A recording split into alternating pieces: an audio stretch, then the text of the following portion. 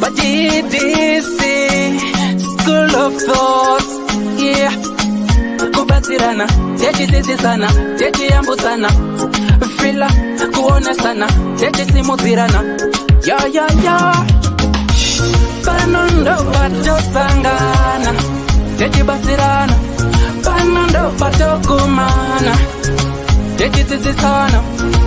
Ddc Skool of Thoughts, Ddc Skool of Thoughts. Yautete wachimonyo pila icho kwadi upenyu uyu unoda kupanana miwono, yeah.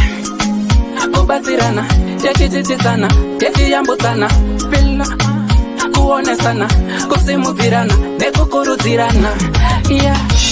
Panondo patosangana, techibatsirana. Panondo patokumana, techibatsirana. Ddc Skool of Thoughts, Ddc Skool of Thoughts. But Ddc Skool of Thoughts. Real life matters now. Mondays and Fridays, 8:30 p.m. UK time. Live here on Facebook. Ddc Skool of Thoughts. What? Ddc Currenters. We remain committed to helping our customers stay mobile.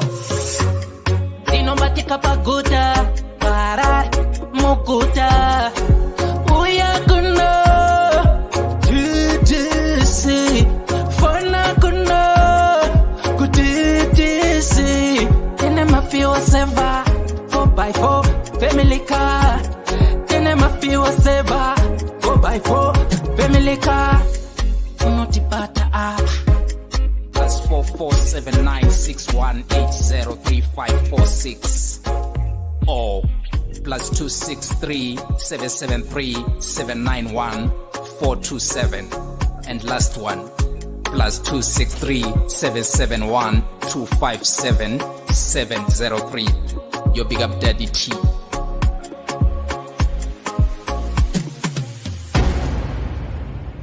Whiches Marabindo one time. Ungabe udinga indawo yokuchadela kumbe udinga indawo yemhlangano esikubiza sithi ngama conference space. Ikulu indawo emaGolis Resort. Loba uthanda ukwenza imidlalo enjengokugada escape, ukugada amabhizi kumbe ikanu. Woza uzobona ubuhle bemvelo. Ikhona njalo izipline emaGolis Resort. Kumnandi labantwana asibakhohlwa. Ikhona imjingo emihle emangalisayo emkhulu futhi. Ama virtual reality lama TV amakhulu atholakala ngaphandle. Hawu kwakuhle emaGolis Resort. Khawuleza wenze ibooking yakho uze labangani bakho lizojabula lithokoze. Sitholakala ku Ddc Road, Harare, Zimbabwe. MaGolis Resort, an adventure and a leisure paradise.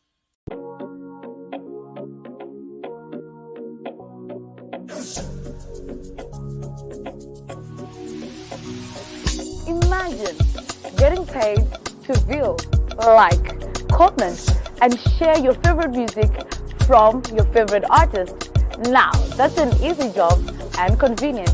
All you have to do is to visit us at www.musica.online, which is an amazing platform that allows you to get the amazing music that you need. So we're calling upon even the listeners, and most likely the artists, to upload their music and listeners to get paid for listening to the music. That is convenient, trust me. Hello, good people. Say, salibonani machabizulu amahe. Hoza Friday, hoza mpera viki. Tasangana pa Ddc Skool of Thoughts, where we discuss real life matters of the heart. Jongoti murdo takaenda. Right. 25 January 2025. Tungoda kudze kuti makuerere baya pa Milton Kings apo. Let's meet, wine and dine together on the 25th of January 2025.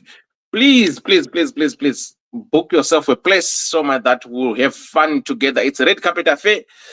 Dressed in press ladies, heels, men, midnight suit, blue, takaenda. There is a lot that's going to be happening on the day. Tengetine music. Our venue opens from 5 until 3 in the morning. Tine discount for the hotel. Others were booked from Friday. Sunday. So please, let's come. We've got things that we're going to give away. We've got entertainers that will be entertaining us. So there is a variety of things that you are going to experience on the day, on the 25th of January 2025. Please get in touch with us, DDC, or about anyone at DDC. To get together group to Fambatakadaro. Christmas or festive season is around the corner. Some they've already started to inquire, some they've already booked their cars for Christmas. So I'm asking you not to leave it for last minute because you'll be disappointed. DDC calendar, Tiriko, for you. So, Tibate, wobuka motikari yako, wozi yakuti mota yako ya secure and safe. Panongosvika airport, you get your car with a full tank, you've got your 300 kilometers a day, then boom, off you go. You spend your Christmas with your family, passing up pressure. Wangodzoka unosa mota yedu in a full tank, you pay a deposit $300 or equivalent to $300, we refund you your money back. So that's what you do at DDC. Please tell a friend to tell a friend. Cannot not fly at DDC calendar. Please ask anyone who DDC. Can they want to flyer? Let us say, talk about flyer. My friends, you might not be the one traveling, but surely there will be someone who is traveling. And I had to more than they want to go to second. Those that did say, those that need to DDC. Murdo takadi. Takaenda. Talk about that. Go garage foot Christmas cover muda peace and quiet. Munongoti bata. Tokupa Airbnb. Iliku Grange which CP2. Unochika full house. Hot water iripo. Mvura haiendi. Magetsi aripo. Wozvigara kweko security iripo. Ungotora mota yako enda kumba kwako unogara. Hauna kana pressure. Saka tinozviita izvozvo. Kana kuti uchida resort. Magoris resort. Unongotifonera. Unongosvika pamagoris obvongoti DDC. Unovhowa discount code yako. Kana uda kubhadhara $50 vanokuisa discount yako. Wogara zvako madira Georgina. Waterfalls. Up. Woita sei. Wotibata. Ndo zvatinoita pano paipa DDC. But I'm sorry, 25th January, please, guys. We are in numbers. Zipi manje?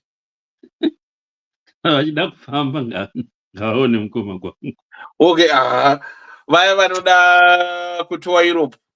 Chimudhara chirapo ichi. Munobata mukoma gwangu anokupai good deals vanoziya how to go about it. Saka munongwabvunza mukoma gwangu ndira kuenda muEurope umu. Uya munofika destination yanenge enda ndeipi chaiye vanokudza kuti no. Enda kwakati awarapo moita sei movabata. Margaret Ndawanu, how are you doing? Tindo K zuri sei tine Milton Chakanyuka mzaya wangu uri kuzvigona sei Maria Mboroma, how are you doing? Eva Angelista Mutsvagwa zviri sei Eva Radis, how are you doing my dear?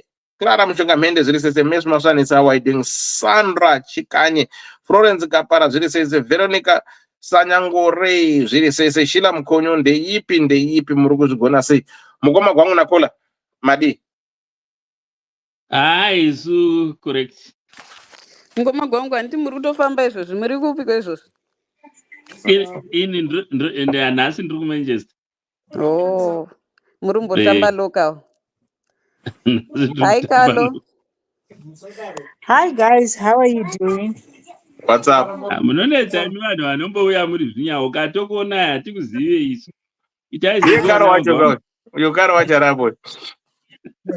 Ndiri pano mukoma gwangu. Hamundizivi, mondiziva imi, haiwa indokuzivaiwa. Haiwa ndazoziva. Musauya muri zvinyawo. Mukoma Jewa makaona yemufesa akatiza musikana asvika anzi you're bigger than me. Yakaiswa namukoma gwangu muningirini kunonzi mugroup. Ndikati iri ndo behavior ramukoma Dewa. Exactly ndo zvawakataura izvo. Oreva izvozvo pano wakasvika ndobva hodha chikafu hobho chandokubuda ichi ndofona haina kudzoka aukaribhadhara. Munabatira ndire kuona majumba musanduku mune nhamo kuti Aiwa, mona zvoitika musandidzo kuti chii chaitika ndechekuti zviri kwese ndoyamunoti chii ndoyamunoti catfish. Is it catfish Kola? Inonzi catfish. Catfish, right. Catfishing. So vanhu vane zvavanoisa kusocial media zvisiri izvo zvavari in real life. Saka pamunosangana manje in real life ka, you'll be shocked kuti hey, hazvo zvandakavhotera izvi, right?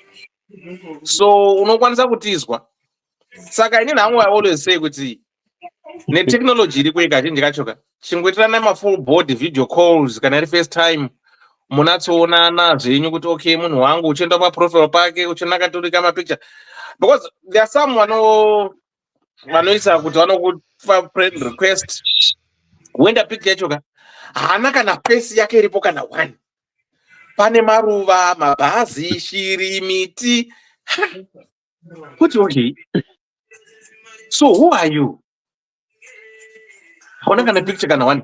Akadaisa picture one anisa kakupa gotsi kana anenge akadai so wepa link yakaiswa namukoma gwangu anga akaisa half body. Mukomana akapopotera half body. Yeah, saka pamwe pacho just be you, be proud of who you are. Pana mai vangu vanofarira mazuva zvangu vari pa TikTok. Anga achiti yes, ungashora body yangu, but ipe baba wako kana hanzvadzi yako kana murume wako haadzoki futi. This woman, she was breaking. Naiwe. Asi nesuwo varume ngatidzidze ngoti haungangoti ndodhiraivha zvimasports bike chete, dziva kudhiraivha mota dzese. Aiwa. Inini ndiri one of those people. Inini I'll never get tempted.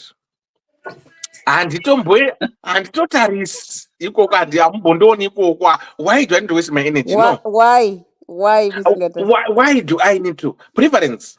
Alright, mukadana nemunhu mukaroorana naye akazogaina weight.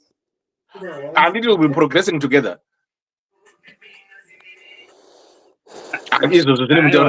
Unatsoziva kuti unatsoona kuti izvo zvirapo izvi is there in front of you. Asi zvamuri kuita izvozvo zvakafanana nekuti ina handidana nevanhu vatema, ini muri munhu mutema. Aiwaka. Preference yangu handingamanikidzika. Uri kuona zvinhu zvazvirapo kuti izvo zvirapo izvo zvakafanana munhu andanzi ndichachinja munhu. How do you expect to change somebody? No. Kana uchiti wadi rasta, siya rasta, enda kusina marasta. Zvinokuitira mushi. Ivha racho zviri sese Thelma ndeipi? Inzwa wakadewa. Isu amwedu kana ukauya wakasilima toziva kuti tichakupa mukaka, tongokuisa pafeeding scheme, haumbononoki nokukupa mabhega une wabo. Mambozvipinzireiko basa? Iyo vakasimba kudhara variko, munozvipinzirei basa? Aiwa, pamwe chete kusaka. Muri kuona zvamutaura izvi? No disrespect, right? But mukazvitarisa kazhinji kacho, maybe muone rangu zvangu andinoita. Ukatarisa masisters edu vanorwa nevarungu, vazhinji vacho vanosara vadaiwo.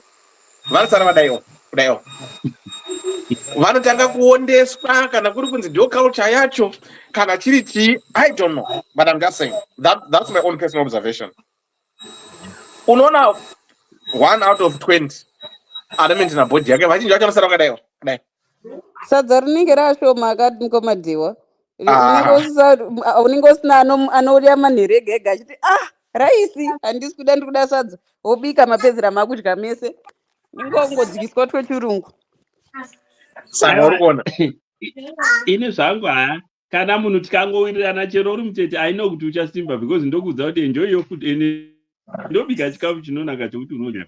Inini handidi kukuondesa kuti hanzoonda because kuti uonde. Saka I don't go there. Ndinongotora makota chicken angu no chips iwayo, hatina pressure. Kana kawing kangu hatina pressure. Hanimbokuti hanzi chitanga kuonda. Aiwa. Ndopanozoiwa songonzi mwanangu seiko kuonda murume wacho baba. Izvozvo aina handizoti manje izvozvo. amwe akadzosawo auya kuno akasvikira kugirasi kwawangabva kwenyu kudhuze nogeti wiki. Mukomana wacho naabude aone ndimadhikinya wakanzvenga apa ndakamushora stereki. Why? Laki kuti wanga anerekera wanga nemari yekudzokera wakabva atenga rimwe tiketi ndokubva adzokera.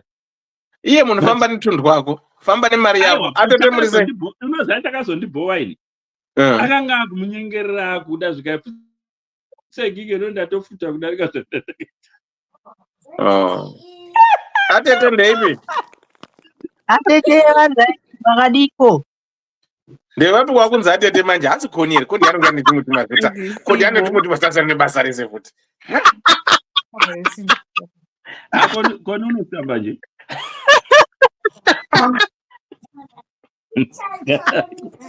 Ende manje dzanosvita imbambande chaidzo zopa mutombo. Ndazati hakuna umwe munhu. Ndakozati mwana anonga netumwe chidhura chezeri ndikoni. Hakuna. Anosvita zopa mutoko dziyangana dzekumalawi. Dzinenge dzafudzirwa pasi wemufudzi wemombe. Makadiko wakwangu. Sorry? Wakwangu makadiko. Wakwangu aripo. Hola, how are you, Carlo? How are you? Ndimaikuda. Manduwe? Ndimaikuda wauya kuita mastei. Ya, makunditadza. Wakuda madoka chere? Doka, haya nchera tachitoko bai nichironyadzisa. Dotinyebaika nemakudoya makunzi atete kutanga rini manja? Mungosinjachinja mazita kuti Iwe kora. Udza wasangwazva wakwadoditira zvisvinu. Aiwa warikutogona ipapa warikutogona. Vanenge vachitsvaka kuti muone engo dzakasiyana siyana. Vari kuraura kawa. Kuti ukaraura napapo woraura nopapo. Dzimwe wari kubatana musoro bva kumakurunya oga oga.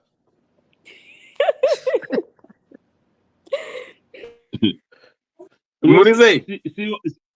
Siwo ndamona akapfeka erekera dzeair force idzo. Handizi kuti wakawana basa kuair force. Sibo wedu? Siwo USA. Okay. Sibo wedu. Wakarova yekombati yavakasikana vanotreated driver ndege dzehondo. Sibo ndi comrade. Right, kora tsamba naye padhuze kanimbomurisa kuti vatachimhanya. Ya, tsamba ndinaye. Right, namatira masuku zviri sei koni murinda ndeipi Felisa Skapanda, how are you doing? To DG zviri sei Ivaratidzo, how are you doing? Mukoma Shepherd Nyakudya murudzigona she mukoma Sembarasa Tero, how are you doing? Sibo ndeipi mukoma Givish Tengo muri sei Serena Makombe, how are you doing? I think ndimeswa ndiri kuona apa, so tongoti murudo takadi takaenda tichingoichidzana zvekuti musi wa25 January 2025, please let's come down together paMilton Kings apo ndati chimhanye. Right, kola. Right, tsamba yedu musoro wayo unoti feelings gone.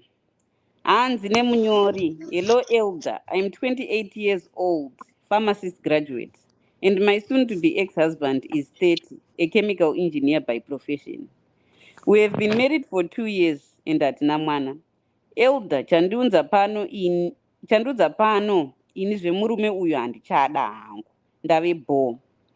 Akapererwa nebasa January this year, and his field is difficult to get a job, except aenda kuchando, but haasi kuda kuenda. My culture haindibvumiri kuchengeta murume, ndiye anofanira kundichengeta. My friend says I'm too young to go through this, and I should look for a stable man who has a permanent job. So I feel bad. He's begging me every day because ndakamuudza kuti handichazvikwanisi. I lost the love for him, saka ndogara sei naye. What makes me angry is he doesn't want to try to apply abroad. Ndinotodawo kunogara ikoko, and I know anoriwana basa because his cousin is also in Germany, same field. I think if he accepts that, I can stick with him and change my mind. But if not, I don't think I can continue. Should I give him more time? What can I do for him to try abroad? Please help. muchishona vari kuti summarize. Kwanzi muchishona. Inini ndiri pharmacist graduate, handauziva kuti saka ndipharmacist vanoenda kubasa here kana kuti havaende kubasa, asi ndakaroorwa nachemical engineer wangu 2 years ago. Zvino hatina mwana, chanetsa ndechekuti chemical engineer vakapererwa nebasa muna January. Havasati field ravo rinonetsa kuwana basa, asi chandoziva ndechekuti dai vanga vachiedza kuenda kuchando vaitoriwana chete basa. Saka manje inini kwandobva hatichengete varume ndovanotichengeta, saka zvandiomera ini zvemurume handichada, nekuti murume basa haana. Apa zvekuchando zvandiri kumudza kuti dai waedza kutsvaga basa kuchando ari kuramba. Saka ini ndakatomuudza kuti ini zvako handichada, but iye ari kubhega, ari kuti chimbomira. Saka ini handizivi kuti ndoita sei, because kana rudo chairi naye handisisina. Shamwari dzangu dzakatondiudza kuti aiwa uchiri mudiki, haungange uri kutasana nezvakadai padhuze pakadai apa. Saka ini ndongoti dai anga ashingirira anga atsvaga zvekuchando ndotodawo kuti nokugarawo ikokoko. Saka dai anga ashingirira zvitsvaga izvozvo hatainzwisisana. Asi kana aramba atsika madziro achiramba, aiwa ini handichada ini. Ndoitawo sei, ndibatsireiwo kuti ndione kuti ndoita sei kuti ndimuchinje ade zvekuchando. Ndiyo nyaya yedu yemunyori. Okay. Yeah, pakaipa. Nyaya tirongoinzwa kuti ndopaona kuti mukadzi haakwanisi kuchengeta murume kana asikashandi. I think kazhinji kacho vakadzi vanokurorera mari, ndazozviona manje. I don't know, I might be wrong, but hey, apa utoti pa 2 years dzanga uri vese idzi, tiri munani yezvinezvi, January, February, March, April, May, June, munhu ane 8 months, basa rapera, munhu rudo atobuda murudo kudhara, anga asina kana kutombonyura, I was like, no, I can't. I don't know, to be honest, to me, kudai ndini zvangu murume ndazwa ndozvirikuita munhu wangu ndozvaari ndodza izvi, haina wouldn't beg to stay, because unosema munhu ikao chaari kudira mama material things, because she's not there for truth in thing, you know, yatogara taura kuti no, kumira nomumwe wako matambudziko uye haasi kumira nomumwe wako. So I don't know, maybe ndo ama 2000 acho kuti havavanzoiti zvekudyira poison kunyara kana ungoda kumira vanzati no, ipapo chiri nozongofa makwikwi. Ndatopedza. Maita basa. Yoitinzwe mukoma gwangu. Right. Kana muchiwa zvichitaura isi vamwe chiti zvemari dzavakadzi idzi, munotsvakirana uroyi nomukadzi unopinda naye mujira.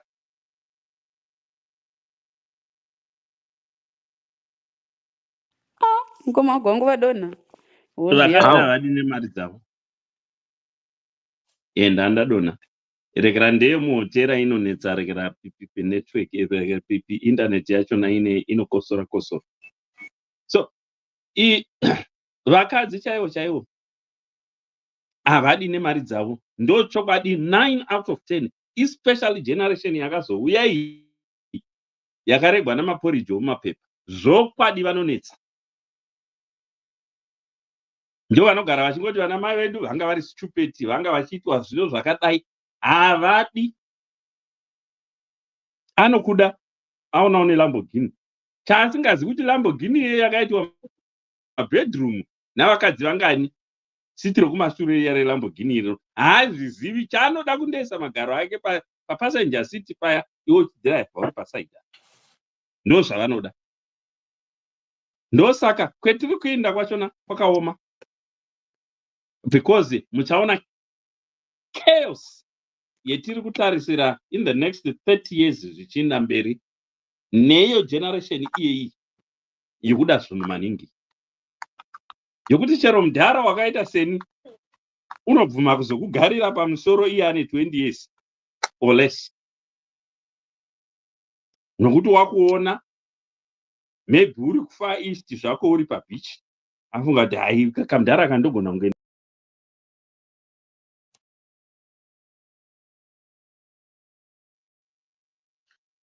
So it's very sad. Kuchando vanongokuona sekuize ndachitaura nomwe munhu nhasi imo muno mumanchester achindiudza achiti that person is from Malawi. Achitaura achiti vamwe vanhu vakasiya vatengesa zvinhu, iye agenga ere rimwe riri kuuya mazuva kunokubasa ndokuuya ndokushayikwa. Tambovaudza kuti vedu musatengesa zvinhu, bheta mumboya muzoona kuti zviri kufamba sei. Some are now regretting. Nyaya yokuda material things zveshuwa haishandi, ende taakuzviona zvaakupindira muvanhu voukama futi, kuti kana usina ungataura zvinhu zvinomusoro sei kana usina mari unonzwa garai pasi. Tirongozviona tarisai zviri kuita Trump, an idiot, but some people are preferring kumuvhotera just because munhu ari rich. Ndo kamentality katava nako mazuva ano. Nesuwo varume futi vamwe takajoina izvo, unongova mbinga varume vakuru muchiswera muchiita bootlick vamwe varume. It's very sad. Ini kana ndandirini apa ndaipeta zvangu zvirauro ndoti mai mwana fambai makadaiwo, ini ndakinda ndakadai, because hapana chinhu chinobhowa mumba sokuita mukadzi akaita sei. One uchatanga kuitirwa timetable yegwangu yokuti musi wakati kana asingadiye unotowanika akatokunyarawo neakapfeka corset, unogona kuvati akapfeka hovros chaiyo munhu womukati asingadi zvokubatwa newe, because hausisiri chinhu. But that's very bad. Ende kwetiri kuenda kwachona kwakaipa. Kana murume wacho anga akateerera, kana kuno umwe murume futi ari kunze agosaizvozvo ari kuona situation yakadai, irekera pfeka tunhu twako kana uri mumba make, ubude undotsvaka pako pounogara. Kana muri mumuti, bheta ugare mumuti uchiziva kuti mumuti umu ndomangu. Unoita ukama hwako namakwenhure nenjiva mumuti imomo, because I'm very sorry to be honest, kwatakuinda kwacho namadira akiita vanhu zvinhu, ndosaka muchiona vamwe vachizovhevhetedzwa vachijutwa navakomana vapafufu apa. Inyaya yokuda zvinhu, because vakomana vapafufu vanoflasha but mari yavo vanoidzokera naziri endinaita. Amen. The ball is in your court. Vana sisi tisu mune vana, kana kuti toti tine vana, asi vana vanoda kupota vachiudzwa kunzi iri gwara rawawo kutora iri handiro. Ndepakawapa akataurirwa neshamwari, shamwari dzedzo dzichamuseka kana Jeromia uyu aenda, ndokuipa kwazvo. Saka material things ambotsiura vamwe sisi mukuseka about an hour ago paregera vati kwai marriage is a scam. Ndamupindura ndikati aiwa, problem mazuva ano hamuchatsvaki rudo, maakutsvaga dhora. Zvino you can't get both. Taneta nokuchengeta zvivazukuru zvefufu izvi zvemusikanzwa zvakangooma musoro sana baba, chine chitaura kuti hachidi poriji reropu hwemugaiwa, chinoda kudya egusi yetisingazivi kuti egusi yacho inogadzikwa sei. It's very bad, to be honest. Very bad. Ameno. Zviri kwamuri kufuga kana kuwarira, asi kwetiri kuinda mazino, ende mazino achona nderovambira. Thank you very much.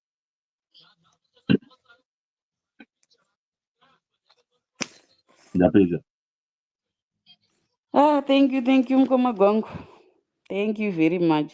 Ndiani anga ari next apa ndikaro here kana kuti ndisibo handichazivi kuti atanga kupinda ndikalo kalo sipo ndiwe next. makadiwo tiripo zvedu. Yes, sibo. Kalo. takutaridzwa masofa emumba isu tidaona fesi yomunhu Tikati kuratidza ikahovhorosi yamapitaura iyo tikati muzonzi ohenaro vaya vachihera vayo vakapfeka hovhorosi tikati rikatimumira takapfeka hovhorosi tati ngavauye vadzitore kuna hovhorosi dzekuvata nadzo kana vasingadi zvekunetswa sorry taurendai nechirongwa Zvakaoma. Karo aripo here? Pakaipa ari pano zvake. Maonero andiri kuita nyaya iyi yakagara yakaresveka kubvira pakutanga haina foundation because pa2 years dzavagara vese mukadzi anga agara achida murume wake zvemwoyo wese zvekuda munhu here kana kuti its material stuff kana kuti kind of career yanga iine murume because it can't just happen like randomly kungoti rudo rwatopera like how because chinogadzira rudo pamunhu mwoyo. So kana mwoyo wakanyanya kufokasa pane kuti its material stuff kana kuti who he is, if it's temporary it will vanish as soon as akangoona any slight error, because I'm sure ndo vamwe vevanhu vanogona kuzodzoka futi paplatform achiti ndakamboenda siyana nemurume asiya basa but akazowana basa iye zvino he's a top dog, so ndiri kuwisha kuti tikwanise kudzokerana, but murume akatoona izvozvo anobva atoziya zviri munhu wake, so hazvizogoni kurivheseka because anenge atoona kuti allright, saka next time pandichashaya basa futi achangovhanisha seizvozvo futi achangopera rudo seizvozvozvo. I don't know how it goes with love. Inini ndinotori neconfusion because vakawanda vanhu vanoti murume anga ari pabasa rikapera then kupera kunoita basa ndokupera kunoita rudo. I don't know how it goes. Really, I'm confused. I don't know. But kana ari munhu waanoda zveshuwa aikwanisa kugara pasi naye votaurirana, onyatsomuonesa zvaanowisha iye nezvaanofunga. Handiti it's part of being together because panoroorana vanhu vanonzi they are one flesh. So I don't think kuti you can reject yourself because paita problem yaitika. Vanhu munogara pasi moonesana, that's being together, that's the oneness yekuve munhu one. So kana munhu akazoti nekuti basa rapera and haasi kuda kuapply for other jobs kuchando, and then I feel like I don't have love for him anymore, ndofunga papagara pakangoresheka because uyu anga achitarisa material stuff, that's why akutaura seizvozvi, of which inini chandiri kungoona sisava kana vangoona kuti izvozvo hazvichatoiti hapana need yekuti anombobvunza vanhu kana kuita sei. Decision yakatotora iyo its right because it's coming from the heart. So kuti anotsvaga way yekuti ati DDC ndibatsirei kuti ndiono ndingazvifambisise, handitombooni kuti pane advice yaanogona kuwana because akatodecida, because even tikamuti no, don't divorce your man because of this, because he is your man, he is the one you have chosen in the first place, I don't think it will change her heart, because vakuru vanoti zanodzva haridzingiremo, ende chinonzi regedza ndechiri mumaoko, chiri mumwoyo it's difficult to change, it's difficult. So sisava kana vangoona kuti zvemurume uyu hazvichaite ngavangomusiya, but remangwana harizikani. Akazoita right vachadzoka vachiti ivo vakuda husband yavo, of which murume anenge atoona side ravo ivo, the other part of her, of which I don't think it will work out, and vachafila like she's being rejected kana kuti vasvorwa kana kuti vabatwa rafu but hapana rafu. Kana kuda munhu wako unongogara naye hazvinei kuti rovha anonzi irombe kana akaita sei. Uchida munhu wako unogara naye. Kunaka kwazvo nekuipa kwazvo munenge muri mese. So apa advice yandingangopa ndeyekuti kana ivo vangoona zvisingaiti ngavamusiye but ngavasazodzokazve vachiti ndofunga izvozvizvi akawana abetter job because hapana munhu anokwanisa kupredicta life kuti nekuti ambopererwa nebasa saka hachafi akawana rimwe because who knows that. Pane here maonero avanoita ivo avanoona kuti haangambofi akawana kweiroro akambowana in the first place akawana sei. Plus kuchando kwega hakusiko kune life. People are living life anywhere they are depending nemaitiro avanenge vachiita handiti maona. So inini hangu ndongoti shorei pakungoti sister ava she's like sort of part of tarnishing image yevanhukadzi pakuti it seems like vanhukadzi vanoda material stuff stereki vanoda zvinhu kana munhu aine mari ari financially stable anenge achidiwa but akangoita any slight problem aiwa rudo rwapera. Handizvioni izvozvo. Hamene kuti point yangu ndiri kuiexpressa zvakanaka zvinonzwisika here because I feel sorry for that brother apinda nesituation yakadai so because you never know what happens. Zvinhu hazvitani kuchinja mufungi. Ndofunga takambotaura nezveimwe nyaya pano paDDC. Mukadzi akuti ndakuda kudzokera pamurume because awana basa is financially stable and I feel like we must come back together. But ava nekuti havana mwana ka hapana chekuti munhu anozoti because ndine mwana naye so I have to maybe kumiririra vana kuti vana vanozoti ko mama dhedhi wedu vari kupi ivo vari dhedhi vatori financial stable. Hapana chiripo chavanokwanisa kuti ichi ndo chiripo but ndo foundation yavanga vaka but unfortunately yakavakirwa pajecha haina foundation yakasimba. So sisa vanga vangoienderera mberi vaite zvavari kuita because I'm sure kudhara vatori vavari kuona vari nani kudarika this man. So ini decision yangu ndeyekungoti kana ivo vaona zvisingaiti ngavangomusiya it's fine. It's fine. God is for us all. Kana azovera financially stable ngavasadzoka futi kwaari vachiti munhu anga ari munhu wangu and then anda kudecide ndodzokera futi kuti ndinove naye because if once the love is not in your heart then it's out. That one we will never count it. Hamene ndiri kunzwisika here zvandiri kuedza kutsanangura but then ndo maonero angu ini nemafungiro angu. Ndapedza zvangu. Thank you, Kari. Ini nangu ndida kumboti pindei ipapapa because vandikakalo anzwisa tsitsi stereki nematauriro ake aita ndiyabva handipa shungu rekuti ndichipindura because mungatoenderera kunge sokisi rakaladha vanhu vari panapa inini my statement is every visual creature deserves a gold digger. I will repeat that every visual creature deserves a gold digger. Tanga tiri kutaura panapa nana mukomadhewa vachitanzi nandibati handitombotarisi chidhafudhunda preference yangu ndee munhu akaonda what not. Kune vakadzi vanotodawo kuonda zvamunoona zvavo zvinenge zvichivanetsa asi munovakanzura hamuvapi rudo.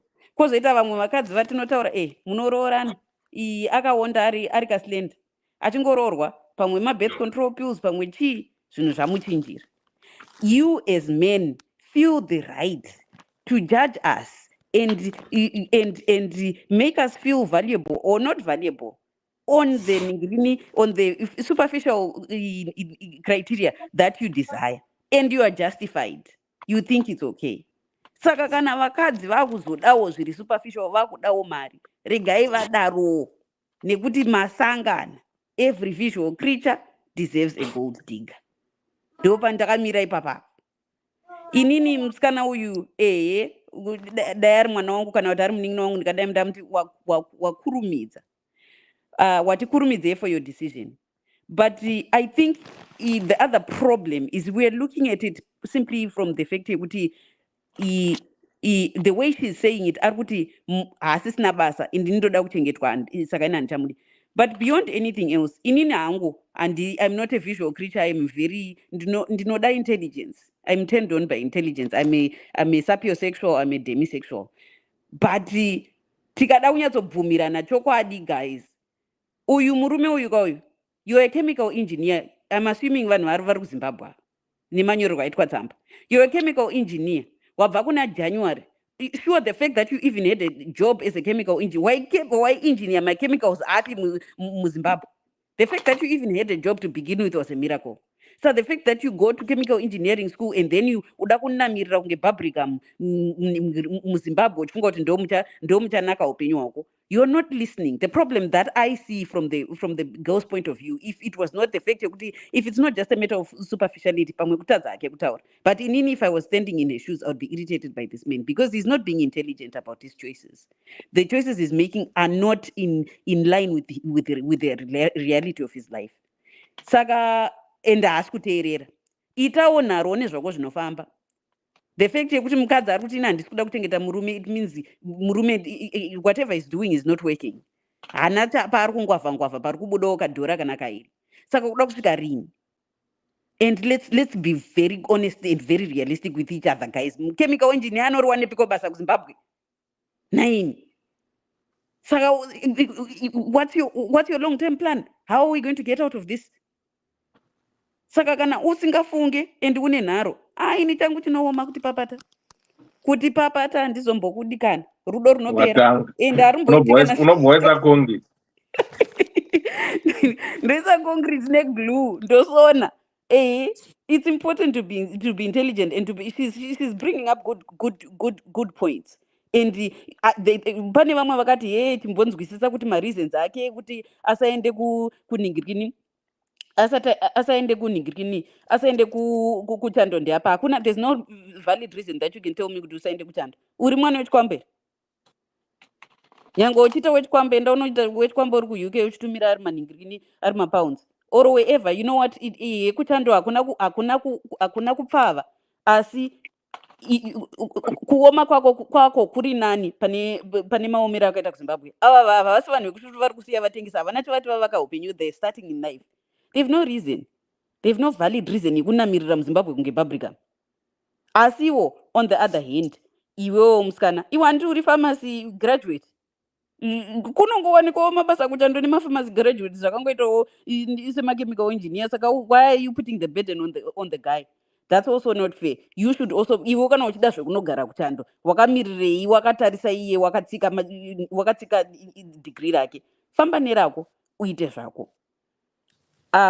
Pakumuda kana kusamuda, I think she's right. She's saying if he changes, the other thing that women want, one of the things, just like me musevarume munenge muchiti munoda peace, what it means in part is hamudi kuitirwa nharo, especially nharo dzisina art. Uyu murume uyu ari kuita nharo dzisina art, ndiye murume ari kushayisa mukadzi wake peace. Because dai anga ari kumanikidzwa kuita chimwe chinhu chisingameke sense, zvingadai tichimunzwira tsitsi.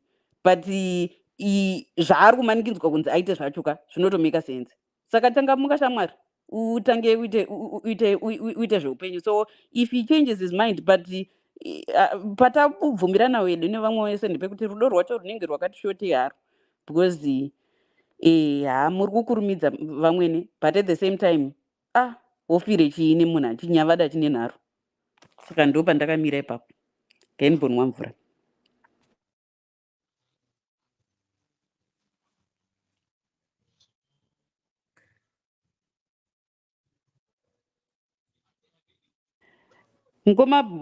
Mukoma dhiwa wabva vafreeza. Sibo ndiwe next I think. Goma ndiyo makadiko maswera sei, goma ndiyo motiverengerawo tsamba motiudzawo kuti pachishona munenge muchiti chiiko, Museiko vanhu rakadiko Friday yenyu hoza Tinyarara tikuverengere. boye.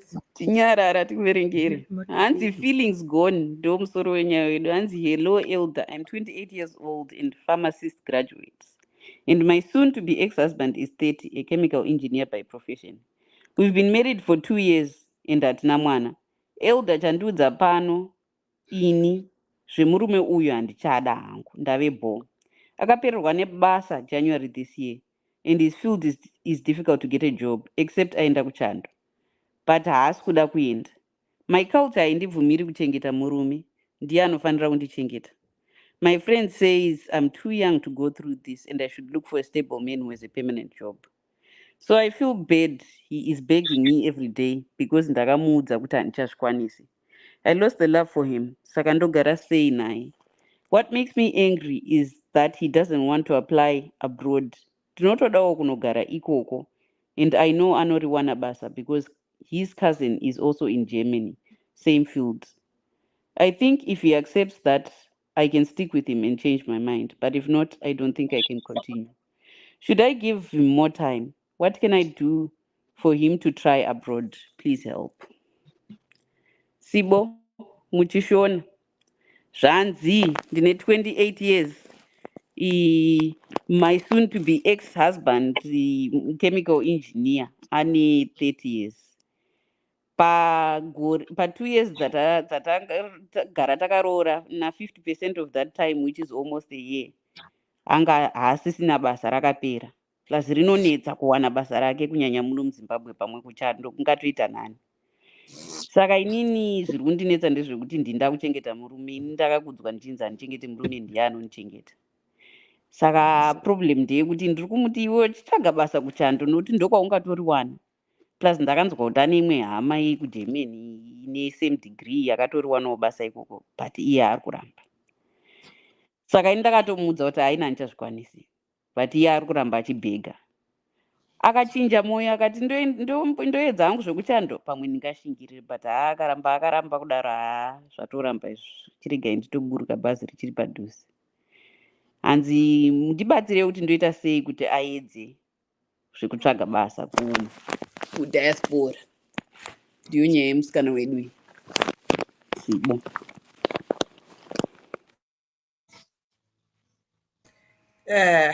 Aya tete vanyora tsamba yavo vaita zvakanaka mandoverengera. Masora seiko vanhu makadiko nhasi musi wa1 totenda kuti tasviswa new month. Vamwe vari kutovigwa izvozvi nekuti havana kukwanisa kuzosvika. Vamwe vazvarwa nhasi topembera mabirthday years today. Zvisinei, vamwe ndo vari kuramba varumewo nhasi, vamwe vatochatawo nhasi. Hanzi handichazvikwanise zvii zvaakuti haachakwanisa.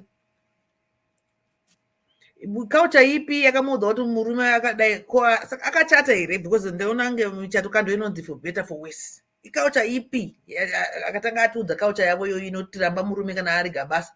Tobva taziva kuti haana kuchata zviya zvikunzi munhamo nomudiya. Mino kaslogan kayake vanhu vanochata vaya kana kakazoitwa revised. And what culture is this yekuti hanzi kwedu handibhelieve kuti murume mukadzi anochengetawo murume? Handi ndo vanhu vane matambudziko.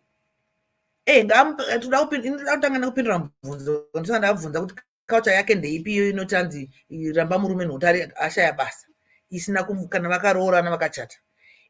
Murudo sindai ko ningirikini chii chari kuti handachazvikwanisa zvii pa2 years. Handiti mazviona kuti ari kukurumidza kutsenga kumedza kuchada. Ari kukurumidza kumedza kutsenga kuchada. Wagona ari kurumidza kutsenga kumedza achada, wanga watogona. Wondizvozvo. Okay, good. Ndosaka ndichidzidza panapa School of Ddc ndinodzidza zvakawanda. Kungofoera zvangu maexam andindipai. But during the class ndinenge ndichimaster. Exam chete ndo panongondivhekisa. But anyway, ndamchinipa mapoints through this. Mondipa examples. I get exam anxiety. Oh my goodness. Chimbondipa excuse please for a minute. I have to take this is important. All right. Kola moderator. Vafona shumba takandirwa kusaidi uku. Handikona mazita kamanje, munogoti ndinodedza sei. Pana Dr. Love na ndianotanga kuyachira kana Dr. Love. Handitozivi. Ndichiyera. I think ndichiyera. Chiyera makadi. Alright. Ndiripo hangu makadiwo. Ndimai huku. Kuda tiri vairi vanachera. Ini ndakudonha ini network iri panapa mahwania. Plus Okay. mukurowa yenyu nehope nandikuonai muchikodzira. Ndoda kungonyepera network. Yeah, because ndabva futi kuseni kwandabva so yange ndichikuhwai kana dzikandiramba ndinozama kudzoka network yacho namba hainobowa. Alright. Mai huku taurai. Alright. Inini nyaya ndatozonyatso kuibata pandanzwa Kola achitaura. Muri sei mapanelisti, muri sei maDDC, muri sei makeyboard warriors. Tichiyera. Muri sei vanhu vaMwari. Muri sei imi manti? Tiripo tongohwa kuti mvura yakanaya kumusha. Yakanaya kuHarare chete I think. Ndokutonaya kwacho ukangonzwa uchinzi yatinhira kwayatinhira ikoko ndokutonaya kwacho. Kumwe kugona kutobata gore rinouya kusina kunaya. Gore nenzara takarima futi. Dei zvikasadaro ikadzokorodza futi tinenge tafa shuwa. Dai nzara. Tongoramba tichinamata Mwari kuti varambe vachingotirangarira nekuti zvinhu zvingaoma. Mvura yekumwa chaiyo inganetsa. But kapa konyu kusingarimwe yakazara kawo. Kuno here inomborehwa. Kunongogara kwakasvibira kwakati haumbooni kana chibundo chebhurauni unongoona girini. But zvinombofamba sei kuchaizvo? Ndozvazvinoita vane gungwa kasaka rinogara richireleasa moisture into the air yobva yanaya. Hanzi pahonde yakanaya futi naMonica. Ndosaka shumu iya yakanzi mapudzi anowira vasina hari. Kwaingoregegwa ivo veCape Town ivava. Uko inonaya. Inonaya. Pitori hakuna wani. Asi mofati yemugungwa yakuitira kudiridza chibaga ite.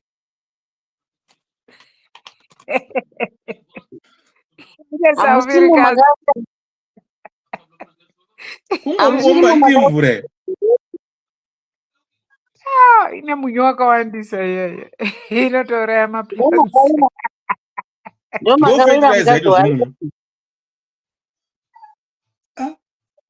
Tsitsi nhasi ari pano. Mufudzi ndeipi?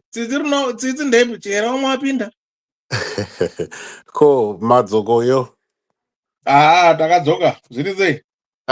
Mushe. Kwankuri sei? Bhoze kuti. Aiwa, tinofara kuona madzoka makadi vamwe vepadare. Ari right. Dare nderino. Ukaona wapara mhosva shuwa ukanzi dani gwadare ramaDDC. Unochiona. Nyangwe rokwamambouya ndandiona paFacebook apo rinosara pasi. Pano tongwano zviri rabviri andikaenda pano tongwano zvakanaka. Pano kapawana chaiko dzakasimuka dzapaDDC dzikakusumukira. Mhepo dzamagare jembe dzikana dzasimuka. Ukawana mukoma gwangu vachirovera pasi kuti masisters angu aunopanya.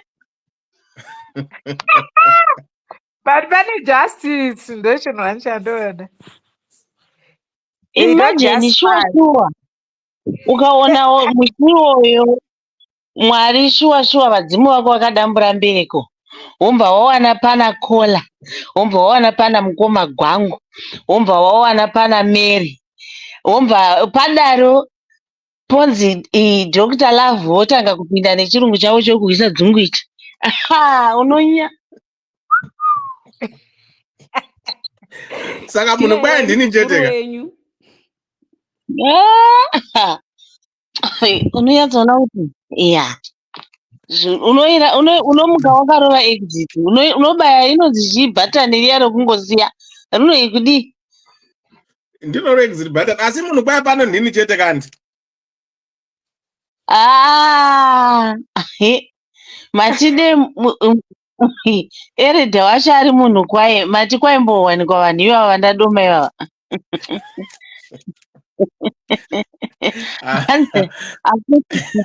Hakuna epuro rinombowira kuro nomuti rongowira kudhuze dhuze naruso.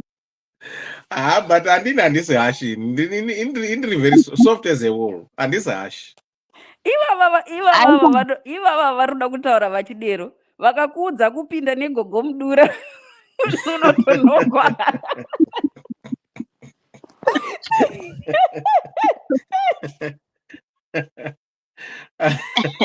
Ndakasara ndakutsvaga dictionary reshona kuti saka munhu anenge apinda negogo mudura anenge anyatsa kuita sei chaizvezvo. Ko vanenge vachitaura zvisiri izvo here nhai kana kuti vanenge vachitaura zvavo sezvazviri?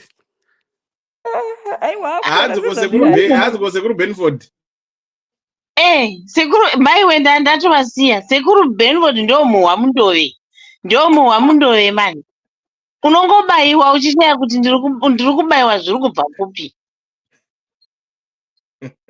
Komukoma givi. Handisivo vakada kunyepera kuzungaira kuita sokuti havasi kunzwisisa nyaya iyo vachida kunyatsokutema munhu. Kutema munhu zvakanaka-naka. Saka munhu kwai ndilisa then. Hapana DDC hapana. Kana ari samukoma givi avo nyarara izvo vanokupondazve kukuponda zvekuti unoti unobva vachitaura zvakapava zviri kuendeka unoti uyu ndiye munhu wandanyatsokuwana ari kunyatsokutaura acharayira chirega uone. Ama DDC makaoma hatidi kunyeperana. Nyararai haiwa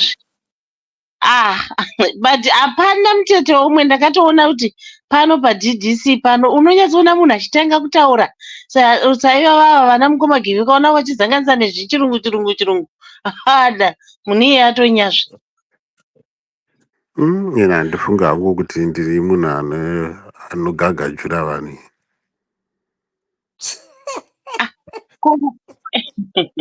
Kugagadzura vati kugagadzura kunombodiniko? Kugagadzura ivava kupa vaiva ndo vanhu vanogagadzura vanhu manje. Vakava vanenge vaine matemo avanenge vachirodza ndingangozvinzwisisa but isu vamwe tirongonangana nenyaya sezvairi. Alright, ko zvakaipei handiti muri kuivedzenga iyo iripo kaiyo yanhasi. Anti hana maja mafa. Elda mate hamusi hashi.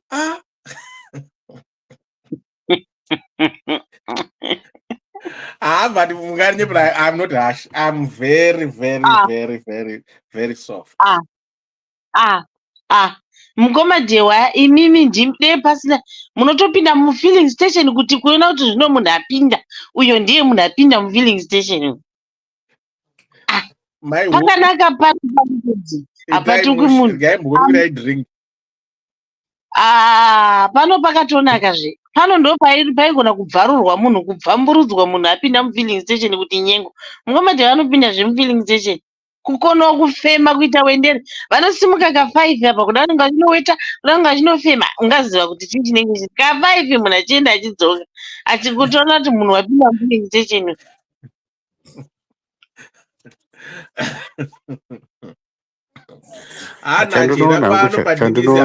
Hapana munhu kwai.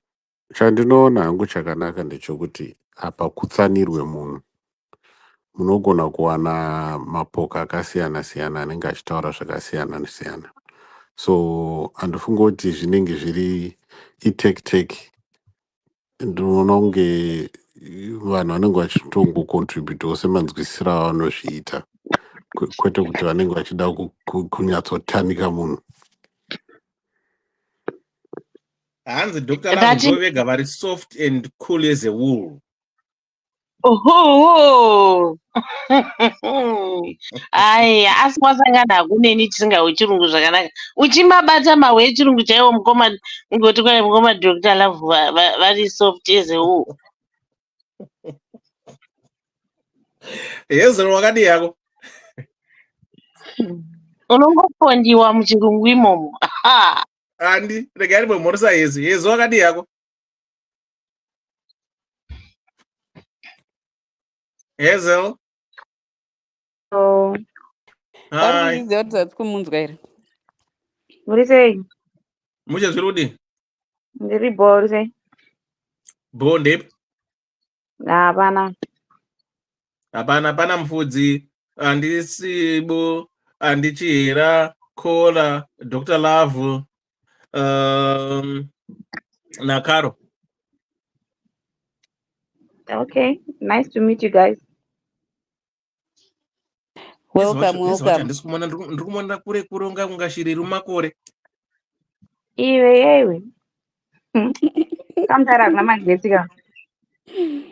Tiregai antichera vapedzise magetsi avanozoenda tobva tazoenda pana Yesu. All right.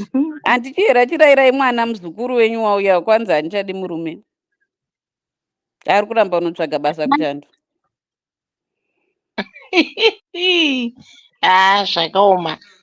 Ya, nyaya yemari yakangooma munoziva. Hatidi kunyeperana. Mumba musina marika, hamuna mufaro. Mari inekamukakutekenyedza kainongoita. Inongoita kuti vanhu mungofara mari. Upenyu hwakaoma uhwu hatidi kunyeperana. Ungaipakura mhepo ikadlika mumba. Mumba mukangoita mari zvinhu zvinongobatana. Nyangwe mukaita bhajeti yenyu mukaronga zvinenge zvisina mari hazvibatsiri. Munomuka muchiti toda kutenga mota, toda kutenga chii, mari yachona isipo. Chinoitika pavanhurume, toda kuudzana chokwadi. Pane vamwe vanhurume vanorivara. Anogona kutanga zvinhu zvakanaka achienda kubasa. Basa rikapera akangonakirwa nomushana. Zvadopera.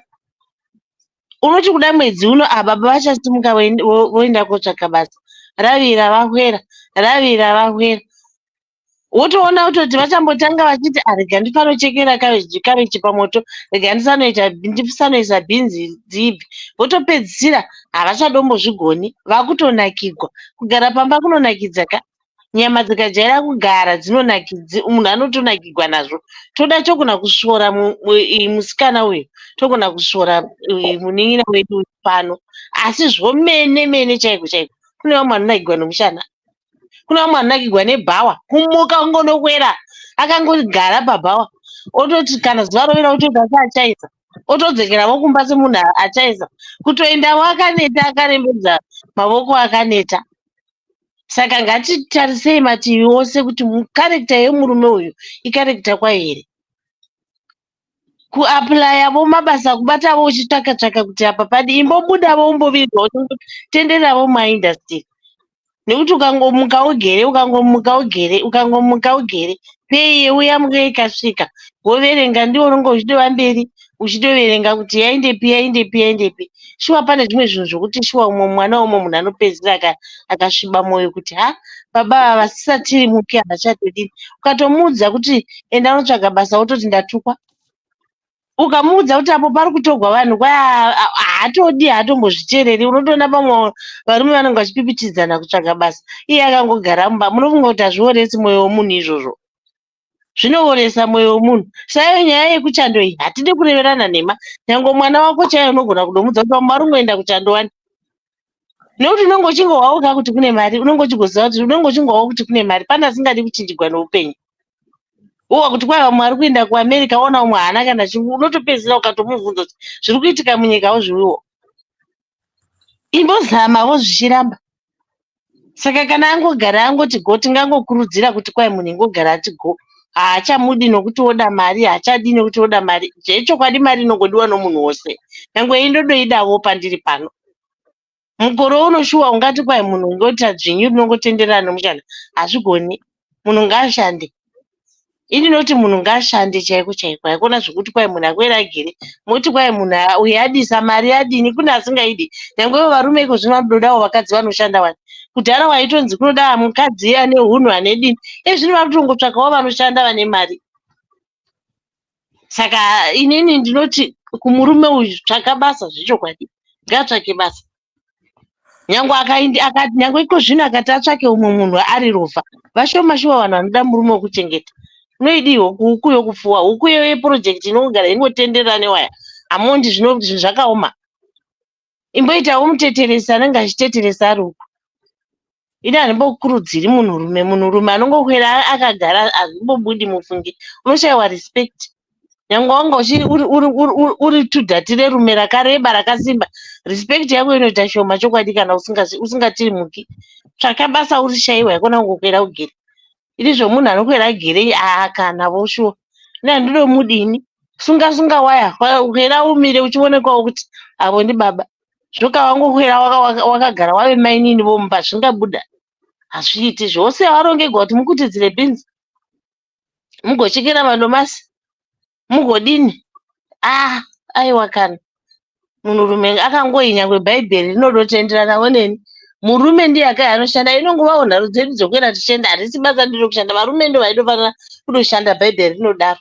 Saka iye anozviwanepi zvokuti anokwera agere? Ivhesi ipi yakamutendera kukwera agere? Ngaashande. Ndapedza. Ko kana achizoshanda manheru mumachira, kuna asingashandi mumachira. Machira handiti 6 na 6 ezvino yakungoiuma onitopa muiwi.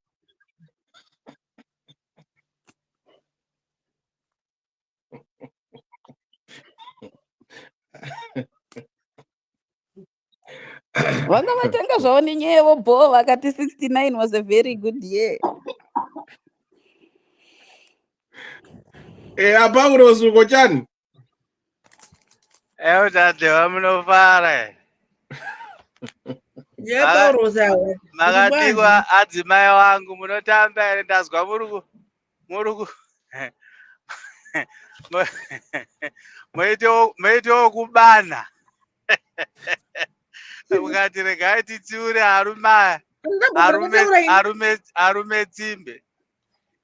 Munofara baba vangu izvozvi kuti nditi baba Chiremera, kuti nditi baba Chiremera kuvuchira chipepabheki chauya ndoridza mururu ndofara ndichibva uko unonyatsoona kuti hoyo murume ari kuuya mumba kana ane chaakabata. Zvino kana achingouya mati murume ngaangove neChiremera, toda kutaura chokwadi. Makadiriko Zimbabwe, Dr. Love munofara. Wagwangu inguchiana. Zvakaoma. All right. Ayo. Kola moderator. Ngavakudze kuti vauya sei pano ngoma pawe ndanovatina ndikati hatidi kuzonzwa munhu anozoti kwanzi yeswe yanga ichingopera ndozoyoka yapera. Indai pashow.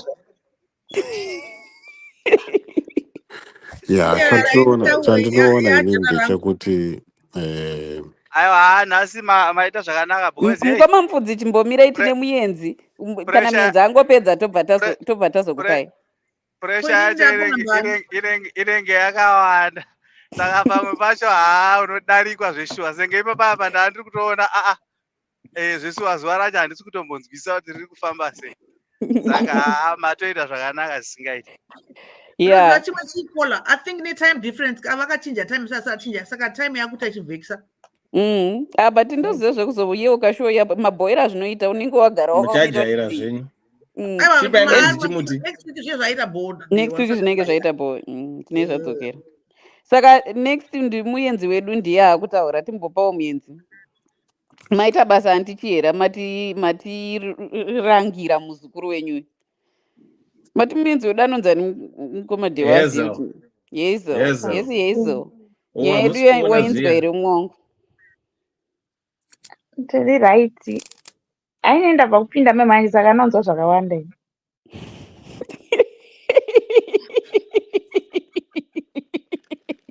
Anyway, mukoma pawo vanga vasina kunzwawo saka regai tivatangoverengera mese. Munhu wavenga tese kana neni undangopindawo kuti.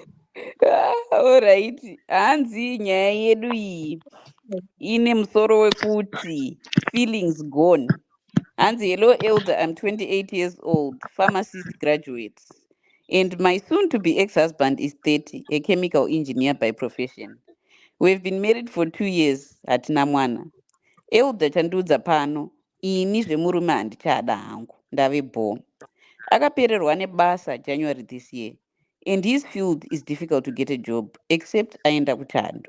But haasi kuda kuenda. My culture haindibvumiri kuchengeta murume. Ndiye anofanira kundichengeta. My friends say I'm too young to go through this and I should look for a stable man who has a permanent job. So I feel bad. He's begging me every day because ndakamuudza kuti handichazvikwanisi. I lost the love for him. Saka ndogara sei naye. What makes me angry is he doesn't want to try to apply abroad. Ndinotodawo kugara ikoko, and I know anoriwana basa because his cousin is also in Germany, same field. I think if he accepts that, I can stick with him and change my mind. But if not, I don't think I can continue. Should I give him more time? What can I do for him to try abroad? Please help. Saka basically munyori wedu ari kuti ndine 28 ndiri pharmacist graduate, murume wanda kuda kuramba uyu ane 30 ndichemical engineer. Saka akapererwa nebasa muna January taane 2 years takaroorana. Saka nyaya yanetsa ndeyekuti murume haasi kuda basa rake rinonetsa kuwana. Saka kwaangatoita rake akaedza kuchando asi iye haadi. Saka ini semunhu akarayirwa kunzi handichengete murume, murume ndiye anondichengeta. Zvemurume uyu ndaona sezvakundinetsa ini handichadi. Ndakatomuudza kuti handichazvikwanisi. Asi iye ari kungonyengerera, ari kungonyunyuta. Inini pamwe akada kuedza akati achinje mwoyo aedze zvekutsvaga basa kuchando, pamwe tingatowirirana, pamwe ndo zvingatoita kuti ndichinje mwoyo tishingirira. Asi kana aramba akatsika akadzvanya paakadzvanya ipapa zvinenge zvatoperera pano. Saka ndoitawo sei? Chamunoziva chandingaite kuti ndimubatsiridze kuti ashingirire aedze kuchando chii? Ndiyo nyaya yedu iyoyo. It's okay, ndapanzwa. Zvakudhipenda ya kuti pavakatanga kudanana zvakadanana ndezvipi. Ende pane vanhu tu vanodanana pane kakunzwisisana kamunoita. Iye ndiye anofanira kuziva munhu wake kuti akataura naye sei kuti baby, you know what, let's try this in life, you should try, kwete kungogara kana kuita give up nelife. And hapana chinhu chinongoya chega, chinongomuka chanaka chega. Things zvinoshandirwa, zvinhu zvinoshandirwa. Iye ndiye achaziva matauriro achaita nemunhu wake. Haana kana friend here anokwanisa kushare naye yekuti kana family member yekuti anokwanisa kumbotaurawo kuti aone kutaura nemurume wake kuti aoneswe way forward kuti upenyu hwakamira sei. Mumwe pamwe zviri kutomuitira kutochengetwa kwarotoita nemukadzi wake. Saka iye atofila comfortable. Saka asomboona anything wrong. And the other thing is vanhu vanosiyana. Vanhu mazuva ano ma2000 aya anonetsa aya anotinetsei. But culture yake iculture rudzi yaari kutaura kuti haibvumidze kuti iyena achengete murume. What type of culture is that? Because isusu takatomboitawo phase yakadaro tichikura, titombonzwa dhedhi wangu achitotaura kuti ndakatombochengetawo namama wenyu panapa. Basa rapera kuKains uko, mama wangu achishanda kuBuffalo Soap. And then dhedhi wangu akazojoinawo mama wangu kuBuffalo Soap later on, but vakatomboita about 6 to 7 months vasingaendi kubasa. But rudo rwavo runombobvira rapera kudzamara vazongoparadzaniswa naMwari, but hatinambonzwa kuti pane zvakamboitika.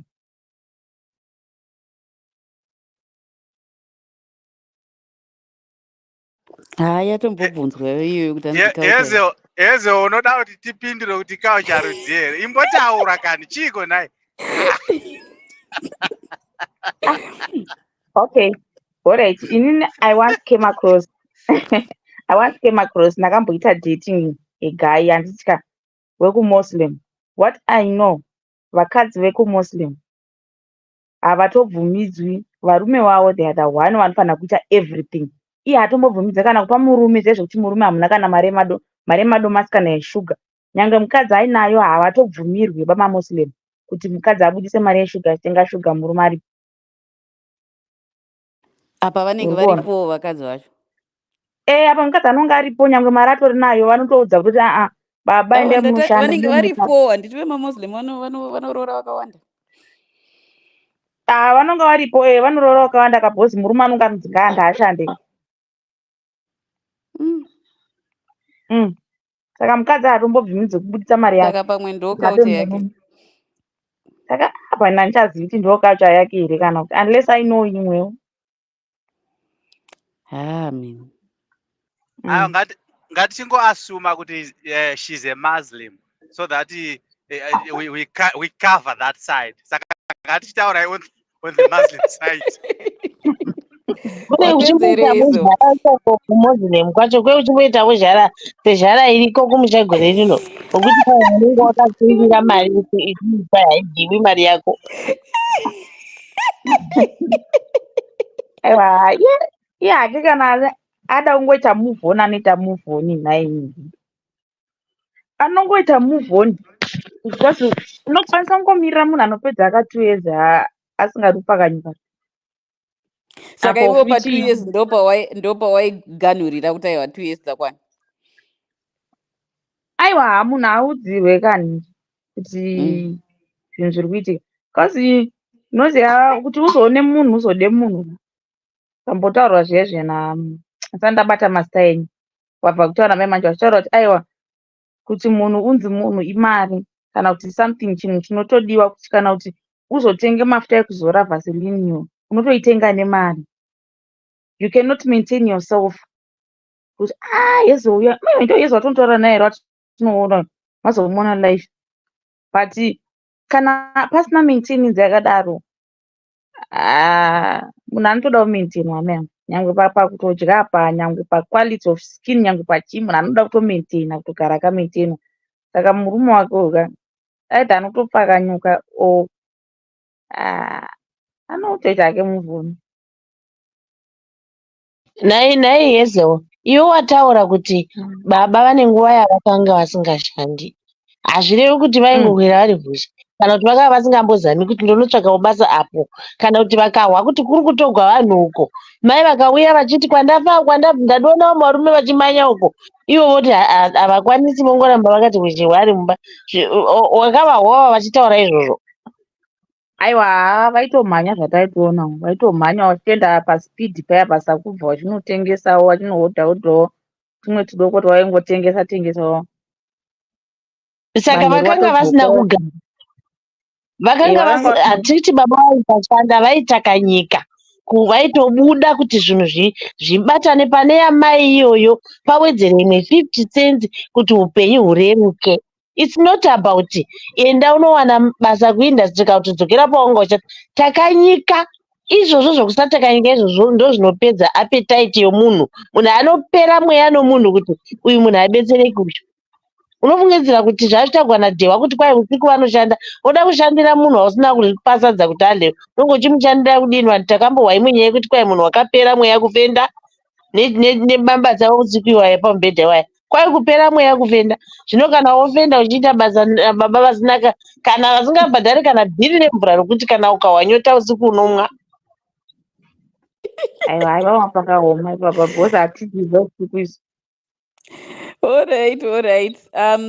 Sibo wauda kupedzisa here kana kuti uda kumbomira? Rega nditaura kutobva atazotemwa zvedu nana mukoma Paula. Shumba vapedza kakuruma vachifuridzira. Uya ataura saka ndikataura then tozourura tobva tazotemwa kuti kusalive ubva vatiporedzera neinhingini. Andi nhanzi anotaura zvinyoronyoro. Nechirungu kubva tapora. Ndeiti otherwise handi mangonzwa mubvunzo watanga chibvunza. Ii towanzoda kutanga tapindura mubvunzo womunhu tobva tazomudissecta tobva tamutema apa ari kubvunza kuti hanzi ndoita sei kuti ashingirire to try for kuchando. ati hanzi hazvibvumirwe culture yedu sezvaitwa hanzi naYezero ndambozvibvunzo wangu ini kuti culture iyoyo ndeipi yakamuudza izvozvo kuti achengete murume ato iya kawana 2 years. 2 years is nothing, really nothing. Okay. Kuti culture yake ndeipi one vakachata here vakatsidzana paya kuti for better for worse kaslogani kemarriage kana kasati kachinjwa kevanhu vanonzi chichi for better for worse ndizvo zvinoreva here kana kuti hazvizizvo zvino ndomunhu futi handiki culture futi kukaika kanenge kamutemo kevanhu vanenge vachata kanongonzi itai for better for worse here chichi we can kiss the bride kudikudi handifungi kuti akachata angona ngo akangoroorwa ake asina hana kuchata because culture yavo haisati yasvika ikoko. Okay, hanzi handichazvikwanisa izvi zvipi zvasiri kukwanisa mu2 years iye ati handiendi ari kushanda ati ndini ndiri kushanda kana kuti angoti ndiri angopa maqualifications ake angoti pharmacy graduate pekuti ari kushanda here kana kuti haasi kushanda engineer zvakazoti I think nyaya yacho iri kuenda kwemaqualifications I think so, but every nyaya dzatinonzwa kana dzinenge dzedivorce kana unonzwa achiti inini ndakazodzidza kusvika pakati ndakazoti akadzidza kuzimbabwe akomana saka muri kutodza kuwana murudo mudzidzo imomo hamudzidziswa kudzidziswawo kuti graduate yekuti ndakagraduata kuti ndinofanirwa kudawo partner yangu regardless of because ndio panozoya yangu iya yekuti achievement marriage kuti what you do in a marriage is what you achieve ndo maachievement enyu zvekuti ndakaroorwa izvo it's not an achievement but zvamu zvamunoita saka apa mukaramana nemurume wako within 2 years saka toti your marriage was an achievement. See, my example atofanira kutipa muclass ndiri kuzviona 2 years this lady is 28 and this guy is 30 very young in marriage, very young vachiri pamahoneymoon phase pamasweet nothings pamachi abva atofuratidzwa mwoyo kudhara. Okay, zvisinei saka ati chimwe chifuti hanzi ngaaende mhiri kwemakungwa anotori negarantii yekuti akaenda kumamhiri kwemakungwa anosvika achitonzi takatokumirirawo asingaiti watouya basa ratovapo. Amai nini vari kukudza izvi mafriends enyu ari kukudza izvi zvamene vari kukudza izvi vakamira papi unless kana mati bhudhi nzadzi yake somebody cousin ake akaenda kanaona basa kana ari iye manager kwebasa ipo panongosvika achingopidza basa. There are some things that you go through before you just come here and start working like as if it's your father's company. Vanhu ngavakudze full detail dzese muri kungoudzwa zvinokunakidzai I think zvinongoti murambe murume. These girls, my friends, how old are they? Are they also married? Sometimes you need to look at who's giving you the advice. What advice is it building you or is it destroying you? You got married, you got divorced? Yeah? People these days they get married to get a divorce. Why? I don't know. So 2 years. So sure, married was divorce. After 2 years, just because Murumata you know, chance like you're asking. Don't chance. Yes. What full out of love? Kudara. How much more there? Pamakanyengana maitu mangamuri manjina mese mamicho shanda Maria ito zaito manyatsi kudaro. This people's relationship these days. You know this the most very chikwadi. In 2 years of marriage, what kudara watoramba murume utoda kutoita move on kuti andichazvikwanisa izvini. Uri saka zvokucheraiwo Inga at 28 my dear you're young in the marriage. Yes, you're grown wakura, but your friends are not giving you solid advice. You unless if you got married to get divorced. Yes, you could have got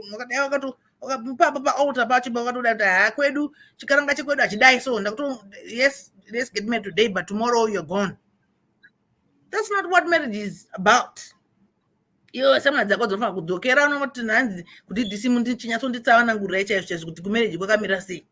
Ingondo we otobata futi ototakura mabullets akawanda akakwana kuti uchishuta mama uchipotsa mama uchirova chaizvo. It's not a walking in the park kuti unochiona madhaka uchifidha nechingwa uchida yes it's good. It's never going to be good. That's how it starts. Ndo matangira zvinoita handiti kutosunga dzitosimba we handiti 28 and your guy is 30. You're both young in the marriage. Zvokutoti ndo pamafanga muchopana masolid advice kuti yes zvawataura izvo zvekuti mhiri kumakungwa yes give and takes try, but Naya maybe he's in shock. He's young. Be the partner are soft, cannot understand how you are in this together. This is not just about you. You know what you need? You need to go ini ndazodai atifana kuenda kumiri kwemangu indozodai ndingazikonisa ini saka iwe uri funga kuti iye ari kuzvigona here zvekuti akadzidza enda hana basa ari kushaya kuti oita sei uri kufunga kuti ari kuzvigona wambomubvunzawo kuti what is your thoughts uri kufunga chii naye mumudhiya wangu you are talking about yourself. Tell us about this guy. Kwete kuti akagara pamba ari kudziya mushana akazodai so no wakambomubvunzawo here kuti how do you feel chii chiri kuitika because it's not just about you kana muri muunion, it's about you the next munhu wako ari kupata side newe ndipo unozoti ya ndakanda mapfumo ndakambomuzana ndakambodai okay since uchiziva kuti iwo ane maqualifications akadai why are you not helping him apply ndio basa rao kadzika iroro you push but you don't just push nemuromo chiti ndokuzoshaudha munhu worohwa futi. Take the paper and I'm sending in your qualifications and I'm sending in your CV, I'm sending in your resume. You send it. Because that guy is your man. Ask Budako Zako, yes, but spend life now, you want to achievement. I know that with him, he broken in Diani. Hapana, and it, Saka, you work out of marriage.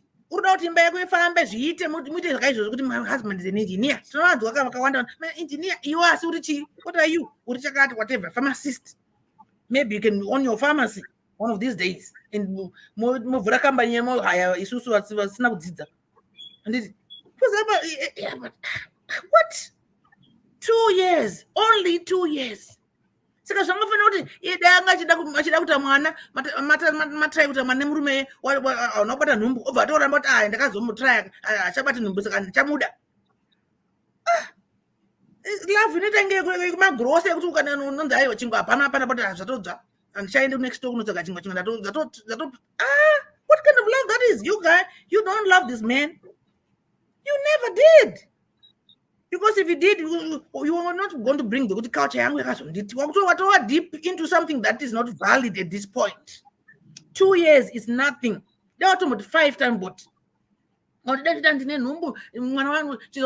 about the future of you and but it's just you. Selfishness in this letter, it's about you, my dear. Jesus Christ. Don't marry yourself. Garawega. Marry yourself and see how you struggle. I say it's not that he is I'm gonna usimbe. Yes, tinopa vachinzi vakadzi tichafarini because tinopa varume vaBP vanoneta nesu and ndo zvimwe zvacho izvi kuti you are not building him up, you're pushing him down. Encourage, like I'm saying, kuti encourage your guy and what you want to tsamaya kwati asingade kuenda abroad ndiani and it communicate that kune murume wako in a tone yekuti azive kuti yes, this is for us, not just for you. Ndimi unoti mukaonzwa futi kuno makuta maside men andimi varume vanonzi maside chicks ioneka kuti wako kuside just unzwa abroad kwauda kuenda. Put that effort yekuti you want the best for the both of you, not just for yourself. Kuti naye ndikazoda andatoda kuendawo mhiri azoda. No, my dear. Take his resume and send it abroad. Mureply mukagara ikoko muende kubasa. And it imbotodzwa kuti wakaita sei kuti zviitike. Hey, ndozota machances. How do you know? You have never sent his CV just because mukadzi yake yakaenda. Vangani vari kuuya kuno vachizwa chijomba kuno nekuti hama yave pane kidzo yakaenda. Vangani? Do your homework. Don't be told udzwa, but do your homework. Ivo vari kukuudza nyaya dzevakadzi vanofurirwa nevamakadzi vakagara bhomu dzimba dzavane varume wavo ndio vanozoya pano vachitinetsa. Iye friend yako akufurira ane murume wake vakatogara kubabadzira naizvozvi. Iwe wakamuti gandarire pasofa. Vari kutokuseka. Vari kukuadvise isina kururama iyoyo, but iwo vakwavo zvitori right. Not every house ine zvinhu zvakazviri honky dory. 2 years, my dear, is too soon. That's my advice. It's too soon for you to throw in the towel kuti ndaneta ini. Kusoti 12, kusoti 22. Anozvika. Aumboti.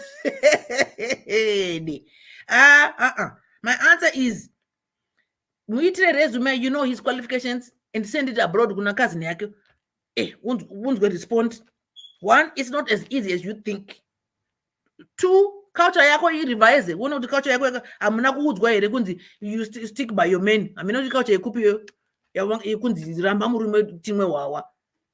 And it, I'm responding to your letter. Your culture, go back, unobvunza tete vako kana baba vako kana mai vako kuti culture yedu yakati chii, saka ndoita sei. Zvokuti ndaneta izvo usati waneta hanzi handichazvigona zvii. You have never, I will not specify, in 2 years auchagona kugara usinga encourage murume wako kana 2 years is just too little for me. Answer your phone please and put yourself in mute. Thank you. And then 28, you want to get married when? After you got rambana nemurume. You know, what you're planning for your future. Was it calculator erasure says so? Inini I'm addressing this lady because ndiyanyora tsamba. Munhu murume wake ari kudziya mushana izvo. Achauya pano achitaura nyaya yake kuti ndadziya mushana nazorambwa nemukadzi wangudii. Isitoda kutaura uyu mukadzi ari kuda kuramba mukomana wake nomurume wake just because ane qualifications kunoshanda abroad.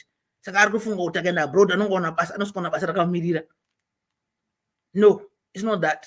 And your friends are not your really friends. Vanokuencourage kuti anzi you are too young, don't tolerate this. Vakaroorwa here. 1, 2 vavo kukakamira sei. Indeed, look at you, my friends ako, the way they are talking and the way dzimba dzavo kwacho kukakamira sei.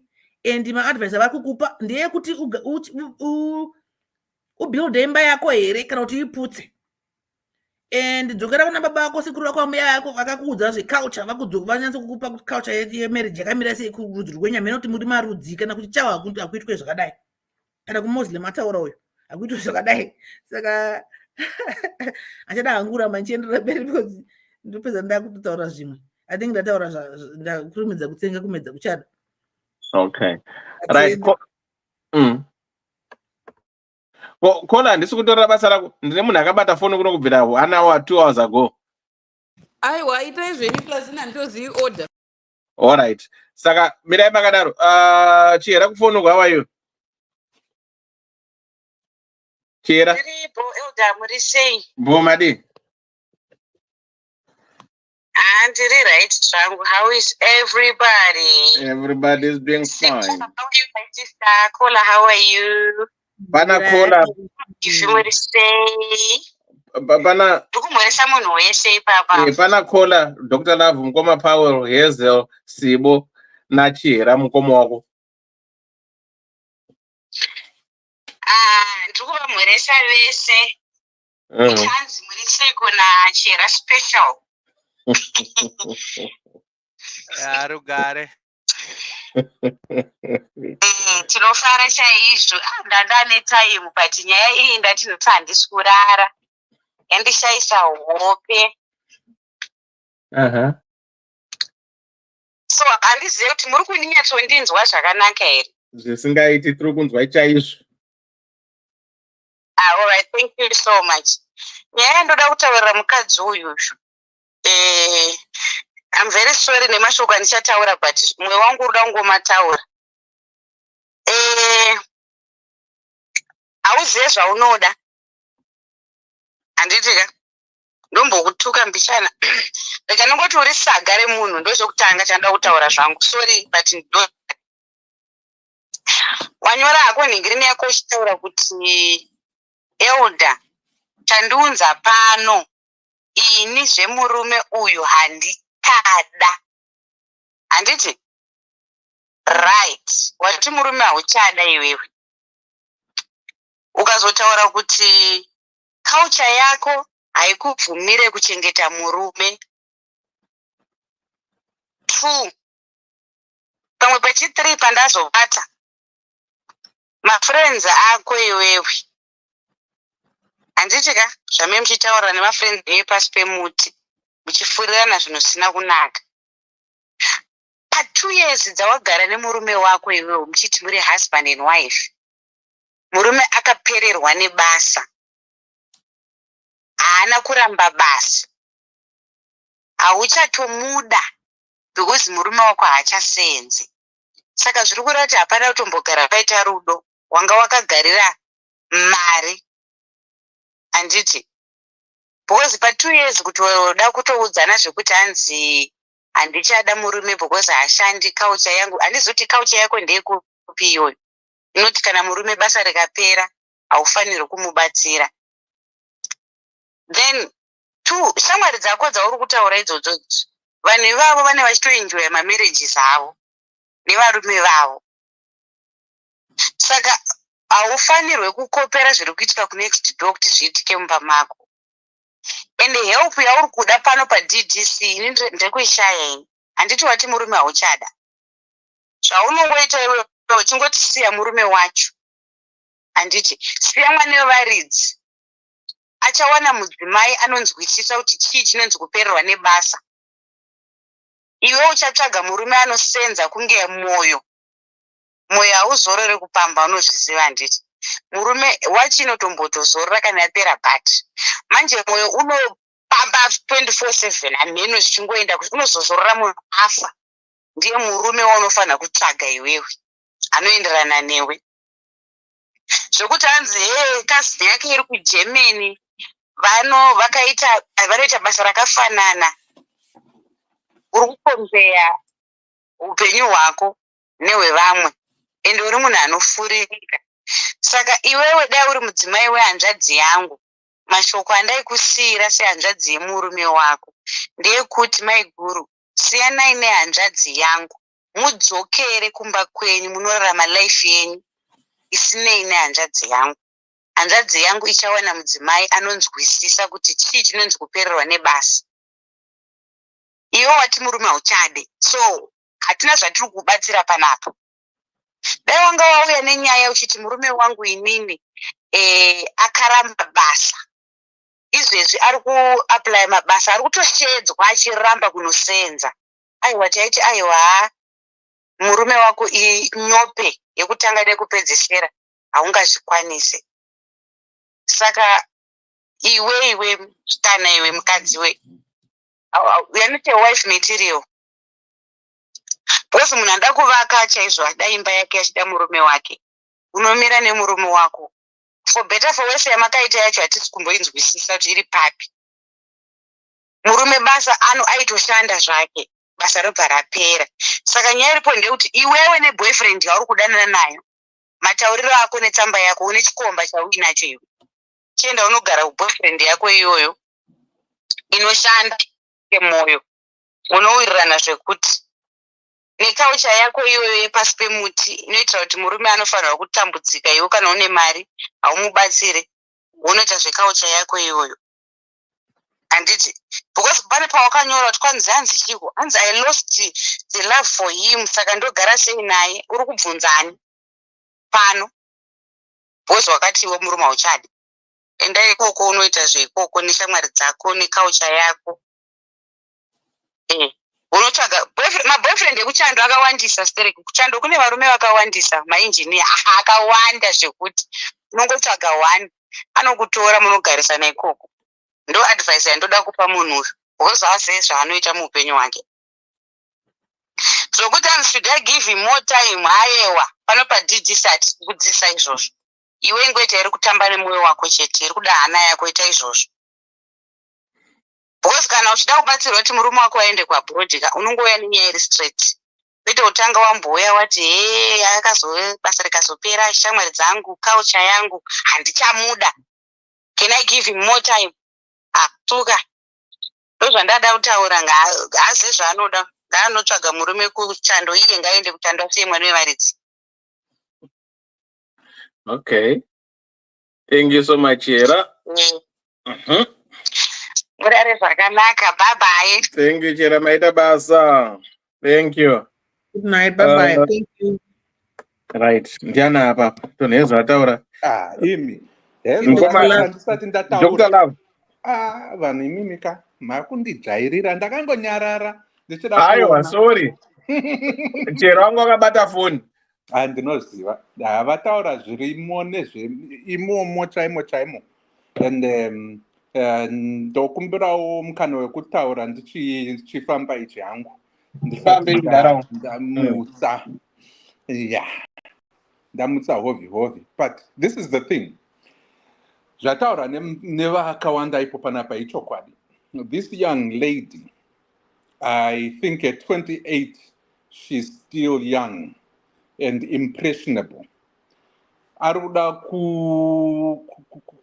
She wants to make decisions evanhu vakuru asati akura achiri pwere munjere dzake. This is what I sense dzangu dzandiri kunzwa.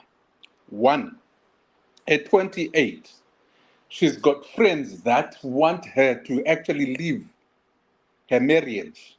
The same friends that vakamuperekedza pamuchata iwawo, and probably a best maid kana kuti bridesmaid angatoripo akabata maflowers achitoti vachipembera vachiti zvekweduwo zvaita.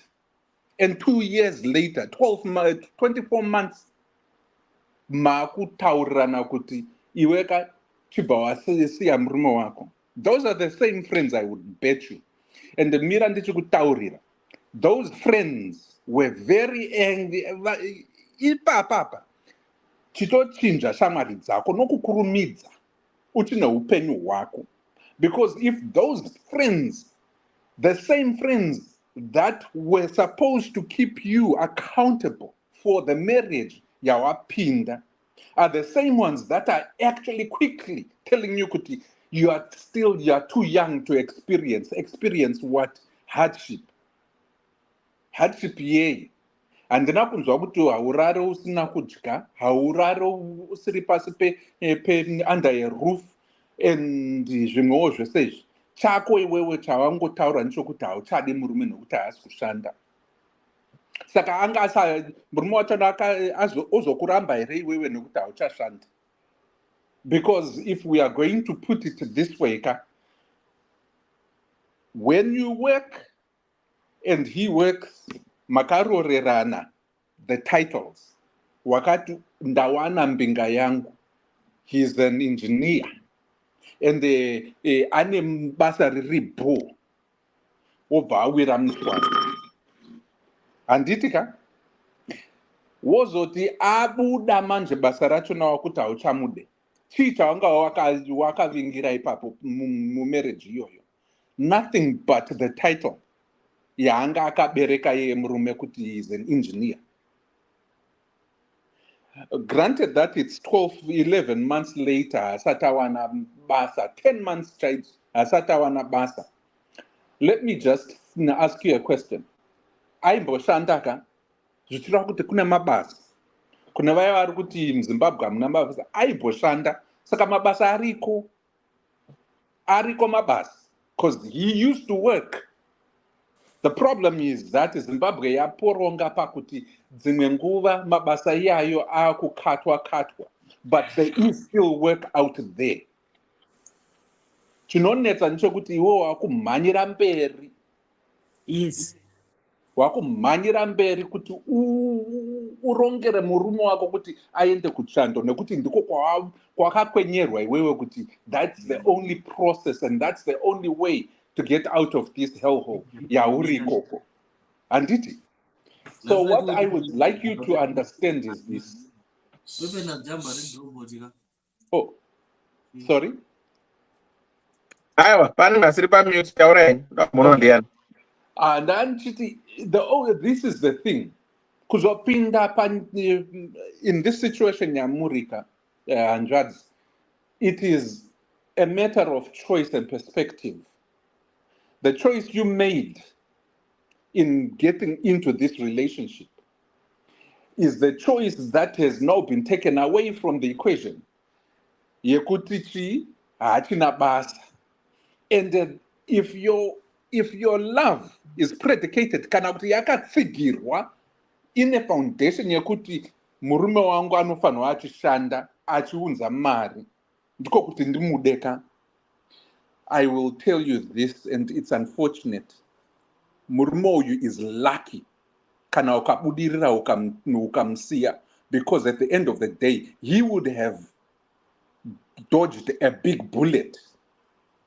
Nekuti hamusati mawane vana kuzoshungurudza kwacho nekoko, just the heartache and the heartbreak that you are about to do to a man. Lucky hamuna mwana. Chibuda ako uzvinyararire nguva takukupa yakapera iyoyo, time saved yakapera iyoyo uchimirira ndio yakwana chibuda. Nokuti hauna kodzero yokuti uwe uri mukadzi wemurume uyu. The first thing you just need to do is to know that if you have this attitude going forward, ndiri kutopika nemi pamwe ipapa apa ndiri kutokuprofita iyi hanzvadzi yangu, no less than 5 husbands, or kana muchida zvekuroorwa, quote and quote, ucharoorwa kaviri warambwa kechitwi kako, uchava nevarume 5 or more muupenyu hwako, with that attitude and with that mentality yekuti ndinoroora asi handiroore munhu, because that's exactly what you did and that's what you are actually doing. Chandozokuadvisa ndichokuti chinja mafungiro ako. Zvataurwa zvose nanatete vako panoka zvinotoita. Chifungawo uchiti uchabatsira munhu uyu pai, how, instead of trying to dish him and diss him at his lowest. Handina kunzwa kuti ari kuramba kutsvaga basa chake ndichekuti haasi kuda kuenda kumhiri kwemakungu. Do you know that it is very, very hard, and it takes courage, and it also takes a lot kuti ubude munyika yawakazvarirwa, yaunoziva, yawakagara uchiziva zvekuti wakasvika paunozwa kwekuenda, and rudzi rwachona unorunzwisisa. Ukaenda kuGermany, it's time yenhengekeni yekuti udzidze chimwe chirudzi. At 30, no problem. Anokwanisa kuzviita in less than 2 years, if not 3 years. Unenge watogona wakutoita fluent. But it takes the time. Ozouya nebaggage, negarbage, rakaita sewe. Unofunga kuti anobudirira nemaitiro auri kuita aya.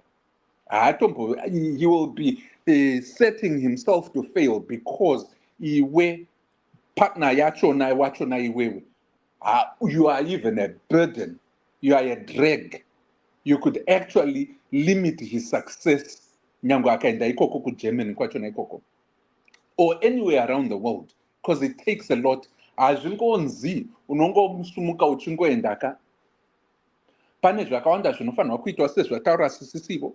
You have to understand where you are going, what you are going to do, and what your tactics and strategies are. Zvimwewo ukakomborerwawo une shamwari kana kuti hama ikoko, ozwa kuti akazviita sei, and then wozwa kuti chii chinokwanisika kuitika ipapo in terms of my information before wangoti iwewo wakanzi your cousin is there so you should be there. It's not as easy as we say it is. Vakawanda pano ndinotoziva nevamwe vanobva ikoko kunyika dzekwedu ikoko kuAfrica, izvezvi nhasi vachiri kugara vasina mapepa avo 30 years vari muno vachihwanda. Asi idzo 30 years idzodzo, kushungurudzika, kunetseka, kubatsira kumusha nezvose zvakawanda kudaroka zvinenge zviri pamaoko avo. Is it worth it? Kune vanhu vanongoti nyange ndawanawo pekugara nepekurarira nechekudya. But it's not a walk in the park, as they say. It takes a lot, and it is courage imwe isingatomboite, ende tinoikwanisa sevanhu vatema. Asi chedu chaunofanirwa kuziva iwewe ndechekuti idzo shamwari dzako idzodzo dziri kukufurira idzodzo dziri kuedzawo here kuenda mhiri kwemakungu, vari kuzvigona sei? Kana vasiri kuzviita vachingoda ngokupusha iwewe nokuti mafungiro ako ndekuti inyore kuti uende mhiri kwemakungu. Tanga wazvizivisa iwewe, tanga wazviedzawo iwewe nefamasi ikoko, kuana Australia, kuana ikoko kuGermany ikoko. Une maqualifications ako yaya, unokwanisa kungopindamo. Asi chandinozoziva inini kuti chauchazoitaka usatombotitaurirako, but I know I can predict kuti kana iwewe wakaona visa rachona iroro uri kusiya murume hausi kuenda naye, nekuti you are being self-centered to the point yekuti you are not thinking beyond the mere effect yekuti iwe neshamwari dzako pakufurirana ikoko you are the only one that's going to be in the hole. Iwe vachafara neupenyu hwavo, and even maybe they were actually jealous of you and your engineer, your pharmacist, or I don't know what kind of caliber of friends you hang out with, but the ones that you hang out with are lackluster or even downtrodden enemies of yours, enemies of your progress. Ukasazvichenjerera iweweka unenge uchingozvifushira mugomba rawakabetserwa kudhiga neshamwari dzako, iwe wongozosara uri woga uchichema murume aenda.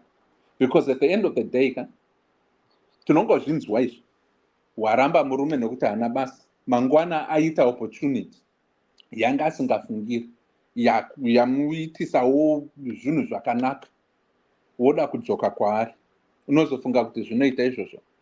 I don't think so. So in short, ndiri kuti whatever you are thinking of, zviite nekukurumidza, usiye mwana wevanhu, ende kuzomurwadzisa kachingomurwadzisa once and for all, wongokanganwa nezvake, woenda unoita zvako iwewe, unochata nemunhu ane mari dzake, because idzo mari ndidzo dzauri kugarira ipapa, haasi munhu. Kana dai yanga, if you were given an opportunity and a choice between your husband and mari, waitoti ndinoroora mari ini uchikanda murume wako panze.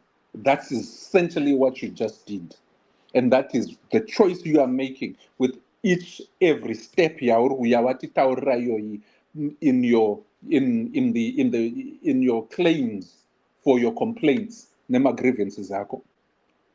But at the end of the day, I wouldn't put past you vakomana kana kuti husbands, 2 husbands and so many boyfriends after that, because iwewe chako chaunenge uchida iwe imari kwete munhu. So sungunura mwana wevanhu, sungunura munun'una wangu, iwe woita zvako, woita upenyu hwako, wadaroka woziva kuti ramangwana harizikani. Murume uyu kauya sezvo akagara achitoshanda ane 30 years engineer, it's only a temporary setback. It will be folly of you to actually expect less from this man. Dai wamukurudzira pachine nguva, asi tokukurudzira iwewe kuti chibvapo, nokuti hunhu hwako, mafungiro ako nemaitiro ako, he doesn't deserve such. Ndapedza ini. Kola uripo here apa? Ndiripo zvangu, ndimukoma mufudzi. Ndio vatanga. Mukoma mufudzi vaenda saka wapa mukoma Powell. Mukoma Powell. Hanzi naye. Mukoma Powell muripo here? Network yangu yakadhava ndiri kunzwika. Tiri kunzwai. Okay, let me nditaure kana ikazokata ndambotaura pichana. Right. Munongodzoka mupedzisa. Nyaya yechokwadi ndeyekuti I don't know why you Dr. Love Sibo Chera, you are bashing the lady. I don't know why. Why are you bashing the lady? Thank you, Mukoma Powell. Akawirirana panapa tinogara tichitaurirana kuti murume ndiye anofanira kunge ari provider wemhuri.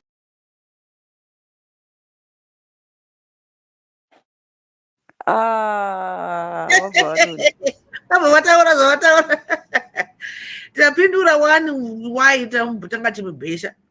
Hatisi kumubhesha, hatisi kuti ngape murume wake time.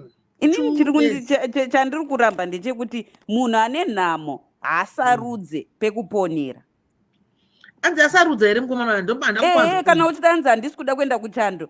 You're not even trying. You've got a section of possibilities that you're not willing to explore.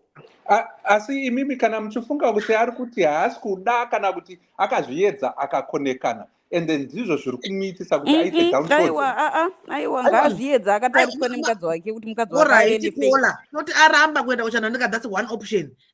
Ari magaranti emukadzi wake kuti enda kuchando basa rakakumirira ndapi. Aiwa garanti hakuna asi ngazvirambe uchiedza. Network yangu iri kunetsa. Umwe ngataure pamberi apo ndobva ndendane network iri right pamberi apo. I think pamberi apo ndendane network iri right, then I will come and comment on what I wanted to say. Tinokumirira itete pano. Aiwa inini ndiri kuti there is no guarantee. And that guarantee yekuti kuenda kuchanda ikoko, as I mentioned, kuti it takes a lot, it's a whole lot. Vamwe havana izvozvo. Aiwa, bomanikidza munhu kuti aende here kuchando nekuti imimi muri kuda kuti aiwa, but you're also the man. Ndimunenge muchiti munoda respect. Respect sei munhu ane ugwara anotya. Aiwa, saka Zimbabwe ndiyati bude yose Zimbabwe kuna mabasa. Time 2 years is too little. Anogona kuti apply ari kumba iko kwandiri zvanati ngaatore apply agoona kuti process yacho inogona kutora dzimwe kana 2 years chaidzo.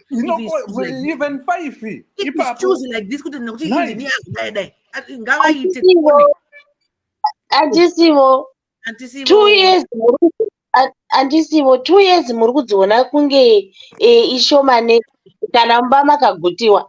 Kamba mune zhara wiki yatikakurisa nemunhu asingashandi ari kusarudza basa. Aiwa, tikutaura apa tikuita zvese simultaneously kuti 2 years dzekusashanda kana 2 years dzemarriage. Nekuti kutorama murume wako ipapo abva atokakuleta zvese kati upenyu wangu watopera pano ndakutoenda. Hamusi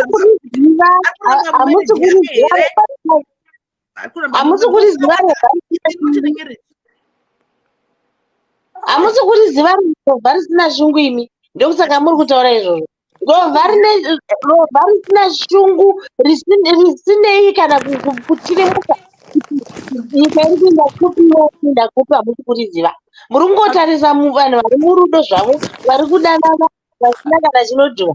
Une rovha mumba risiri kutirimuka risinei kana nekuti kunyika kuri kuitike iwe uchimuka everyday uchienda kubasa munomboziva kuti munhu asiri kuenda kubasa anodla zvokupenga. Haana kutaura kuti ari kuenda kubasa mukadzi 1 asi teteka ini ndiri kuti ngatiite izvo zvekuvaka imba yake kwete zvekuti nekuti zai 2 years chibva waramba murume munhu ane nharo asina chaari kubuda nacho panharo dzake. Ini ndinotiita nharo yekuti ngatimupe advice yekuti asaputse musha. Handiti toda pakuti asaputse musha wake amboona kuti zvinombomira sei 2 years aite zvakanaka akakurumidza anyora kuti ndine 28 ndine 30. Handiti saka musu pachazoita 35 achazowana president wenyika anongowana mari akagarira chingoti pasina chakati. Toda kuti mazano marairano handisi kuti ndiri right mimi wrong. Tirongoti ngatimupei criticism neiri constructive kuti yes kuramba murume but ndo the end of the world here yemurume wako. Chimutorera CV yake kumusagire mabasa iwo nokuti unotoziva zvaari basi mubatsiro muri rwendo muri 2. She's just seeing her side.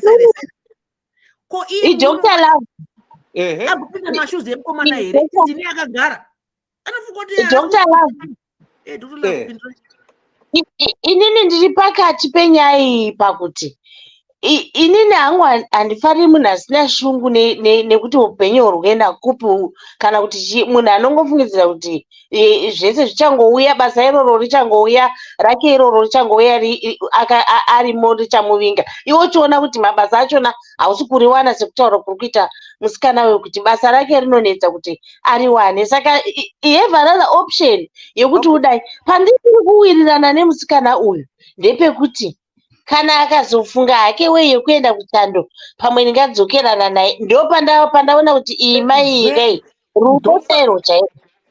Chinzwai ndipo pandiri kumba ndakabata ipapo ndakadzvina because musikana uyu atitaridza isusu takasada kuona zvaari kutitaridza ka tichingoda kungoita filling stations ekuti ekutora this story and then you personalize it ka hatidi itai zvekudai so musikana uyu kauyu she has an agenda pakuti kana murume akawana basa mhiri kwemakungwa ko akawana basa imomo muZimbabwe achamuramba here? Muri kunzwisisa? ipapo ndo Munhu uyu ipapo ndo paburisa wrong character yake tinzwai kusaziva kusaona kana kusada kunzwisisa ikoko ngatitiwonesa naye because she has conditions and she has put conditions on her husband. Dzimwe dziya ma-conditions are very very steep, asiri guaranteed. He is bound to fail. Kuenda mhiri kwemakungwa nyangwe cousin yako, isusu tiri kuno tena ma-cousins akawanda ari kuZimbabwe uko. Saka vakadzi vavo voti sezvo mukoma wenyu kana munun'una wenyu ari kunhingirikini ari mhiri kwemakungwa ikoko iwewe tiendawo. It is not practical. In so many, mirai ndipedze. The mere fact, mirai ndipedze, the mere fact that her conditions ekuti agare nemurume is kuti aende mhiri kwemakungwa ka is to me a telltale cell. Kokupedzisira kana musina kuzvinzwa mukoma sisi sipo vazvitaura naantichihera special vazvitaura kuti mukadzi uyu kauyu chake chete chaari kuda anga achifanirwa kuuya kuno oti tibatsireiwo kuti tiuye kumhiri kwemakungwa, kwete kuuya nenyaya iyoyi inoyi achiti haasi kuda murume wake nekuti haana basa for 10 months idzodzidzi. No, that's not even, chinangwa chake changa chiri chekuti ndibatsireiwo kuti tiitei ndizivewo mazano ekuti murume wangu auye kuchando ikoko. That was her agenda. Kana musina kunzwisisa verengai, open your ears and your mind. The agenda yake iyeye is to be a crutch on her husband kuti auye mhiri kwemakungwa. Iye anokwanisa because pharmacist akawanda mabasa emapharmacist kuno kupi ari kudiwa because of COVID. Vakawanda vekumedical ningirikini vakaita kuserera, but it's also an opportunity. Ndinozviziva izvozvo. So why is it that she ari kupinza murume wake pamberi, iye ngangouya achiti ndibatsirei tiuye mhiri kwemakungwa? That was a story. Izvi zvekuzoda kunyepera nyaya iyi achiti izvi dzangova nyambo idzi kana muchida kuzviona pafair. Ari kuda COS asi ari kuda kuti iye ave dependent, murume ave nhingi. Saka apa ngakungoti ngai ngaapinde mumastriti vanotengesa maCOS, vamwe vari kuchitokisi tavaona nhasi vachipa mumastriti umu.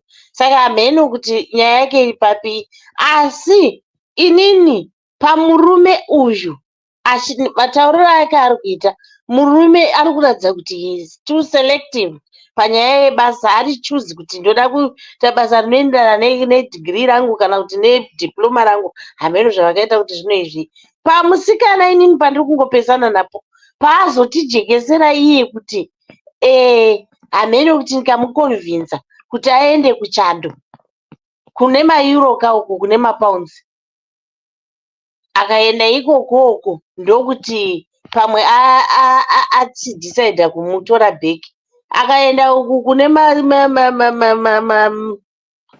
maRTGS hazvibudi. Kureva kuti hameno kuti musikana uyu ari kuda kushandisa murume uyu as a stepping stone here kana kuti chinyi. Ndopandisiri kunyatso kumubata zvangu kuti iye anenge achizoda kuti kana aenda naye kuchando unoitawo kudini kuchando ikoko. Anti musazozvisungisa hachiziri maRTGS, akunzi mazigi mazuva ano.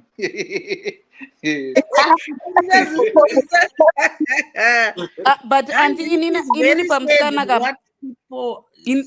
pamusikana handisi kuona ari kuramba kuti basa kana riri remazigi ndeensingadi, asi ndiona sekuti ari kufunga kuti hariwaniki, kuti the only option yekuti pamwe ringatowanika rinenge riri rekuchando.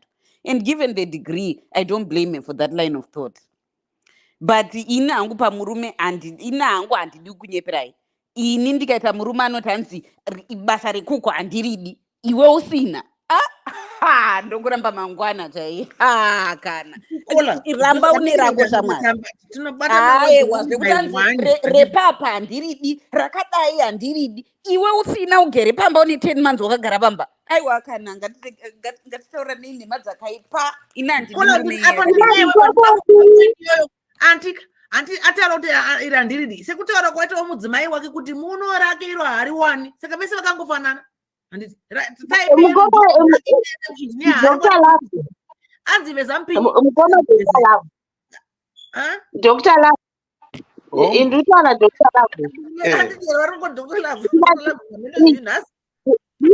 Dr. Love, ini pano hanzvadzi yenyu handina murume.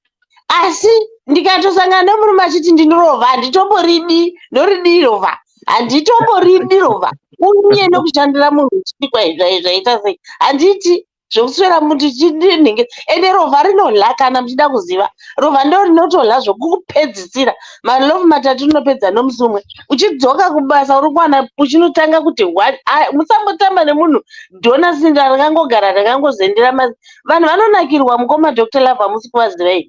Mukauya muno muSouth Africa ndo mamunoziva kuti varume vari kushandisa vakadzi. Hanzvadzi dzenyu dziri kushandiswa nevarume vasingadi kuenda kubasa. Anoswera akagara ari tonono achiziva kuti uchabva kubasa agouya agondiitira zvese. Manheru ugomurikichira ugomubudira ziya kuita seuri pabasa kuita bhiza. Unoenda kumusha vanhu vachishaya kuti wakashakarira kopiko nevanhu ava vamusingazivi. Hamusi kuvaziva vana vavamwene avo.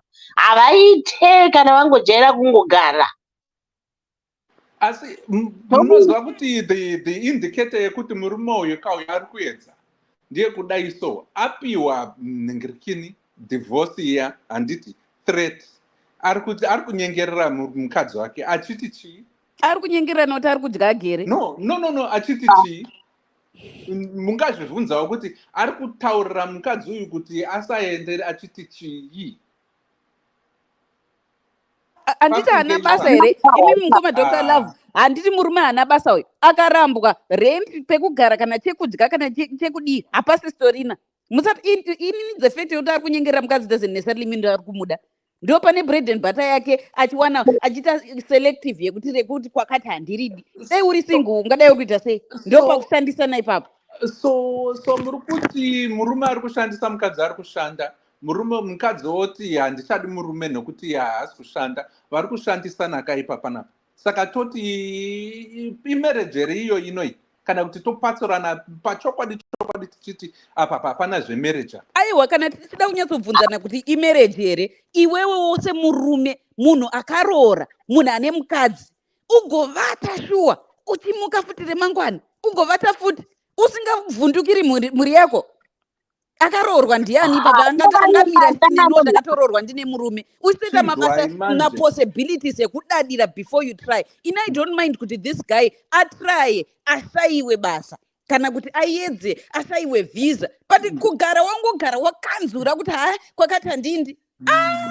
Aiwa ipapo ndipo ndinoti pane zvimwe zvandinorambawo neni kana zvikanzi basa ramuka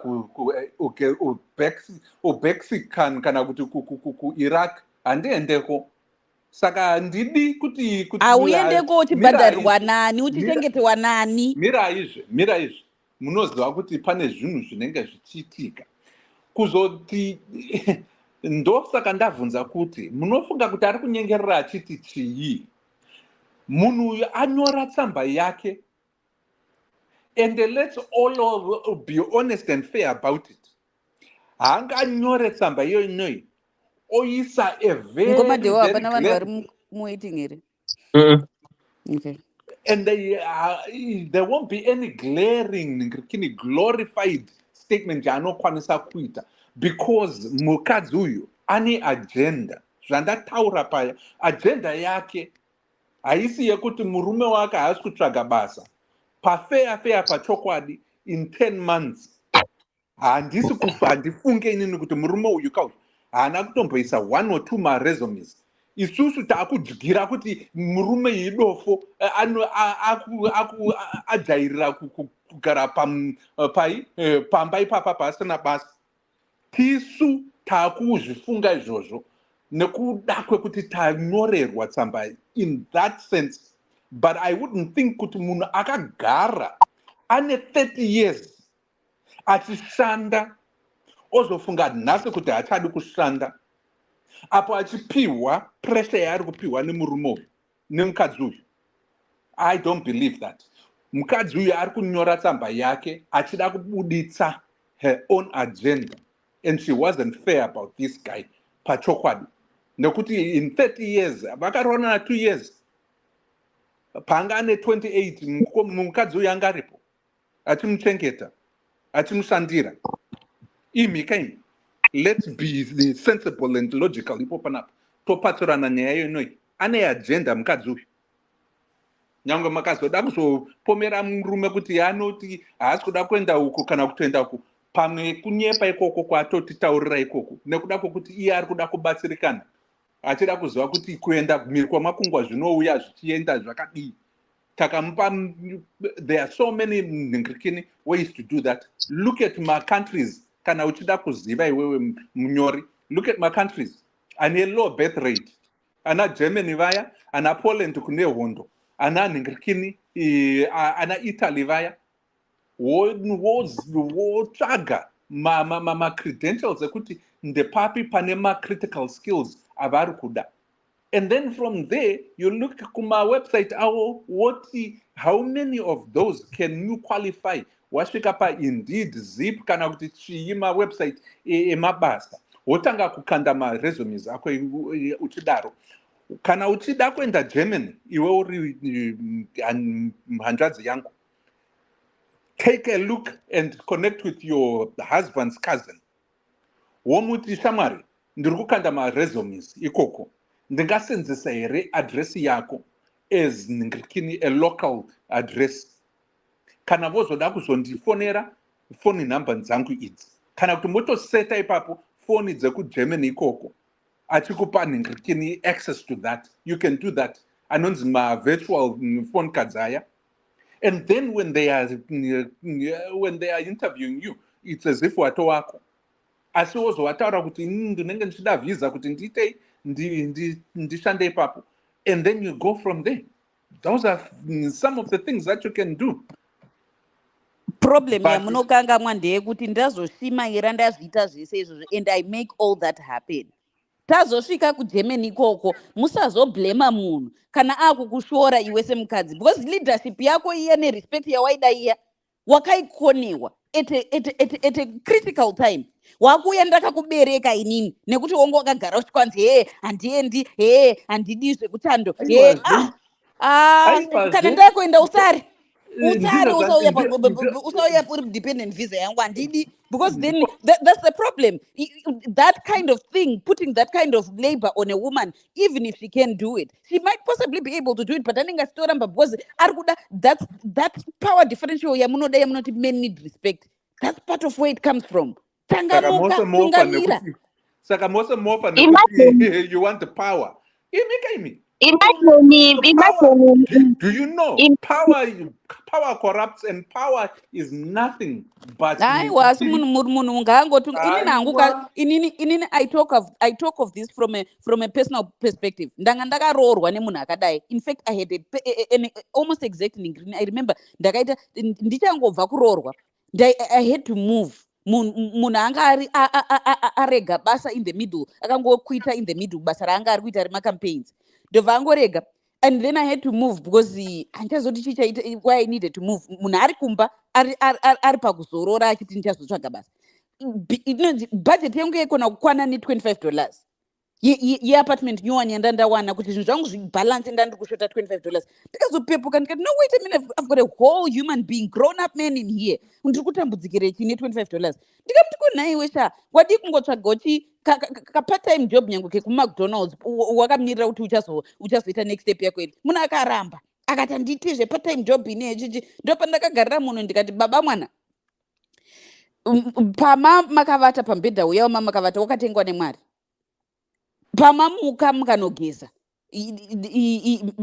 mvura yamashandisa inobhadharwa nemari, kana mageza inopisa kuidzisa kunobhadharwa nemari, mabudamo mukakwesha mazino toothpaste nemvura zvinobhadharwa nemari, mukabvapo mukanodya breakfast zvinobhadharwa nemari.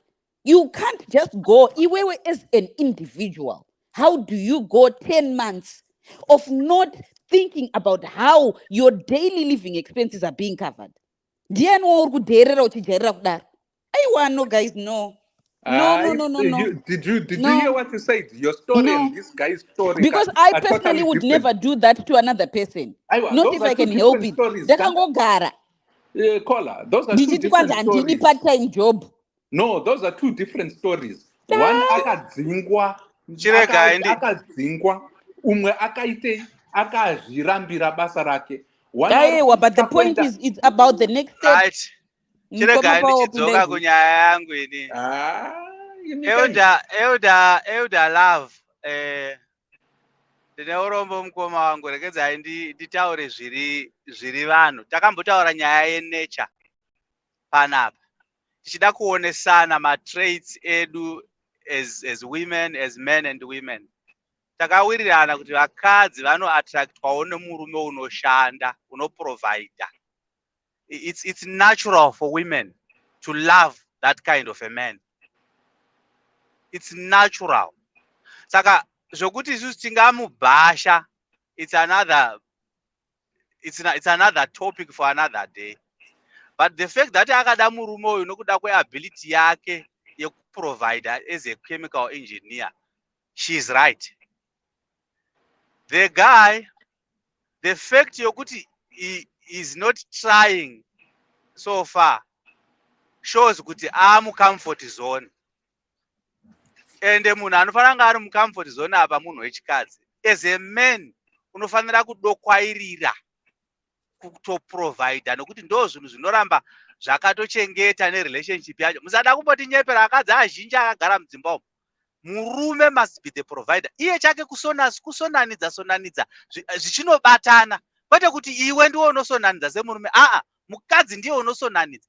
Ukauya ne 300 iye une $50 mukadzi. Ndo basa rake, and that has been the woman's job rokubetsera. Even nyamukatarisa kumusha kuya varume vaimukira kundorima makuseni, vana mai vozouya nemapadza vosakurira vachidyara mbeu. Ndo zvazviri izvozvo, vanobetsera. They don't tackle the whole situation. Saka the lady tackling the whole man ane qualifications ekuti unogona kuva nepotential somewhere, and is not even interested and is not willing. Saka uri kuda kubetserwa nezano kuti chimbozamawo kunze haudi. Saka what kind of a man are you kana usingadi kubetserwa neidea? Alright, zvebasa zvacho uri kuramba kusenza chero kunotengesa hako airtime. Tomboti pride yako iwewe as an engineer iri kukurambira. Saka how are you managing my bills uri baba? So the guy is becoming lazy. Zvokuti iye urida kumuramba iright yake, nokuti chakamu attracta kumunhu iyeye is chemical engineer iwowo achikwanisa kuprovide. Ndo zvakaita kuti akwanise kuti munhu uyu ndamuda izvozvo. And these are the things zvamunogara muchiramba panapa kuti madzimai aya kana akakutarisai Dr. Love vanogona kuva dust coat renyu jena iro rinobetseredza kuti aswedere padhuze newe, nokuti anenge achitarisa kuti kana tikazoita mhuri inochengetwa nei. And remember, these are some of the teachings dziri rooted within the people as a whole, kwete kuti as a culture. All races across the board vanotarisa kuti munhu uyu is he a worker kana ari munhu rume, kana asiri. Saka unoprovida sei for a family? Your own biblical concept imimi elder rinoti murume achadya cheziya. Iye ari kudya cheziya chipi kana akagarira mari yemukadzi? Mukadzi akanzi ucharwadziwa nemimba, saka anogona kutongorwadziwa nemimba chete asingaindi kubasa. And zvitori right izvozvo. musazvikanganisa muda kuzvitsvagira munyaya zvakatonaka zvakadaro. Saka culture yake iri right nokuti ari kuiona ari kuibata zvakanaka achifamba nayo achienda achinatsoona kuti izvi ndo zvinofana kunge zviri zvinhu zviri right. Saka haana kuita a wrong choice. She did the right choice by choosing a man waakafungidzira kuti murume anokwanisa kuzochengeta musha wake. Now that ari kuona kuti this guy is lazy, kana asinga understand the marriage vows, ane kodzero yekubuda nyangwe achizomuitisa upombwe according to scripture. Nyaya yake inozongotongwa hayo kana papa dzinenge dzaakutongwa ikoko kana zvichizoitika izvozvo. Asi for now the guy must be a man and he must be willing to listen kuadvice yemukadzi kuti agone kubetseredzeka, because now iripo ndeyekuti when people are united in marriage they share my ideas kuti ko wangu wadi wambotrayawo izvi wadi wambotrayawo izvi. The fact yekuti ari kuramba iyepo ari kuziva kuti pane potential. Hazvisi izvoka zvinofanira kunge zvichiita marriage izvozvo. Imi muri kutarisa from one side yekuti iye mukadzi ngaangoda murume uyu chete asiri kumuprovidira. Ko muri kudii kuti ko murume ngaateererewo zvinotaurwa nomukadzi. Kana vanhu vachinotambudzika vanotambudzika vavepo. Ndogona kuwirirana nekumapoindi yekuti of course ngaamusiye zvake, it's okay kuti amusiye pane kuti arambe achimuita drive through. On that point I agree with you, ngaamusiye because chinhu chaari kunyanyomudira atochiona kuti haakwanisi kuchiita as a man. Saka by so doing handioni paine need yekupreserve this relationship, nokuti kana ichi chinhu chinodzi basa chikazoshayikwa mangwana mukadzi uyu won't be there. Saka from now Dr. Love munofanira kunzwisisa kuti vakadzi vanoda murume anoshanda anokwanisa kuprovide, nokuti pakanzi paita mwana anoda pamba, anoda mukaka, anoda hembe. Zviro izvo chaizvo zvinotengwa nemari. Saka the lady is 100% right. Kwavatete chaiko chaiko ukati vatete ndiri kuuya ndine mukomana wangu afunga kuda kuuya kuzorora. First question, anoitei? Anoshanda basa rei? Asi inini kavanhu mimi mirai ndikuisei pachigaro chachona. Inini ndinoti, and this is my personal view, not a general view, is this. It's very unnatural. Very unnatural. Yamurkuti, it's natural for a woman to be kept by a man. It's very unnatural. Mirai ndichikutaurirai bit by bit mukonzwisisa kuti why it's unnatural. When it comes down to it, isusu sevarume nekuda kwekuti tinoda kuvatonga vakadzi, we will actually emphasize and we will fight tooth and nail kuti tinzwisise kuti vakadzi tovaisira pasi kuti they will be the ones that will provide, because once we provide for them munenge mavapa chikwereti chekuti vanenge vari very appreciative and they will say they will rely on you as men. That's their crutch. Murume anozoti mukadzi wangu I provide for her. Anything and everything I do, ndini baba wemusha. Anything that I say zvinoenda. Nekuda kwekuti ndini ndiri kunza mari. Ndiko kudzvinyirira vakadzi ikoko. And it's very unnatural. Nyangwe bhaibheri makati cheziya mukadzi acharwadziwa nemimba. Ichokwadi ichocho. Tinenge tichitarisa one side renyaya. Ukazoenda kuna Proverbs 31 verse 10 going down, wonzwa kuti mwana sikana anonzi mukadzi anomukira kuseni, vamwe vasati vamuka, achienda kunotsvaga huni, achienda kunokama mukaka, achienda kunoruka, achienda kunogadzirira kuti imba yake imire. What is that name called? That is a definition of a woman that is working. Murume wake, chinzwai, murume wake anogara muimba inevatongi achikudzwa nekuti mukadzi wake ari kuitei, ari kugadzirira kumusha kwake ikoko. The thing is this, that we all fail to do is this. Tiri kuedza kumanikedza vakadzi kuti tivadzvinyirire. pakuti we can provide for them kuti vasazowane muromo wekutaura. Vakadziwo vodawo kudaro nokuti havachadi kushanda.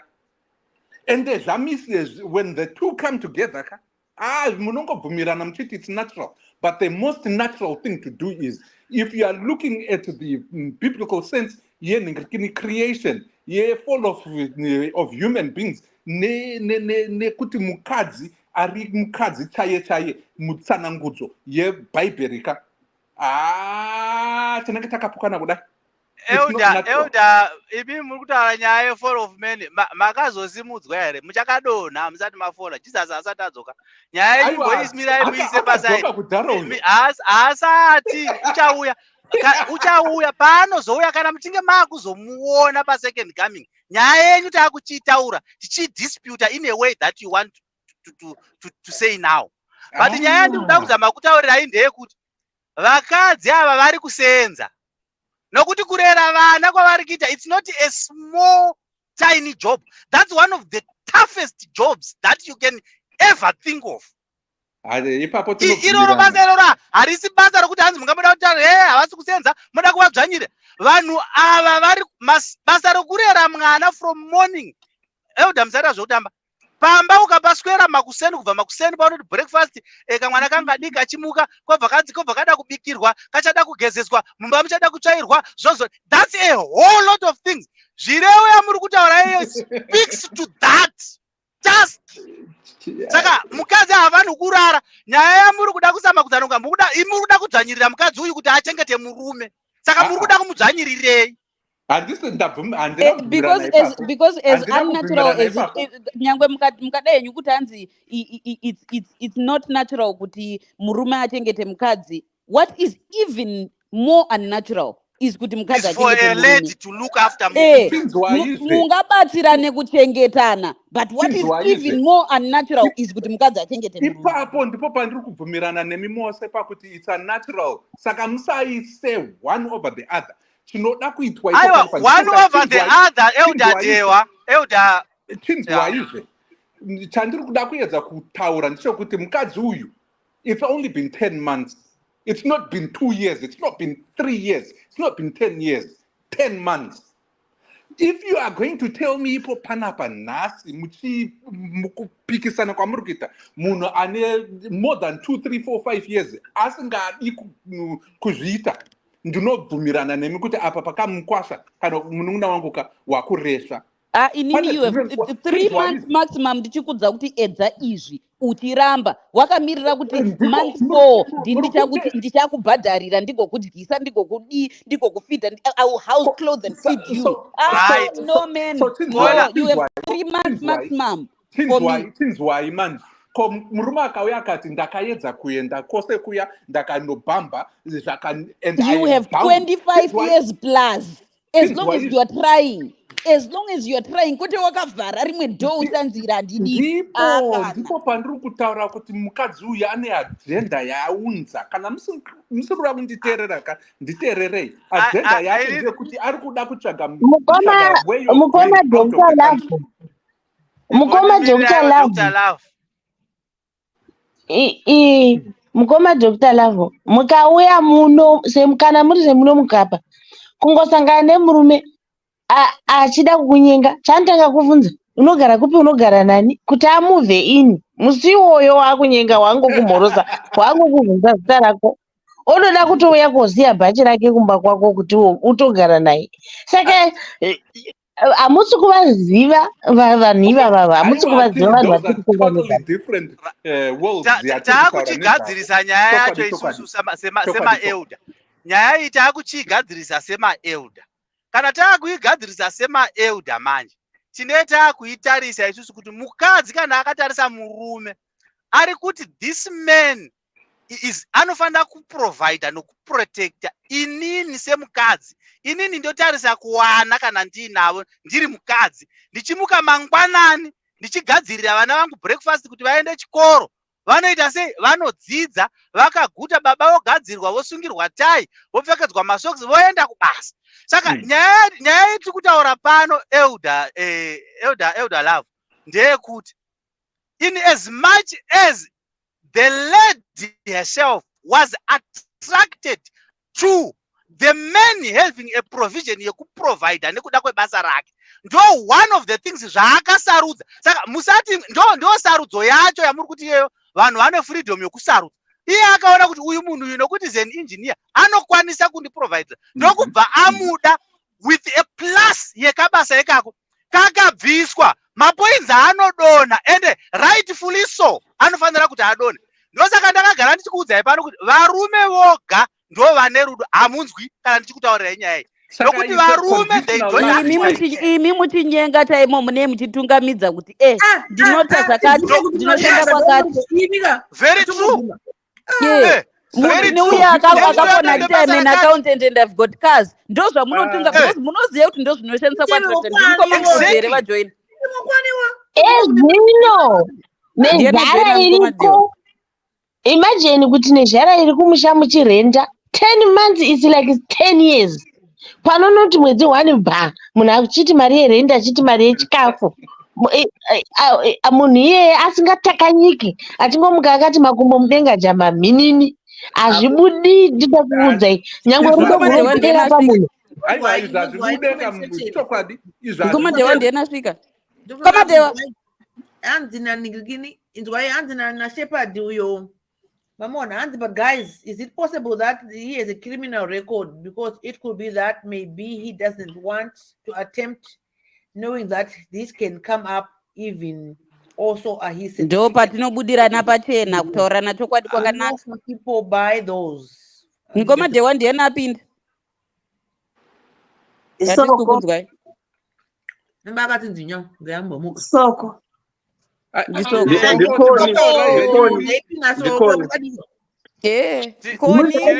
Welcome. Pinda utiudze mafungiro ako nenyaya.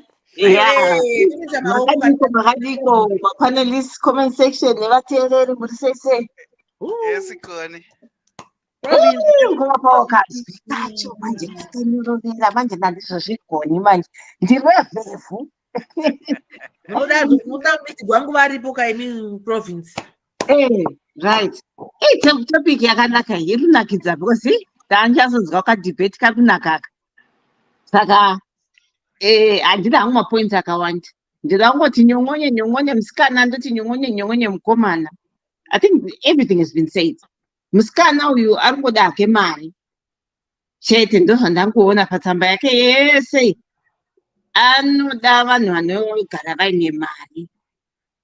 And then from what I picked up from this guy, I think I wouldn't say he's lazy. I would want to find out kuti basa rake rakapera sei from the previous thing, because that's probably what's affecting him right now. You know, pane pambe kuti unoperwa nebasa ka usingazvifungiri, you go into depression. Kuti uzosumuke ipapapo ka it takes hameno masimbi chaiwo kuti anyasosumuka and start all over again. But ane mukadzi kwawo, saka why can't she be his pillar, or even just accept kuti ane suggestion yakanaka imboaplayiwo kuchando. Unoziva kuti ma-engineers in every country they're on demand. Saka ndizvati ari kutyira chii papa zvatarwa nauyu nashepherd ka ndayari kamutori kamuono kandatozoona kuti it could be right, because pane zvaari kurambira. Hapana asingadi kutry anyway. Unyange ukanzi paBotswana nyangwe kupi ma-engineers are on demand everywhere. Even kuZimbabwe chaiko Maroa Diamonds chaiko. 2 days ago there was a post yavanotsvaga ivavo mabasa avanhu. So I don't know kuti problem yake chii chaizvo kumana maybe anotonida help, but haasi kunamatirwa because aiwa kunamatirwa kwani tinganyepera Mwari ngaangomuka. Chandangoti musikana uyu and to other women, kana uchizviziva kuti unoda murume anegara aine mari, do not enter into a marriage. Ita zvako masikarisanayo zvazvongota boyfriend and girlfriend, because mari is something chinopera.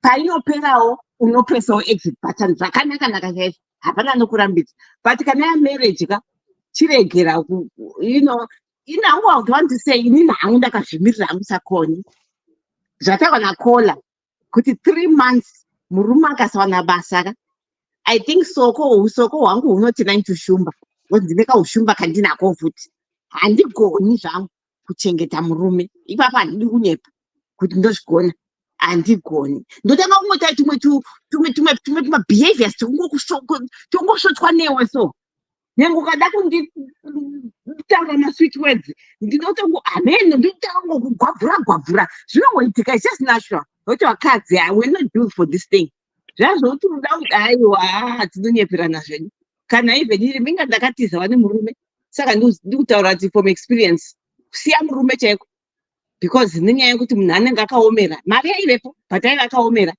ndichikwangwaya ndega mumba saka mari inongodiwa murume kana anzi be the head of the house wanyasomira nepost yako iyoyo kana wanga kuti vasikana vaiti head of the house chimira ndikuti chipinda pitcod government yangu chirega kundiita zvekuita because ndinda kutonga kana takwenda kumaholiday ndichabhadhara ndini and it will be my rules ndozvatangangosikwa tangota vakadzi imeni ndikuya so good kuti munoti haidi mari chimboendawo kuno social chauti chimbodai weekend yasvika nhasi mangwana vakadzi vanenge vane tumari ogona kupiwa kadzi nemurume you guys were built for that but isusu zvotaura mukoma gwangu kuti ukabata mari yedu tira mashumba which is true ndoka chikwenda kungoga defender hangu but aiwa we're just built like that mari dzedu musanyanyobata bata and chitengetai ndiri mhuri dzacho imimi saka basa renyu ndai kumberi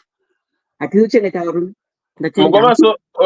mukomasolo ndakupai link mamuda link ndakutumira link kumessenger yefacebook cheka kumessenger yefacebook timirai manje ndichikutaurirai nyaya imwe yataurwa namukoma nhengerekini Paul yekuti kusvikira Jesu asvika tichimuonaka ndiko kuti tizoziva kuti zvakazadzikana.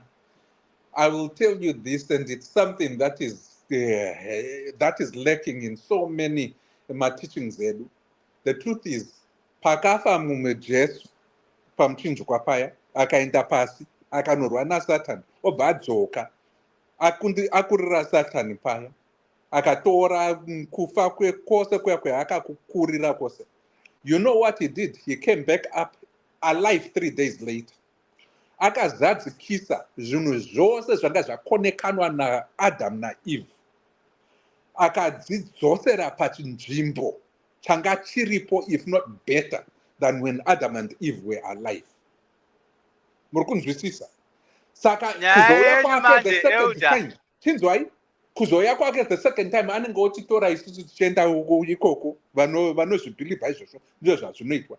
Asi chandinoziva inini chekuti kuzadzikisa kwose kudonha kwaAdam naEve kwakazadzikiswa neropa raJesu pamuchinjikwa. Kumuka kwake ndiko kwakazopa kwatiisa isusu kuti tive nesimba rekusvika pachigaro chaMwari.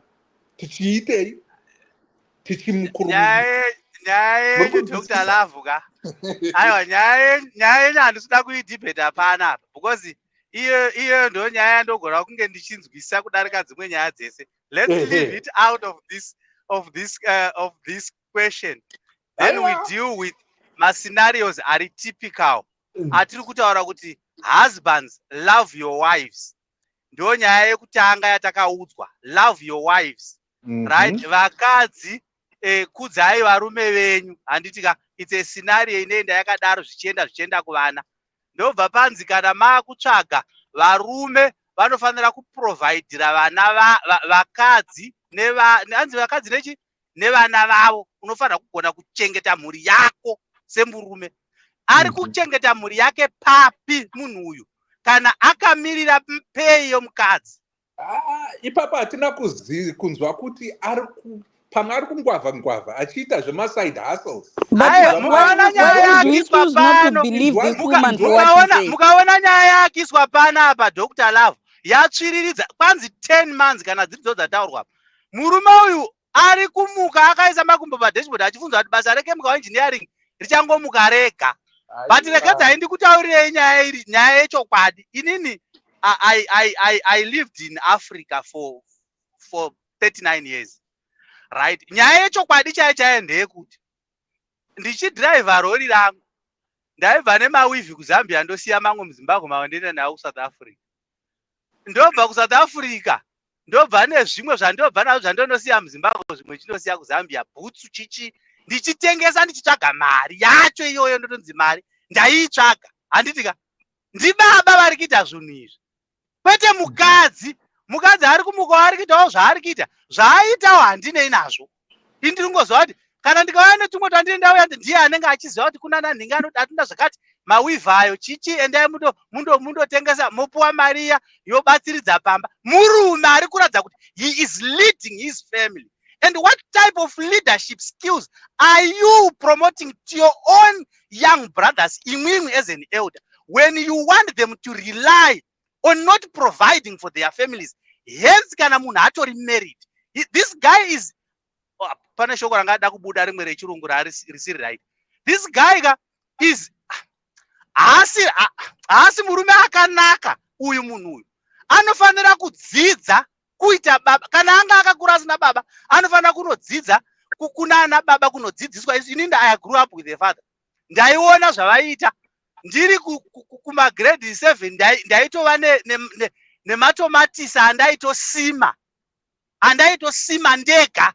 Matomatisi angu andaiti ndeangu iwa andaitosima ndichitoadiridzira ndega. Ndiri kugurumwa to be a responsible person. How are you responsible when you as a father you are not doing anything? You wake up and you look at the wife achienda kubasa. Hausi kudakana kuti chindipawo mari ndinotenga airtime ndimire apo kutengesa mavheji ndinohodha beans unokuti you are a chemical engineer. That is the problem with most people vanozvidza vanhu vakadzidza. They don't want to acknowledge kuti circumstances okurarama can be different and you can be hit hard. Zvokuti unogona kufola and you have got to accept kuti I have fallen and you need to wake up with an idea so that you can work and provide for the family. How is he managing life? Imwe nyaya mukoma pawoka tingati providing for the family nguva yachinja zvingangorema. But in hangu as a woman I stand on this principle. Even when you cannot provide for the family, at least provide for yourself. Kwete kuchindiremedza ini. Because how can you want me to provide? If I can provide for myself, why should I not require the same of you? I'm the woman, I'm the weaker sex. Saka the last 10 months haasi kutenga hembe, haana kutenga masocks, haana kutenga kana mapens. The last 10 months.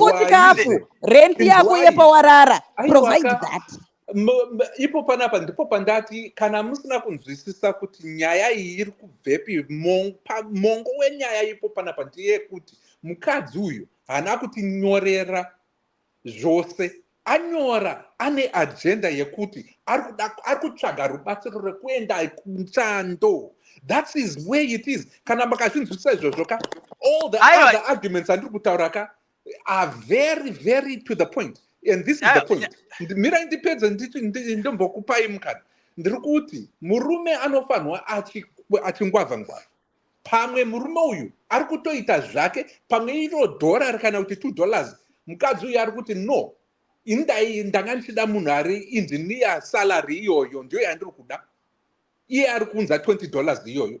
Uko kola ari kuti anozvikwanisa hake kuzvibatsira, ari kubatsira, but mukadzi handisifunga kuzofunga kuti anozocherechedza kana kuti to appreciate the little that he is doing. Kana pana zvaari kuita murume uyu. Nekuda kwekuti agenda yake haisi the little. It's about that big salary engineer. Chimbera ndiri kutaurira nyaya yakaitika. 2 brothers, the tale of 2 brothers. My cousins, personal cousins, vane surname rangu inini. One was a chemical engineer. Akaita chemical engineer as akaita diploma ani 4 here kana kuti 5 chete high diploma ku Polytech. Aishanda kuhunyani paper chemical angari aita zvekukanya mapepa aya. Achiisa mamixers achona kana manga musingaziva machemical engineer ndiyo zvaanoita dzimwe nguva. And then he was getting a lot of money. He was big. He was an engineer to the point yekuti akaita engineer in charge. Mukadzi wake angari teacher. Handiti 2 years dzakapfuura adzingwa basa. 2 years achigara pamba achisakura sakura achiita zvezvidhumbe zviyazve, kana panguva yaya yemvura achiita zvezvidhumbe achibika achidzvara chibagoko. He was a chemical engineer. 2 years asina basa. Mukadzi ari teacher. Iye aingobvunza zvekudya achibhata trader for maoil nesalt. Bo handi 2 years asina basa achizviita izvozvo. Mukadzi akashingirira. After 3 years ndipo pakazwa nabasa ranga risingakwanisa kutombomubhadhara as the first one yekuhunyani kuya. If you remember hunyani, paper mills, whatever the company was back then, ma 1990s ikoko. 2 years, 3 years awana basa iroro ritori pasi pemukadzi pay. Handiti koba kwaita the other brother older than him by a year and a half, I think. Anga ari farmer uya wekuti aienda he kept mombe nenguruve nezvakadaro. He lost his farm panguva yaya pakaitika ningirikini nyaya yeminda ichibiwa. Vakatorerawo nevanhu vatema panguva idzodzo, indiscriminate. He was a successful farmer and he lost his farm. And it took his wife 2 months wobva adzokera kumusha kwavo. Anditika, my brother who was the farmer connected with my brother who is the chemical engineer. Vakabatsirana. The farmer akazoita something that was special. Didn't have to rely on minda. Angangowanawo chi 1 hectare chake ichocho ndobva aibatanawo nemunun'una wake obva aita zvakaita. He was more profitable doing that at 1 hectare than the 40-50 hectares anga nadzo. And mukadzi wake akabva ati, baba nheya ndakuda kudzoka. Remember, it was not even 2 months atorerwa farm mukadzi angaenda. It was about a year paakazoita zvaakaita nemunun'una wake and things went well. Mukadzi ndobva kuti ndakuda kudzoka nevana 3 ba. Mukoma wangu iyeye akati no ndiri kuda vana vangu. Thank you for keeping them. Indakuenda nzira yangu yava iyi. Munofunga kuti akaresva here paakadaro? Right, Elder ndobva kuti nyaya iyi tiri kudzokera panhu pamwe chete. Pamuri kuda kukakavara asi muchida henyu kupanatsurudza. Tiri kuti vakadzi vanoda murume ane provision yekuprovida. That's how they were taught, and it's naturally in them.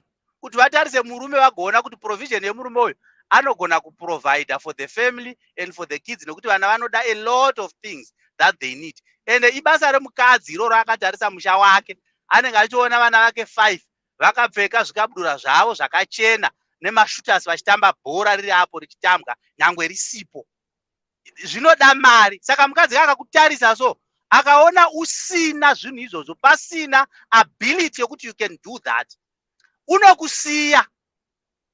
Imimi kana muchienda kunotsvaka musikana, imimi munoenda mune mota. Last week pane mukomana wamakadhila naye wakaenda une Uber akanosvika akanzi nqa. Handitika chii chaaida? Iye aifukidzira kuti ari kugona, nyamba ari kuzvitsitsira, ari kuzvitsindira. Uye ane zvaari kutarisira, iye ane zvaari kutarisira. Saka this is how it works, and that's how men and women differ. Pakurarama kwedu nemachoices edu ekunge tiini mubatanidzwa wechinhu chinonzi rudo kana kuti mumamarriage. Nyangwe mukatarisa in the history of your Bible, munozviona zvinhu izvozvo. Provision yekuti zvinenge zviripo is always there. nokuti paunoenda kundoroora unoda kunoenda wonosiya chimwe chinhu, unonosiya zvipo zvipi kana usina. That's how it is. So we don't want to undefine things which have already been defined and which have got a system which is working accurately, and we are trying to change the system. But the more we try to change, we fail dismally in changing that very same characteristics by nature. We fail, and we have failed, and we are still failing. Saka nyaya iripo ndeyekuti kana mukataura kuti mukadzi uyu kana tichida kutaura taakutonga nyaya iyi, zvaari kutaura zvese izvi hazvisi wrong. Murume ngaashande, she is right. Imimi saElder makandidzidzisai varume vaduku imimi kuti vade vakadzi vavo. Munofanira kuvadzidza kuti vade vakadzi vavo. They should be leaders of their own. Vanofanira kugona kutungamirira dzimba dzavo. Vafana vaduka, hamusi kuita a very good job right now. Elder, hamusi kuita a very good job right now. Muri kukanganisa mupana uyu. Whatever he did, he's actually feeling at home. Mukadzi achiuya akaneta, ndo type dziya dzokuti kana kubika haabike, mukadzi abva kubasa. Anenge achinda ndakamirira kuti udzoke. This is the guy that we have right here. And it's a problem, because in as much as you want to shift these dynamics, kuti tiaisa apa tiashifte kudai, muri kuona manetsera aari kuita kuti vamwe havasi kugamuchira kuti basa rinogona kupera rezvandinoziva, but I still need to look for something kuti muri igone kuchengetedzeka. And mukadzi ari pano anoona pari kutraiwa, she wouldn't complain because ari kuona kuti murume is trying and zveshuwa ari kuzama. And kana mukaona mukadzi anokupa ma-ideas okuti ngatidai, iwewo woramba izvozvo, then you hide behind a finger. Taura kazviri kukunetsa zvakuti nemhaka yeye usingadi iwewe. Mukadzi ati arikuda kuendawo kuchando. Pane chakaipa here pakuti mukadzi ave nethat wish yokuti umuendese kuchando because iwewe une priority. Mukadzi uyu akauya kuchando, this relationship yafa because haasi kuda kuinitiate the move herself. Rather, ari kuda kupa murume the leading role, and the husband doesn't want that. What kind of a husband are we talking about here? A young man, he's not always old. Really wanna marriage. Inini, I think where we need to fully clarify, is hatis kukurudzira kuti just because murume apinda pa problem basa rapera kana kuti his economic situation has changed, it means automatically timusiya nekuti mukadzi anotarisa provision. No, inini I would say kuti you stand by your man. Asi kana murume wacho ava kuita nharo newe iwewe nemaideas auri kumupa, iye asina chake chiri kubuda. Unoza kuti why atizoita nharo newe? Wataurai. Why? Because haurozonzi dai pasina inini ndakatoite izvozvo. Ndakazanga kuti Elder Dewa. Siwo, let me answer Elder Dewa panyaya vataura izvozvizvi. Panyaya yamataura izvozvizvi Elder Dewa. Dzimba dzese dzamuri kuona idzi, vakadzi they are doing a great job in these families. Let's just be straightforward and tell it as it is. Vakadzi ndo vari kurana mahousehold, and that's a fact. Do you know why? Actually, mukoma, do you know why? Nhasi muchenjerere kungangorohwa nemheni because mapindirano andiri kuita namukoma Pawo panapa akaoma. Musati madaro, mirai nditange ndakudzai. You know what, Mukoma Dewa, I always tell you that my father was very successful, and I can tell you this coming from me as a stepchild, kuti ndikuudze kuti dai pasina stepmother wangu, my father would not have been financially as successful as he was. Saka even some of the most successful men I've ever known, vakadzi kana vakasatobuda pachena vachiti dai pasina mukadzi wangu, mataura zvese zvichokwadi hapana chamambonyepa. Asi mukoma Pauro vanyepa pakuti murume anzi ari kuramba mukadzi, mukadzi ndiye ari kuramba murume. Ndio the point of correction zvayo, but matsanangudza ndofunga kuti muzosvika papoint yekuti murume ndiye ari kuramba mukadzi. wataura futi korazvo wataura kuti mukadzi dai pasina ngitite mama wako. Yes, I'm agreeing with that. Ndosaka ini ndatopawo tusenzi yangu yekuti sezvo mukadzi tongoti ari kuda murume wake atatu achamudi apa tangoti sekunzi anomuda handiti ada murume wake ada kuti imba yake igare. Inini hangu ndangoti iwo ndiwo unoziva maqualifications ake. Wadii watora CV yacho watokandakana. Handi mataura mega kuti vakadzi kudii mina mukoma Paul vataura vega kuti vakadzi vanomhanya Zvinobohwa izvozvo, ari kuda kuda sei ndakambozviita zvinobohwa Chimbomirai. kuramba zvandikutora dewa wanga wakambotitsinzinya chimbomira ningirikini ina ndakutomboramba ndangoti kana chese tiri kuvhoterana kuti ngasi yemurume ndogona kurirana ndogona kunyarira zvangu but kana chiti ngava vakemba yavo vachiri vadiki zvinogona kusvikopa neimwe nhano wozongoramba nawo pamberi apa nedzimwewo nyaya but dziri dzinyaya dzemabasa vanopesana kutsvaga basa.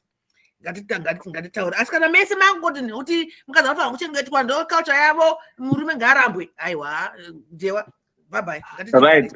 Mirai ndikudze chinhu vana vakomana. Mukoma Paul muri mira. Atoripo. Right. Mukoma Paul regai ndikudze chinhu wachamufanira kuziva kubva nhasi. Right. For a woman to be submissive. And give you respect. Ndo kana wine chewiri. Love yevana ine ma-conditions.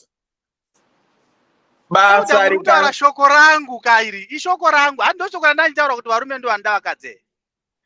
Amatombodaro zvenyu. Saka mukuchinda uikoyo. Mukadzi uyu haatomborina basa naye akamuda ari pabasa. Musi waunongopera basa chete ndopona matrukarazi emukadzi. Vazhinji vacho they cannot stand murume asingashandi. Ndapedza nemi. Ipapo mataura kuti saka toti achiramba here murume wake nokuti agara akatomurambazve handati achamudii. aiwa tozataura kuti kutaura ka nokuti inde totaura kuti ataura tamusaba make kuti achamudi saka but takungodi tangu sevanhu vari kungotamba nenguva usati wavhara so handisi kuvhara taurai zvenyu handisi kuvhara. ini ndosaka ndati hamusati manzwisisa kuti ndati ajenda yemukadzi uyu was there kana mukasada kutenderana nini kuti uyu mukadzi uyu ane agenda yekuti chake chete ari kuda kutsvaga kuenda kutamba. Zvimwe zvose zvika izvi zvatakutaura yangova nyambwe. ndoda kuenda mhiri ndazodai everything is about herself. Varume eudadewa nyaya yayo ndainzwa. Regai ndiuye kuna Dr. Love. Dr. Love ndoda kuti mubatsirike. Mukadzi uyu haana agenda yakashata yekuendawo kuchando. And izvozvo zvinogona. That is why she is leading kuti murume chiapula yavo ari kuti murume leader. Imimi muri kuti murume uyu arege kuleader here. Aiwa ndiri kuti kana murume asingadi leadership yake ndeyekuti haasi kuda saka mukadzi chiteererawo. Hakuna zvakadaro Elder. Tiri kuti hakuna zvakadaro. Zvinhu zviri productive, zvinhu zviri counter productive zvinobatsira musha nemhuri. You cannot say no to that. That's wrong. No. Imega mukoma Paul matauro vari kuti vakadzi vari kuleader. Togati leader ka?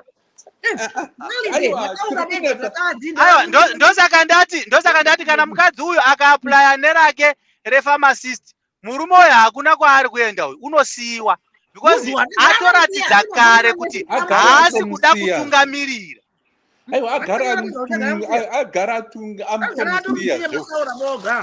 sakatowirana ipapo. Manzwa here kuti kana akamuvha overseas anoconvince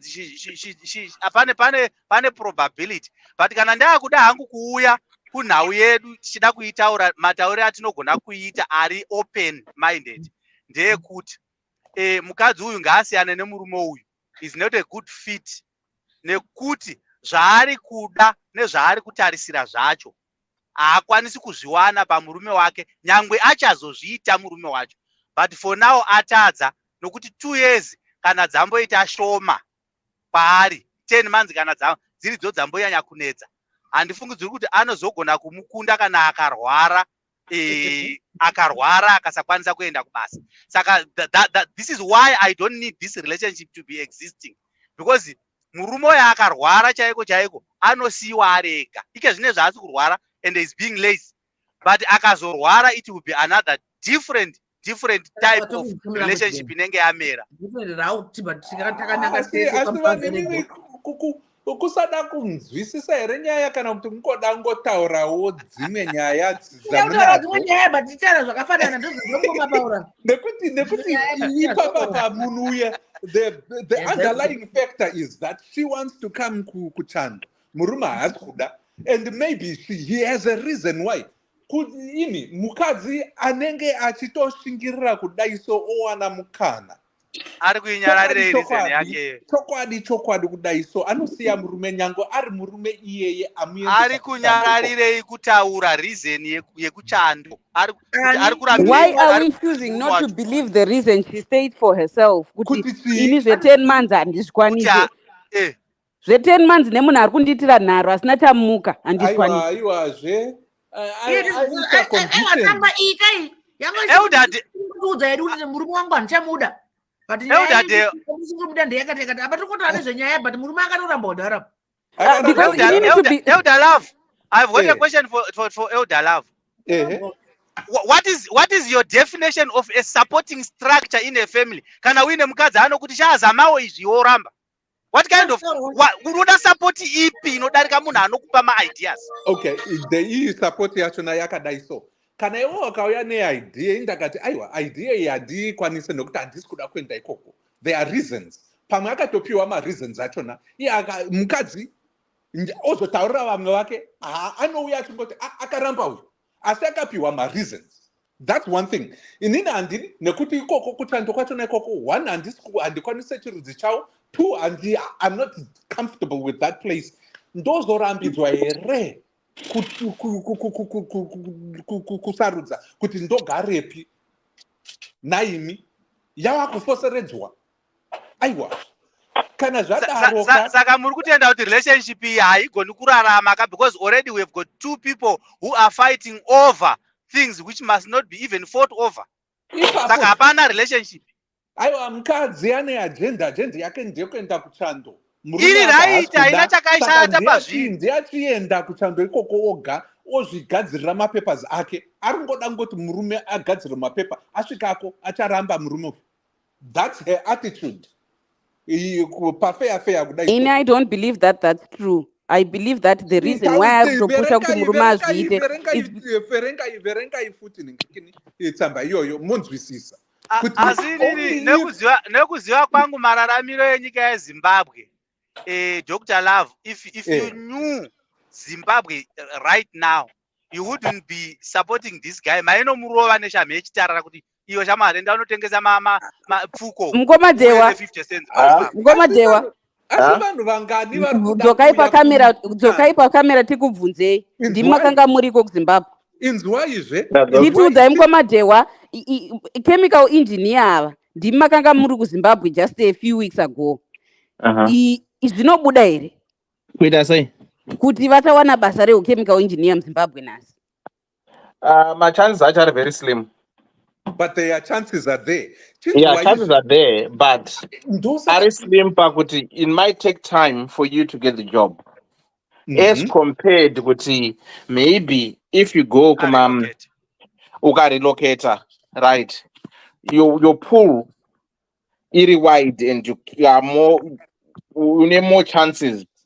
Saka, based on you being on the ground, is the instance if you want something to come up, we have to relocate, otherwise is she being unreasonable?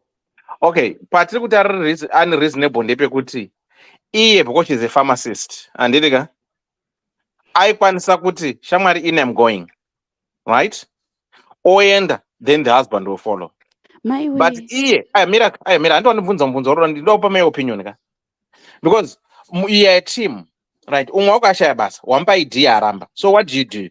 Unoti shamwari I'm relocating, so you come with me. Woya vese.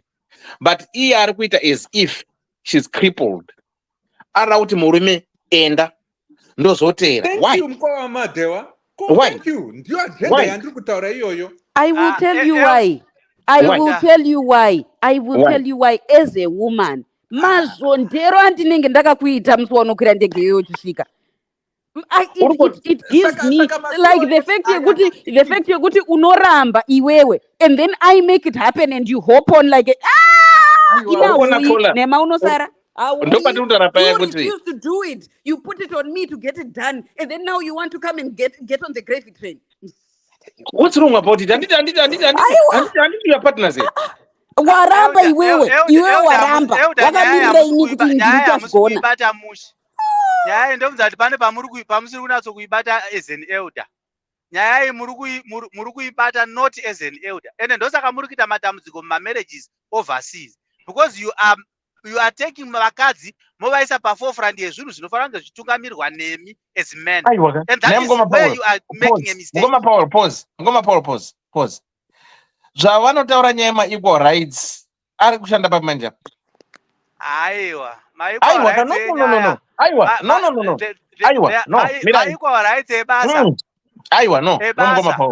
Mugoma Paul, no. Equality Act yakaunzwa nevakadzi. Anditi we should be equal in everything that we are doing. Anditi that's why muri kuona kune same sex marriage. Because vakati zvinhu munhu angova nema-rights ake. Saka chinomutadzisa mukadzi iyeye chii kuzviita kana chingida ndosaka muchiona ndati ndosaka muri kuona zvichiramba kushandika because muri kuda kumanikidza zvinhu zviri unnatural to be natural. Muri kuramba the fact, these are facts guys. Mafacts anongotaura kuti mukadzi anofollowa imuri kuti ngaasafollowa nokuti ndo zvaakada. Ndozvamurikutaura imi. Mugoma Paul. Kana mazogara zvenyuka hatidi kuti mutemo unochinjwa kuchinja ma-goalpost when the other team is playing to suit them. Ndatingotedza zviri kuitika mazuva ano zvacho izvozvo. Why mutozombochinja ma-goalpost? Why? Inati kuchinja ma-goalpost because ma-goalpost ndimuri kutoachinja because you made them into laws. Handitika ndimakatochinja ma-goalpost. The goalposts were a leading man. Achingolidha mhuri yake. Ende ndosaka maiona kuti mari yemurume 1 yaitokwana. Ikeino salary dzenyu dziri 2. Mai muchishupika zvisingaiti but muri kushanda mese. Mugoma Paul. Janoona Debbie Jazz. Chinonzi partnership chi when you marry somebody. What is partnership? Are you not one?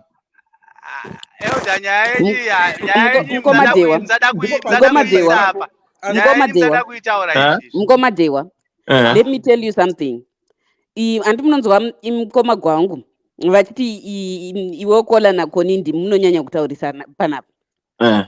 Ena handirambe pavakadzi vanotaurisa vakadzi pamwe vanoti pisei musoro handokwana stereki.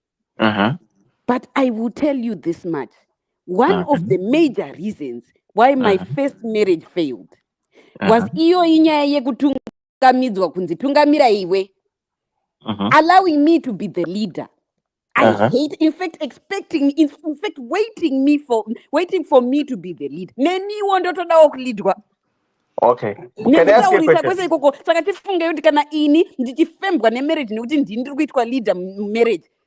Can I ask you a question? Mukawana achazvibvuma ini nemataurisiro angu. Mukadzi wamuchamuwana achava comfortable agonyatsodzorora. Zvinotanga zvichanakidza 2-3 years.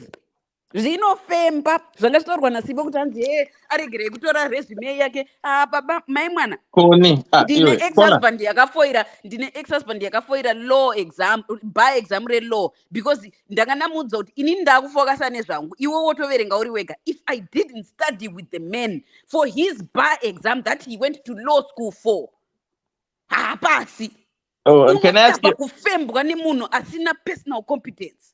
Can I ask you a question? Can I ask you a question? Do you know why most men, I didn't say all men, and that most men, right? Vachizoti vakadzi vaite ma-leaders is because munoda kuwanila say in everything, right? Because varume what they don't want is noise. So at times, most men vada kumeka oma decisions avanoda. But my decisions are override some women. So I know whatever I'm going to say here, hazvibatsiri, saka regai ningonyarara zvangu. Let me give you example. Munin'ina wangu akauya inini baba, haufari, but munina wako akauya iwoka hauna kana problem nazvo. Saka varume will know all that. Saka tinongokupai the benefit of the doubt kuti chiitai. Saka this guy, inini ndingoti mukadzi uyu ari kuziva kune maopportunities. Handiti chiri kumumisa chimwe. Taona baby, iwe wati zvako hausida kuenda ka because unofunga kuti basa rako rechemical engineering muno munorona. No, that's fine, but look, inini isicho yekuzimbabwe kuiziya. And again, already you've got a cousin who is there. So iwe kana usikuda, ini ndakuita sendakumbotungamira, ndakuenda ikoko, iwe wosara zvako. Handosada kuramba hangu. Aiwa, chimbomira zvakora. Woona kuti anosara here kandada okay mai mwana handei. Aiwa, akatouyenda zvinotondikwidza forogonya izvozvo. Chimbomira.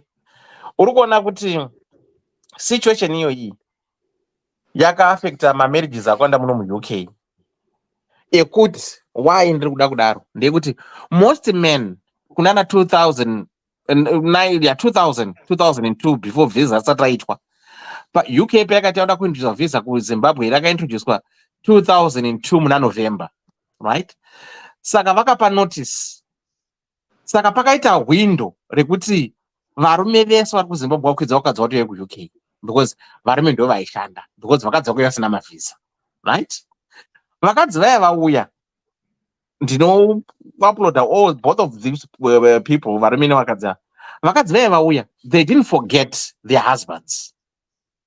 Vakati varume vacho vauye, varume vakauya, but varume vauya manje, their expectations zvakasiri izvo, because mwanga ri manager kuSpa, mwanga ri manager kwaOK, mwanga ane basa rakanaka kuQualiva Brothers, saka zvekujara kuti muonezve kuti zvomuti azonchienda unosenda kuTesco ita zvakati aita anoinini amaya. I can't do that, right? Then these women, what did they do? Varume vakaita husband wives. Then these women, they started going to school. Vamwe vakatangira ku-night school, vamwe vakaenda kuma-college, vamwe vakakusupplementa, vakaguma kuenda ma-universities, vakaguma vakaqualifya ma-nurses and everything. Varume vangori pamba chete. Saka ndo zvamuri kuda kuti murume uyu aitwe izvozvo. No, let me finish. Varume vangori mahausa vagara, handika. But now problem yakazoitika manje ndeyekuzoti vakazosumela coffee very late. Mukadzi akuda kuti shamwari yangu ita sonza, auda kundira because tambira mero kandodarika inini. But mukadzi ati baba mwana echiendayo kuchikoro achiti handisi kuda, handika. Saka ndinokuedza kureva kuti mukadzi chaiye chadake murume wake aingotungamira oenda iko kwacho kwaarifunga kuti kune ma-opportunities. Murume uyu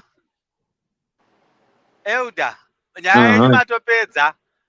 Mangotitaurira kuti mukadzi haatungamidzwi mberi. Ndo zvatiri kutaura kuti murume uyu should act as a man. Because the next question, Elder, is where are most of those couples? Are most of those couples still together? Vamuri kutaura ivavonas. Ingandati that's why achinjwa chokaramba. Zvinorambanisa vanhu kandi ndozvatiri kutaura. Ndo zvatiri kutaura izvo, Elder. He has to lead. He has to take the leading role. Elder, regai titaure chokwadi chaichai. It takes a lot of courage for a woman kuti atange kumuva whilst murume kukana akandofamberi ikoko iwo murume uri mukadzi afira. Aiwa, mukoma paoka panotori nedifference panyaya yadhewaka ndeyekuti sometimes ma-circumstances anoforsa and vakadzi vakutaura vanga vari manesi they were in demand ku-UK. At least zvaitika because of the situation, kwete nekuti murume wangu aramba akati haina ndidi ozoti changamu ndazvingwavhira ndazviwana oda kuti ndakuda kuuyawa mai mwana. Asi pafea ndo zvinhu zviri kutoitika zvakatoitika zvamuri kuramba zvacho ndo zvakatoitika bvunzai madzimai akazviita. Chinzwai pafea ndo zvakaitika. Inzwai pafea tiri pano tose tiri 5 pano. handiti ka tiri kuchando. How we came here, we've got different stories about this, handiti. Yeah. And we have different stories and different my motivations akati tiuye kuno, handiti ka tiri kutaura ndo nyaya yaya yechishona yaya yakazonzi tiri kupinda mudura negogo, nekuti kana dai zvanga zvichinzi ehe ndafunga kuuya kumhiri kwemakungu zvomboitika zvakangodaro ka varume nevakadzi ka Zimbabwe yanga ichazova nevanhu here nhasi vari 15 million kana zvanga zvirizvo. Kupopota kwese kwamuri kuita iko kunokuka akarambirei kuenda kunekirikini pamwe ari chinangwa chaakaziva kuti kuenda ikoko kupedza nguva nekuti zvimwewo hazvingabudirire.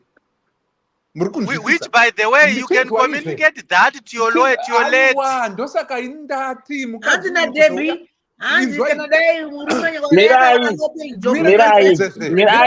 mirai Dr. Love ambopedza mirai. Ndosaka ndati kuzouya kwaita murume mukadzi uyu achitaura pamwe akatotaurirwa chinangwa the reasons why asiri kuda kuuya murume ikoko kana kuti kuchando ikoko. Ende mukadzi kuzotitaurira iyeye achinyora anongoti murume wangu akaramba. She would not give her the reasons why he is not willing to come out here. Asi imi michinzwai pavanhu 15 million vari muZimbabwe, of which graduates ari kubuda mumaZimbabwean universities vane chemical engineer, computer science, ana pharmacy ivavo vangani. There are at least 20,000 of them. Pafunge ipapo asi vachirimo muZimbabwe vachitengesa airtime pamusika nemadigiri avo epharmacy yayo. Tichinzwai muri kufunga kuti ivavo havasi kutsvaga here mabasa kuchando, havasi kuedza here?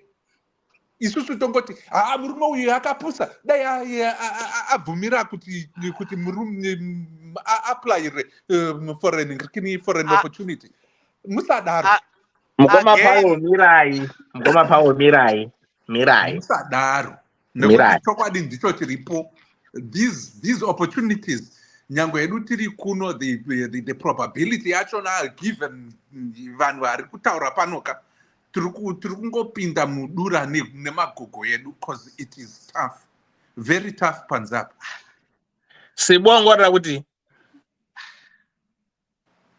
Debbie nyanga murume akaona low paying job mukadzi akafita ngoramba achingocomplaina chete vanangoti zvinogona kudaro nokuti ari kutopesa nekuti ari engineer mari inenge iripo ende ndauti anogona kuapply zvake zvekuti auye kuno anogona kuuya asi mangamuipo kana pavitanzi akazoenda akatanga kuenda iye zvazodai tikati hedzoka iko zvino variko vakadzi vano ndo vakatanga vakawanda vacho vakadzi ndo vakatanga kuuya vakazodedza varume wavo zvikazominyama zvazvo but vakadzi ndevakatanga kuenda kukwira ndege yemahara yaya vachibva kumusha vakangosvika kuti nemanga muti ndege vachikwira vachienda kuengland vakanowana mabasa vakadedza varume wavo kauya vakaenda mbiri bobi. Ende chimwe chacho ndechekuti anofanira kuziva kuti kuuya kuno uri engineer you're not guaranteed kuti unongosvika basa reuengineer iroro iye mukadzi yeyu. Isi hatisi kumbopokana nazvo kuti asachengetwe kuzvikacha yake yatabvuma kuti kacha yavo inongoti ramba murume mudzimai adzingwa basa vaumuramba tatiramba kuti kacha yavo yakanaka stereki inongoti murume wako murambe nokuti adzingwa basa nokuti wafanira kuchengeta murume ufuchi ndezvemufirimu zviya ende futi mufirimu avadaro anotombomirizikawo achiita zvatataura kuti ngaatore maCVs emurume wake amuti ndakatotumira hanzi huyandei otoenda kuembasi unoti murume wangu auye zvitora vhiza pano totipai vhiza nezuro chaiye. Ndio mukadzi ari kutowana namukoma Paul ndo vari kuminyama mazuva kumiramira vari kuita takarazima and it's very true kuti imba ndosoka vanhu vachizoti handiti kunenge sei futi kanotedzerwa nevanhu kunzi hanzi imba mukadzi handiti imi varume muchanzi vakadzi munofarini noti paBP asi vanhu vanodzimire imba iyoyo mukadzi ndizvozvo ndiwo musha wacho imba kando musha wacho handiti kuti what is the difference but musha wacho yo kana kuti imba yacho ye mukadzi handiti imba is a house, musha is a home.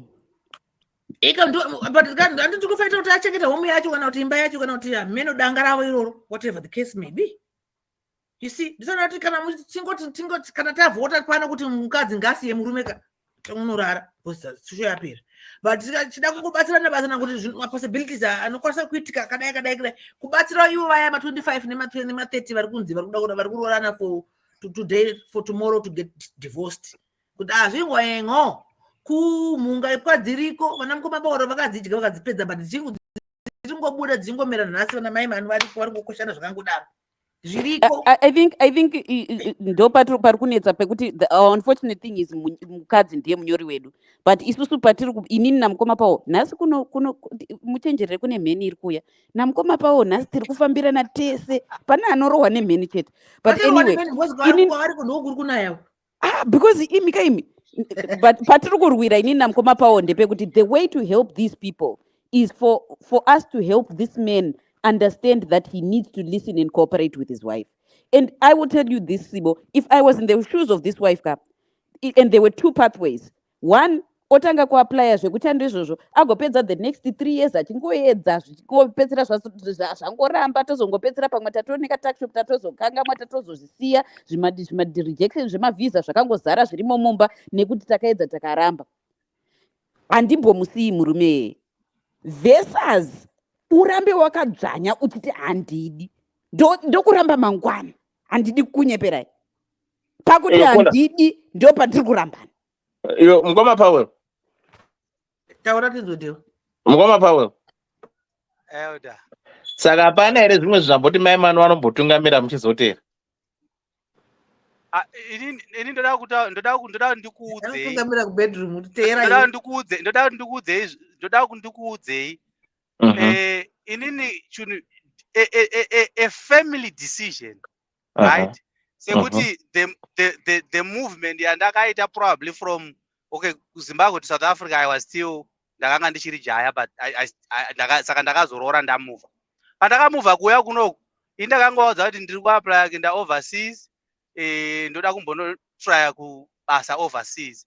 Ndikatora mapepa ese nawo ndikavainclude, ndikati zvinobuda here zvinhu zvenyu izvi makore matatu. Hapana, ndezvenguva ini ndandinda apply, ndiri babaka ndiri kuapply hangu zvebasa. Pazvakabuda vakangoteera vakangoti tiri kuenda kuya murume akauya akaita gore, ivo vakazotera murume wavo ndibaba.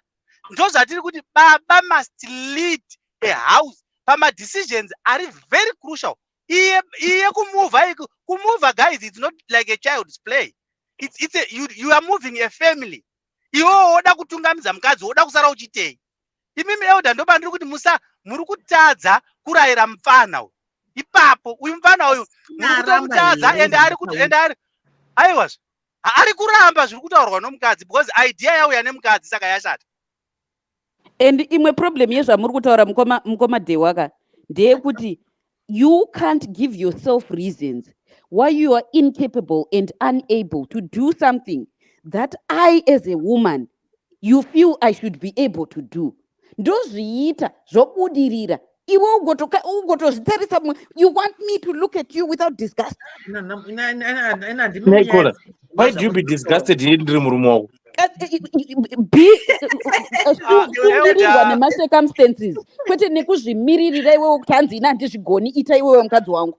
Mukoma Dewa, let me tell you, inini nyaya iyi kwandiri. Mukoma Dewa, let me tell you, for me the reason why it's so personal, I can tell you so many examples. Mukoma Dewa, I was married to a man akaita flat tire on a highway. Tine AAA is roadside service yandakatenga yandinobhadhara. Aifonera inini kuti ndiuye ndizomisa motikari yake kumashure kweyake, ndifonere inini AAA because kana kutaura neAAA chaiko kwanga kusingaite.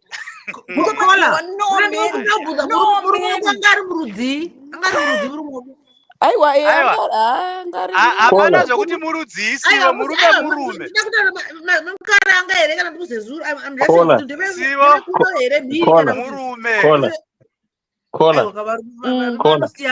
unoziva zvinoitika. Musati mapindura musati mandudza zvinoitika. Murume iyeye aiti dishwasha ikafa muapartment tinorenta muapartment, anga asingadi kufonera maintenance kuti uye uzogadzira. Aimirira inini kuti ndiuye kuzofonera maintenance kuti uye uzogadzira. There was certain things you should take seriously as men. No man. Don't be emotional. Regani bhotaurawo. Regani bhotaurawo. Euda nyaya ihuru. Ayo, chimbomirani bhotaurawo zveneyakomana. Right. Munoziva zvinoitika mukurarama patinosangana nevanhu vedu. Handirika? Tese we cannot be equally yoked. Ane muri kuona. Pane pekuti unofana kuandastenda munhu wako nekumunzwisisa. Kundo munhu wangu. Handirika? Saka unokwanisa kuita munhu wekuti kumeka madecisions yako chakunomunetsa. Right? Munoziva kuti ma-skills anosiyana. Umwe zvinenge tomunetsaka ototi unoziva kuti I'd rather call my wife. I want trust. Kuti iwe whatever you say, the thing that you make, whatever you touch seems to be gold. Saka I trust iwe kuti I have to call. Ini nangu ndiri kuchibonesa kuti dai ndainzwa varosoka andaifara because anoziva kuti munhu wangu will never go wrong. There was nothing wrong about it. Kuda munhu wake. Kuti gona shamba. Ayo, mirai mkomapo mirai ndokupai mukana. Mirai.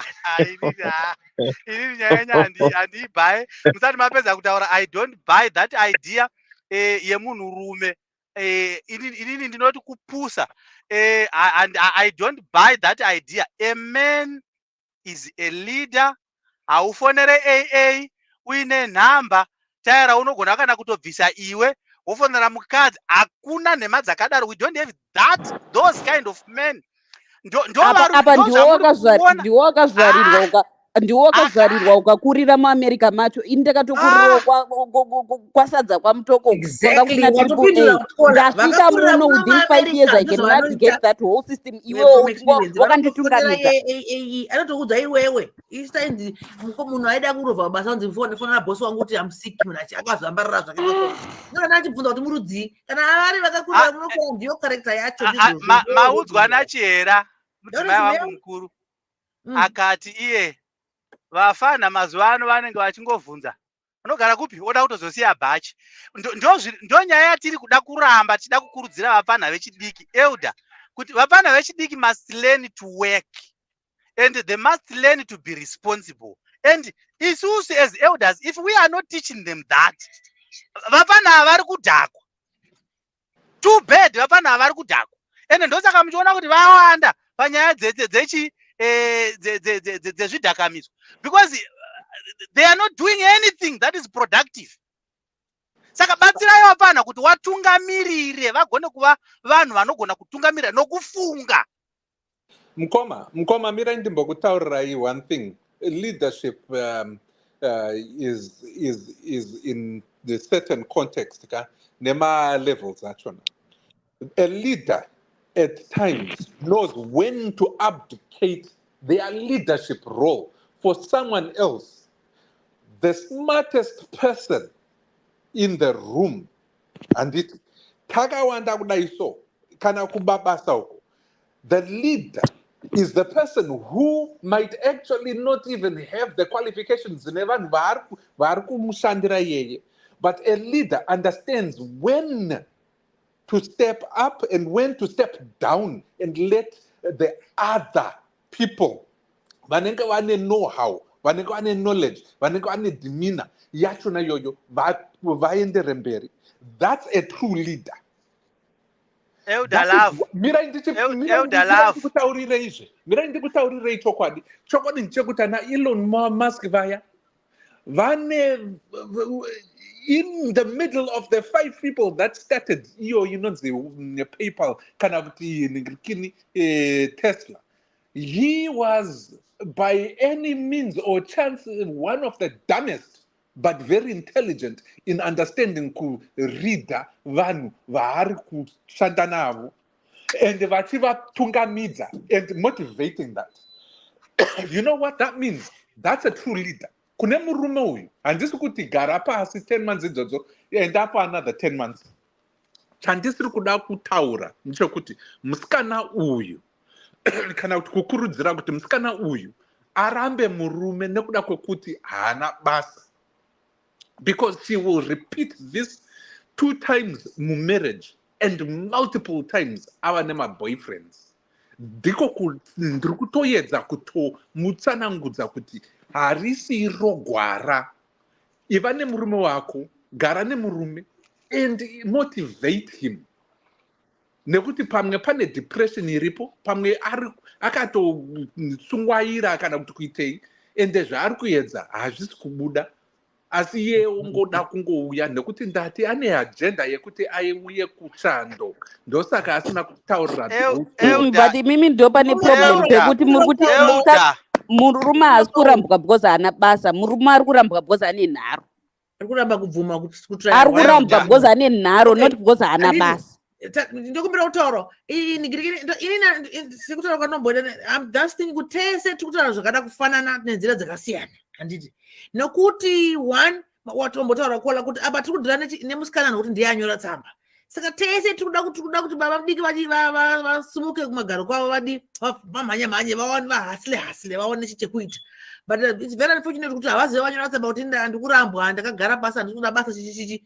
Saka tiri kuvapa advice mukoma Paul, yes, tiri kuvapa advice mukoma ava, I think tangoita munhu wese vakateerera kuti vadzidzewo, but musikana ndiye anyora tsamba achitaura side story yake yekuside kwake, hatisi kunyatsoziva story yakakwana kwemurume, ende zvedu mataura zvakanaka kuti ngatibetsere vakomana vechidiki vadai, but tofanira kuziva kuti vakomana vechidiki vacho ndovari kutaimira futi kuda kunochengetwa, ndio vari kutoda kuona statistics dzevakomana, vari kuda kutotsvaga vanhu vakadzi vakuru kwavari vane mabasa avo, vane mari dzavo, kuti vavatambe tsoro, ndio tuboys tocho. Saka inini I want to agree with him kuma Paul kuti let's educate these young men for true, kuti vasagarire pasi vaive ma-leaders, yes that's true, but very very very unfortunate kuti tikadaro tirigona kuti toda kubetsera vamwe vaisava, but mukadzi uyu dai auya zvake nemurume wake ati chimboteerera zvauri kuudzwa because ndiye anyora tsamba, ndiye watiri kutaura nezvake, hatisi kuti ini handisi kuda kuti arambe murume wake maererano nekuti murume haana basa, kana kuti maererano nekuti hanzi kaucha yave yakati zvakati.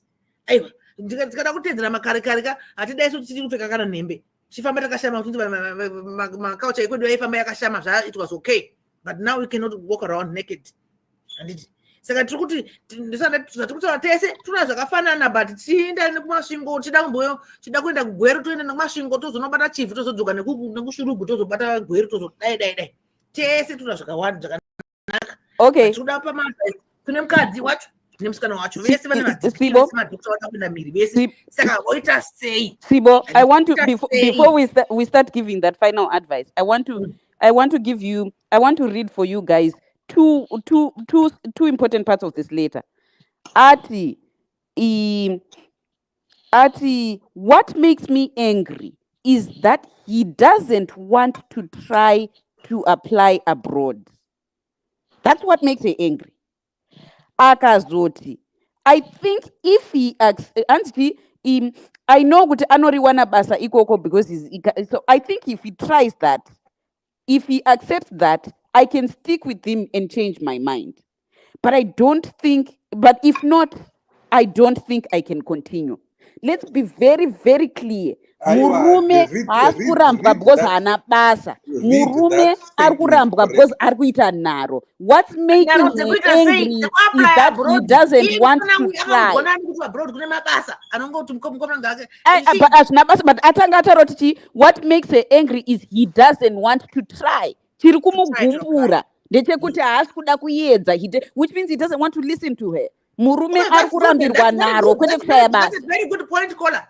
Wapata zvakanaka takudhasika tsamba setsamba, aramba murume wake kuti kutry. Ini ndida kupindura ipapo, ini answer yandapa ndeyekuti nekuti uri kuda murume wako kana zvazoita zvakanaka mhiri akaenda wakuda kuzomuda kozvinovambomuramba, but akaenda mhiri wakuda kuzomuda, why not iwewe wasi kumhiri tinotsvagirudza iwewe ichidai nepamtindai iye akagara pamushana tsvaga tora CV yake uchiendesa ozomudza kuti zvaita une kuti anoramba here azodzoka pana achitiudza, because vese vanofanira kunge vachitry, asi iye aramba. Soko iwewe warambidzwawo nani because kudawo kuenda mhiri kwacho? Warambidzwa nani? Ini hangu ndiri aiwa, point yenyu mukubetserana, handitika mukuadvisa, handitika. It's a very good point. I'm not gonna apply on behalf of the guy if she desires. But here is where the problem is. The problem is mukadzi kana akauya achikupa idea ari kukupa mukana wokuva baba in a household. Iwe woti inizvozvo handisi kuzvida zvokuitwa baba, ndoda kutevera iwe mukadzi. Handiti ndo matambudziko amuri kuona ari kuzoita kuti kana vanhu vachinge vamuvha overseas, pozoita nyaya idzi dzatinonzwa kuti mukadzi aramba zvakati, because this is another problem that we have as men. Dambudziko redu futi zvokudzidza zviri kuitwa nevamwe hatidi kuzozviita kana tava kumhiri kwacho, hatidi kuupgrade. We are very content with what we have. Vakadzi vodzidza, then they feel kuti now this guy ava pasi pangu, iwewo waramba kuzviupgrade. Saka murume uyu, mukadzi uyu ari kuti iwewo ukatungamira ndogona kukutevera, nokuti ndiri kuziva kuti chinhu chandiri kutevera ichika ndakachibatirira apa. And I won't lose respect for you. Handiruze respect yako. Iwe woti handina basa nazvo izvozvo aplya. Hana kudaro. Mukoma Paul. Atikuda kupindura murume nokuti hatikuziva zvataura nemukadzi. Mukadzi haana ambotaura kuti murume wangu akati handidi kuenda iwe enda. Tisi kutongopa advice yekuti since murume wako akarambawo. But Sibo, I've given you multiple examples. Sibo, I've given you multiple examples how in my own personal marriage I saw it denigrate the respect I should have had for the husband that I had. Kunditungamidza ikoko kwakandisvika pakuti ndanda kufembwa nemurume iyeye. That's what I'm saying. As much as you might be giving that girl that advice, you're actually in the future damaging her marriage. No, inzwai manje ipapo. Takafanana ndosakachikubvunza kuti wako murume wangu ndewokupi, takatofanana. Izvozvo ndizvo zvakazoita kuti ndichisara nemba yako ndakatotenga yangu imba akafungwa kuti ndikuda. But hazvina basa kuti murume weku-Zimbabwe here kana kuti murume weku example yako yekuti murume akazoda tinoziva kuti aiwa ndozvavanoita vanhu vekuno. But how did you feel? Hold on. How did it make you feel as a wife? How did it make you feel? Cultural differences here. That's what I was talking about. Mira Sibo. Ndoda kupindura mukoma wangu Elder Love. Handisati ndapedza zve. Ndanchiti those are cultural differences. And where we grew up, that makes the difference in how people look and live their lives. Iko kunoku, do you know? Kana toda kutaura chokwadi. If you actually look and see at the things that happen in our black communities, Sevan Vatema and African Americans, totally different in the way we look and perceive our lives and the way we actually conduct our lives. Mrukunzwisisa. Pane chisiyano chiripo that is very acute. Tinongozvinzwisisa izvozvo. Pakuzoremekedza murume kuremekedza mukadzi in that society is totally different from the idea iri kubva kunani kune vakadzi nevarume kuAfrica. Can I tell you a little secret? The secret is this. Pane vaya vanonzi vakadzi vanoti I'm independent, I can do it, I don't need a man. The truth is this, and this is something that I don't know if it is prevalent, but it is only true and prevalent kune vakadzi vevanhu vatema. Hauzvinzwe kune murungu, kune muIndia, kune muChinese kana kuti kune mui. Only munhu mutema, mukadzi wemunhu mutema. Nekuda kwei? If you ask yourself those questions and answer those questions, the foundational idea inenge iripo ndeyekuti tiri kudyisana isusu mbishi. Vamwewo ava, other races, truly speaking, are united amongst themselves. Isu toda kubatira zvinhu pamusoro, and we confuse the things that should only be basic. And the basic thing is this: vanhu vamwari, vanhu vadiwa. If you cooperate and you are both of you, murume anokwanisa kuvawo ari pasi, asina basa rekuita. Ipapo, he is down. That doesn't define who he is. If you are defining a person by what they do, how much they bring, ipapoka nengmatoresha, and that foundation and that criteria or that mindset will only lead to disaster. Dr. Love, we agree on that. We agree. Chatiri kuramba ndechekuti while the man is down, first of all, he refuses to take ideas on how to come back up. Or second of all, you give him the option on ideas of how to push his wife in front of him. Even my African Americans, the reason why their culture is like that is because they have decades, if not centuries, of pushing the women in front of them. And it has damaged them. It has damaged their marriages. It has damaged their unions. And that's a fact. Hatisi kukurudzira kuramba munhu because haana basa kana kuti because mari yake ishoma kana kuti because zvinhu hazvisi kumufambira. Hatisi kuzvikurudzira izvozvo. No, you stick by your man. Patiri kuzoramba pakuzoti zvinhu zvacho hazvisi kukufambira une munhu ari kukurumira nzeve uri kuramba. Saka akatendera ipapo akaramba mozoti chii? Handiti anongorambwa. Inzwai Dr. Love ndoda kuti munzwise nyaya iyi from imimi chinhu chandokudira ndechoti munoita sekuti muri munhu anotomboverenga munonzwisisa zvimwe zvinhu but ndoda sekuti pane pamwe pamunoleka pichana pamunoda kuti munatso kutopaona musha apa panhu apa ndoda kuti mupaone zvakanaka. Murume is a leader in a household. That's your own Bible ramunobata mangwanani, so muchitenda kwariri imimi muri kumurambidzirei mupanhauyu to be the man. Handisi kurambidza, chandiri kuda kuyeuchidza mukadzi uyu kuti murume as the leader of the house ati handisi kuda kuenda kuchando. That's not being a leader. That's not being a leader. No. Iye murume asi Dr. Love muzadaro. Kazi ndichakuitira mubatsiri akakwana. Iwo mushotesa akupa ma ideas. How stupid is this guy? Haisi stupid. Kana iye ati on that hamuzive, you don't know the reason why iye murume ari kuramba. You are making an assumption and you are jumping into the conclusion kuti ari kuramba nokuti haasi kuda. Assumptions why anobatsira because hapo mupana kuti atiudze kuti nemhaka ndazvitaura kuti hakuna ini when I said there is no reason that you can give me where you live in Zimbabwe today that you can justify unless kana utori mwana wechikwambo ndikatotaura kuti nyange uri mwana wechikwambo enda kudiaspora ugotumira chikwambo chacho mapounds. Hakuna reason justify. Come up, imagine one. Mundiudze imimi kuti yamungangorotawo zvenyu. One reason yekuramba even to try to apply. Imimi muri kunzwa achiti ari kuramba kuapply but hamuzive kuti why those reasons are there. Nyange ari mwana wechikamu kwamba muchiti ngaende onofirira ikoko ka. Imimi hamuzvizive. There are people, mira indipedze, there are people nhasi vane mukana wekuuya kuno asi vakati no, I will pass that because pana baba vangu vari kurwara handisi kuda kuti ndiende kure kusvikira kuti ndigare ndiri padhuze nababa vangu. You are now married. You have left your mother and your father. Your new priorities. Your new Dr. Love. Dr. Love. Maisa futi ma assumptions.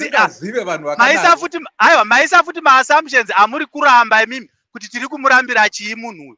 Mukadzi uyu kana panga pane nyaya yeurwere angadai atotaura kuti ayo pari kurwariwa. But anyway, aramba atadza kunyora izvozvo. Ini ndiri kudzoka kwamuri imimi as an elder of the church kuti ndakupai imimi tokupai shoko musi weSunday motitaurira kuti mwimwe vapfana vakaita seava vorega kuteerera zvinotaurwa nevakadzi avo zvinobatsire mhuri dzavo.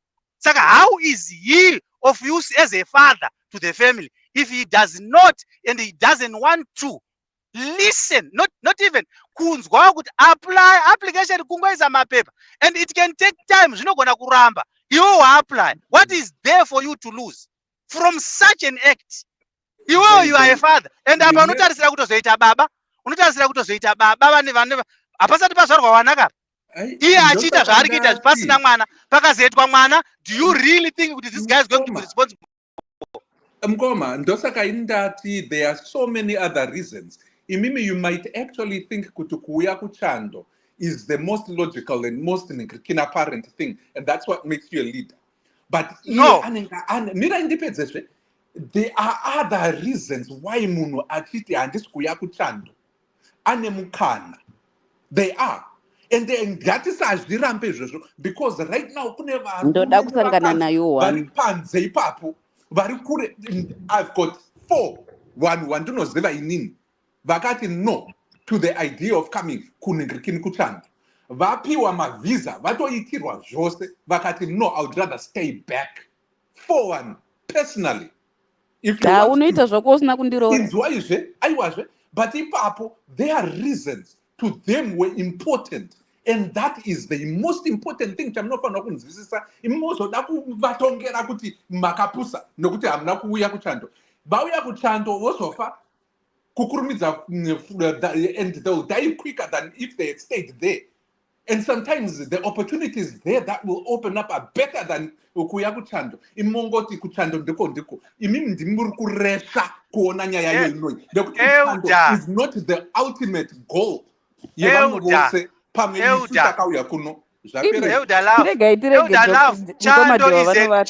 Chando is an option yekuti anogona kuishandisa, but at the same time ane 10 months mabills haasi kubhadhara iye murume is not doing anything in helping out more household. Imimi mazonoita ponder on the idea of kuchando because ndo pamanzwa pane emphasis yomusikana, but tiri kuti isusu pa 10 months idzi mukadzi uyu arwadziwa.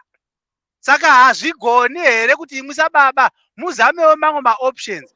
Maakukwira pamusoro pegomo, maakufamba makashama muri pamo, maakuenda kupa. Aiwa, chikoka mukangoteerera zvenyu mukangoapply, mosiyana nazvo. Kana zvaramba zvaramba, kana zvaitawo zvaita.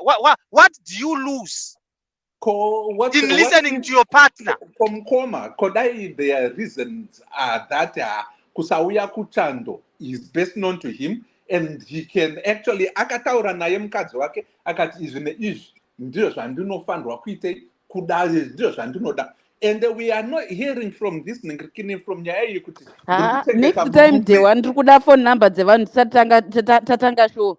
Exactly. Because tafana kubvunza aiwa iye zvinezvi tautomboda kuti natsonzwisisa nyaya because nyaya iri kuti katikusiwa tiri hanged panapa. Inzwai hana kuti ndiri kuchengeta murume, hana kudaro. Dai adaro, that would have been the problem. No, ataura ati ningirini. Ati culture yangu haindibvumidze kuchengeta murume. Saka that means at least if nothing else, she feels put in a position where she has to go against what she believes, which is that she should now chengeta him if she's not already. Imi. Tsamba yanakidza zvandandinombofungira kuti mari yekuti vachengete kumba kwemwana wavo mai vake nababa vake. Imi mukoma pawo matadza basi. Ndauya kuzokupinai kuti muye kushow kuti tiitirane naro. Makuswera muchibvumirana nini? Aiwa, kana nhasi nyaya yandibata ndeyekuti we are trying so hard as a society, and this is one thing chandotaura hangu. We are trying so hard kuti zvinhu zvakakura zviri muvanhu tivadzidzise. It takes a lot of time kudzidzisa vanhu kubuda musystem vachipinda mune imwe system. Ndosaka zviri kuramba, but iyi haisi system yekuti togona kuti tingaidzidzisana zvishuwa tikatonzwisana. Hakuna zvakadaro. Because zvakangoda kufanana nekudzidzisa varume kuti regai kufarira magaro kana kuti mazamu. Exactly, Kola. Thank you so much. Now we are bringing facts. You are confounding. No, we are not. We are just saying men and women have different preferences when they get into relationship. They have different things that attract them to people when they get into relationships. And as justified or unjustified as they are real. Asi chimbondibvunzai ndombokubvunzai kuti izvozvo handiti tiri kuti ngati let's educate and also advise each other kuti tigadzirise a very good and strong foundation yemarriage. And if zvinhu izvi kuti nekuda kwekuti ndinoda mari yakazopera, what kind of foundation will that marriage be? Kana mari yapera mukadzi woti akuda kubuda. Zvakangofanana nekubvunza murume kuti iko bleach kana ikazopisa kumeso. Hana basa nazvo izvo zvandina zvanhasi kuti mukadzi akatsvuka chete. Ikona imi Euda regai ndikupindurai. Mira indipedzezve, handisati ndapedza. Pakuti maita foundation iyoyo makuti nekuda kwekuti mukadzi anokuroorera mari chete. Wozoti mukadzi murume hachina mari. mukadzi wobuda. That's a statistic. Tozouya futi kunoti titi mamarriage edu haasi kushanda nekuti vakadzi vari kubuda, varume vari kuita madivorce. Tadaro takuti what kind of advice is that? Kuti nekuda kwekuti murume kana arasirwa nebasa rake, arasikirwa nebasa rake, you don't support him. Kumupa ma-advice, kumupa, yes. It's not necessary kuti you all the advice that you get from people, you carry and you run with. But the one person whose advice you carry, you know what, Dr. Love, I'm so glad you gave me this. Because this is the one thing that I've understood in my life. The one person who's inini kuti ndive nebasa randinaro nhasi, ndive nechikoro chandakaita nhasi, ndakanzi ndapedza form 6 ndikanzi uda kuitei, ndikataura rimwe degree randaida kuita, ndikanzi nemunhu akanga atabhadhara school fees akati azviite izvozvo, ita chakati chakati. You know what I did? I went and did what that person said. That was my stepmother. I went and did what that person said. Guess why? Because they were paying for it. The one person whose idea you run with, no matter what, especially if you're not capable of taking care of yourself in that moment by yourself, is the person who's paying the bills. Especially if it's your wife, because they don't have that much patience for that. And unoziva kuti rightfully so kola uchitaura nyaya inonakidza kudai ndichida kubetsera Dr. Love panyaya yehunecha huri matiri nezvinhu zvatiri as a race of people. This is an issue across the board. White, black, yellow, orange, whichever person waona, the man is at the forefront. Hazvisi zvinhu zvokuti mungada kuzvichinja nhasi imwe Dr. Love.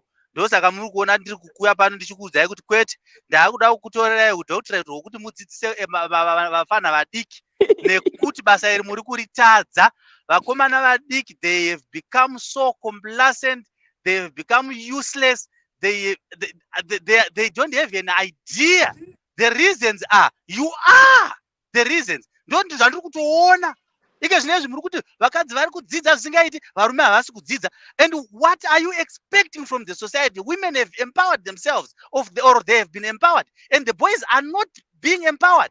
Saka vanoroorwa nani? Where do we get the families? How do we incorporate these families if we are looking at a one-side issue and we don't try and carry these boys with us? We don't help them by demanding less of them. Ndiko kwandiri kutaura kuti mimika hamusi kunzwisisa zvandiri kutaura. All along manga muchinge pange semuri kunzwa, asi ndaona kuti makatopesana, ndakusiyai 10 miles away. Inini ndiri kukutaurai kuti I'm not saying kuti murume uyu ngaende kunowana basa, kunotsvaga basa. Chandiri kutaura, and imimi muri kutaura men in general. Inini, I was only focusing on the later. Kana mozoda kutaura men in general ka? Inini ndinomira pakuti men should be able to provide. Vakadzi should be able to provide. Both men and women should be able to provide for themselves and each other. When time panozouya nguva yekuti mumwe ari pasi umwe ari pamusoro, vanobatsirana. Nyangwe zvauya zvadii, handiti? Asi handibatsirani nemunhu ari kudhonzerana neni. Hatikwanisi kubatsirana iwe uchidhonza. If we're pulling in different directions, we can't be helping each other. Don't inject poison in my statement, please. Iyo musatombotanga nayo. Ndati ini kana muri vanhu vaviri munonzwisisana, the partnership is there to solidify and put a foundation. And murume nyangwe zvauya zvadiwa ukasawane basa 10 months idzodzo, ndinofunga inini kuti murume uyu, and this is my assumption, I might be wrong, ari kungwavha asi haasi kuunza mari yanga iri mari salary mechanical engineering or chemical engineer. Ndipo pane nhamo ipapo. But I'm saying indiri kuti kana uchiuya une something uchimukawo kuseni uchiita zvauri kufanirwa kuita semurume uchitsvaga mabasa aya, nekuti it's a full-time job kutsvaga basa, especially in a country that is 98% unemployment. Ndinoti pakadzvinya ipapo. Whatever your reasons are, kuti urambe kuenda kunze kwenyika ndiwe unozviziva nemukadzi wako. Those are things that you both have to understand and come to an agreement with. Kana zvakasada zvakaramba izvozvo, ndosaka ndapa mukadzi uyu bvumo yekuti ngachiendawo unotsvagawo murume anoda kuenda overseas nekuti ndiko kwaari kuda kuenda. Ndizvo zvandataura. Handida kuti murume aiwa chengetwa. Get that right. Don't poison that. Varume panze apa ndavati ngwaravo voitawo zvaanofanirwa kuita, nyangwe chiri chisendi chocho achiunza mukaka panodiwa huku nemafuta nesalt as a contributor while he's still getting himself up. That we are not in argument with. Tiripo ipapo tose. Euda mataura zvakwana, regai ndikumukate ipapo. Inini ndichitaura nyaya iyi ndichida kuresponda kumashoko enyu. Ndoda kuudzai kuti vakadzi are very patient. These are the most patient people that I've ever seen on planet Earth. Very, very patient. Ukaona kutaura nyaya adhinwa. 10 months is patience. Handinda kuudzai kuti varume ndo vane rudo chete. Patience dzemukadzi mukana dzatosvika ku 10 months dzakawanda zvisingaiti, especially pazvinhu zvaakakudira. Ndosaka ndiri kuti pane vakadzi vakadaro, vanofunga vakadaro vachidaro, hakuna kwavanosvika kana vachida mamarriage.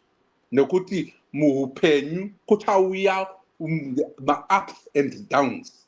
And if you think kuti semukadzi ndizvo zvaunofanirwa, ndiro kodzero rako rekuti unofunga uchidaro uchiti une patience ka, chokwadi kudai so nayave kudai, you won't go anywhere in any marriage. Hapana, chokwadi kudai. And that is not a foundation for a good marriage. Izvozvo hazvina kushata because tingasungirire vanhu. Inini kana munhu achikwanisa kuwana good reason yandisati ndaedza munhu achikwanisa kuwana good reason yekuzvinamirira muZimbabwe. I have not yet met a person who had an opportunity to leave Zimbabwe and didn't. That I don't think is stupid, even if I know their reasons. Saka ina hangu kana ndamuwana munhu anoda kuzvinamirira muZimbabwe achida kundinamirirawo neni imomomo ndigonza hanzi saka hausucceed in marriage. Better to not succeed in marriage. Better to get out. Actually, because tingatosungirira vakadzi tovaisa pamupini yo imi nhamo inorwadza meni, nhamo inorwadza guys. Ngatisatambi nekutambudzika. Ende muZimbabwe munotamburwa kwete zvefani. Iwe ugowana good reason yekunyangarara munhamo. Aiwa Sara, marriage yacho ngaitogara kuti go. Aiwa. Ngazvirege kusafa kushaiwa chaiko kana kubuda mumarriage une 28 years ugoshaiwa for the rest of your life ugofa une 85 usina kuzombofa wakaroorwa kana kugwangurwa, asi at least watsvaga a way to get yourself out of that cesspool of poverty. Aiwa no guys, musadaro. Kana pana ne reason yake inomujustifya kuti agare nenhamo yeyo ngagare. Hakuna mukadzi anoda nzara, and that is why mama akukota proverbs, because muri kuziva kuti vakadzi ava havadi nzara. Saka kana akauya neidea yekuti ubve munzara, why are you not taking the idea? Hatina varume vakadaro kumen's conference. Kana unacho, kana une justifiable reason why you should stay in Zimbabwe when there is a leak of a possibility that you could possibly get out. Nyango chinzi unonotambura kuchando kwacho, asi inhamo iri different asikana. Aiwa Sara nezvekumusha kwenyu zvinokugarisa ikoko. Bye. Sorry for the marriage. Asi munoziva here kuti pane vamwe vanotogara munhamo iyoyo yamudi inhamo inosuvisa iyoyo, vachigara vachirarama ndifirei. Ngandifire zviripo, ngandifire kuti ndakanyimwa visa, ngandifire kuti ndakashaiwa nzvimbo, ngandifire kuti ndakashaiwa basa, kwete kufira kuti munhu akatanza adidi. You see, what you guys are doing is putting a doomsday ningirikini peg kuti da. Munofunga kuti munhu akadaro akamboshanda for 28 years, 30 years, or 29 years, or even 5 years of his adulthood life. Also shaya hake basa in another 10 months hazo, God forbid. imi muri kutoti anenge atotambura kusvikira ava kuma50 apo ingori yetemporary setback ye10 more months, and then you decide to give it all up just because you cannot stand for that 10 months idzodzo. Kana zvakadaroka mukadzi akadaro anofunga zvakadaroka ane kodzero yekuramba, because she won't go anywhere, because doomsday yamuri kutaura is muri kufunga kuti kutambura kwake kuchaita 10 20 30 years. No, it's not about that. It's also about being aligned. If, 50 years waka uchitambura uri kuchando itaurai zvirimo for me it's not about, for me sesa ndataura kuti inini maonero andiri kuita mukadzi uyu murume ari kurambwa because ane nharo. We can't come to an alignment. We can't come to the same page. Iwe uda kunamirira muno muZimbabwe nenhamo yako, ini ndiri kuona kuti zviri nani kubuda. Ngavarambane. Ini kana ndiri torini beta kutotanga kundiramba uri iwe. Aiwa zve mauya zvakanaka. Saka mukadzi ari kurambwa nenharo dzake dzokuti ari kuda kuenda kuchando kaindisina. No problem. Iyo ndo nharo dzandinobvuma kurambwa nadzo idzodzo, enda unondikanda kwavatete vangu. Ndisiye. Zvakanaka izvozvo. Imi de whatever I showing. Tingatorara pano. Okay. Ndine long day makuseni. Ameno paida pinda Mira, pana paida pinda Mira. Paida wakadi. Paida avachaendi katogara pano kula. Paida. Taura tinzwe paida. Paida ndiwe ane 28 years adauramba murume. Tudze uditi chakaitika. Aiwa, handisiri nangu but inini muchafunga kuti ndiri offside. Inini ndinotosaidhira murume ari kuramba kuenda. Okay. Taura tinzwe nyaya yako. Ubwatuza kwaunogara tigoya kuzokurova. Mutimuroverei nekuti ataura zvisamusingadi. Hapana kudzvinyirira kwakadaro. Alright, paida taura tinzwe. Zvamunoona masocieties edu aya vanhu vevakadzi vazhinji tiri kuti kana taenda fanga kuchando kunana UK uku tosvika tochinja munhu zvaanga ari anopedzera zvisiri izvo, especially apa pekuti mukadzi ndiye ari kuda kunyanyoenda, ndiye ari kuisa pressure. By the time yaanosvika ikoko anosvika obva achinja zvekuti inini I've got a few stories that I know zevanhu vekuti murume amanikidzwa kuenda kuchando osvika ochinjirwa munhu otanga kuti ndikutambura kunoku ndiri kushanda mashift. Vanhu pavanoti shift ibasa kushanda, hakusi kuenda kunotamba, ende mushandirwo unoitwa paunonopinda munew system in a new country, because unongosina kuzvijaira. Vazhinji vacho ndo vanotanga futi kuchema kuti ndaremerwa nebasa uku kumusha anenge akajaira kusashanda, murume ari kushanda. Wozosvika zvinhu zvachinja, akutanga kuda kuita ma-equal rights, amwe anobatirwa padenga unge kahandbag. Ende murume osvika 1 akapressurizwa kuenda, 2 akunoshungurudzwa aikokoko, especially akaenda ari pavhisa remukadzi anonochiona asvika ikokoko. Ngaregedze, ngagare kuZimbabwe kana kuri koko ari kuda nemwoyo wake. That's my opinion. But ndozvatiri kutingira paida kuti ngaende nevisa mukadzi ari dependent, kwete kuti mukadzi aende iye achinoita dependent remukadzi. Kola Mira, paida unonwa chini zokutengera hangu drink. Paida unogara ndiye kuzokurova. Unonwa drink rako wakazvimba. Thank you so much. Wapedza iwe. Aiwa. Tinonetsa vanhu vevakadzi, and we change our minds, and it's our prerogative. Tokona ngochinja mind zvakangodaro, just like that. Thank you. But Paida, what you're basically saying is they shouldn't go to the UK because then the wife would be in a position where she doesn't need kudzvinyirirwa. I'm saying kana murume asida kuenda they shouldn't go, because ari kumanikidzwa kuenda, ende kana azosvika ikoko unozoti ukaita chinhu chimanikidzwa if anything goes wrong, ini ndirini ndinotenda ukandoti taita problem nechinhu chenyu saka muchaita sei? Saka ombofanira kudyei nai Paida. Ngamiremire vari ombofanira kudyei murume ngamiremire vari kwavari ikoko. Aiwa, ngamiremire ega.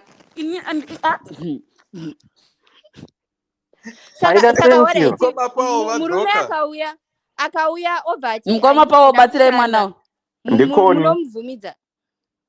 Wati chipaida? Akasvika obva ati haasi kuda kushanda, anoda kuchengeta hake vana ari house husband. Zvekuramba kushanda, zvekuramba kushanda ndozviri kutotinetsa ka handisi kuti tiende kuningirini kuchando, tiri kuti ndokuti uwane basa. The point is never kuti agare.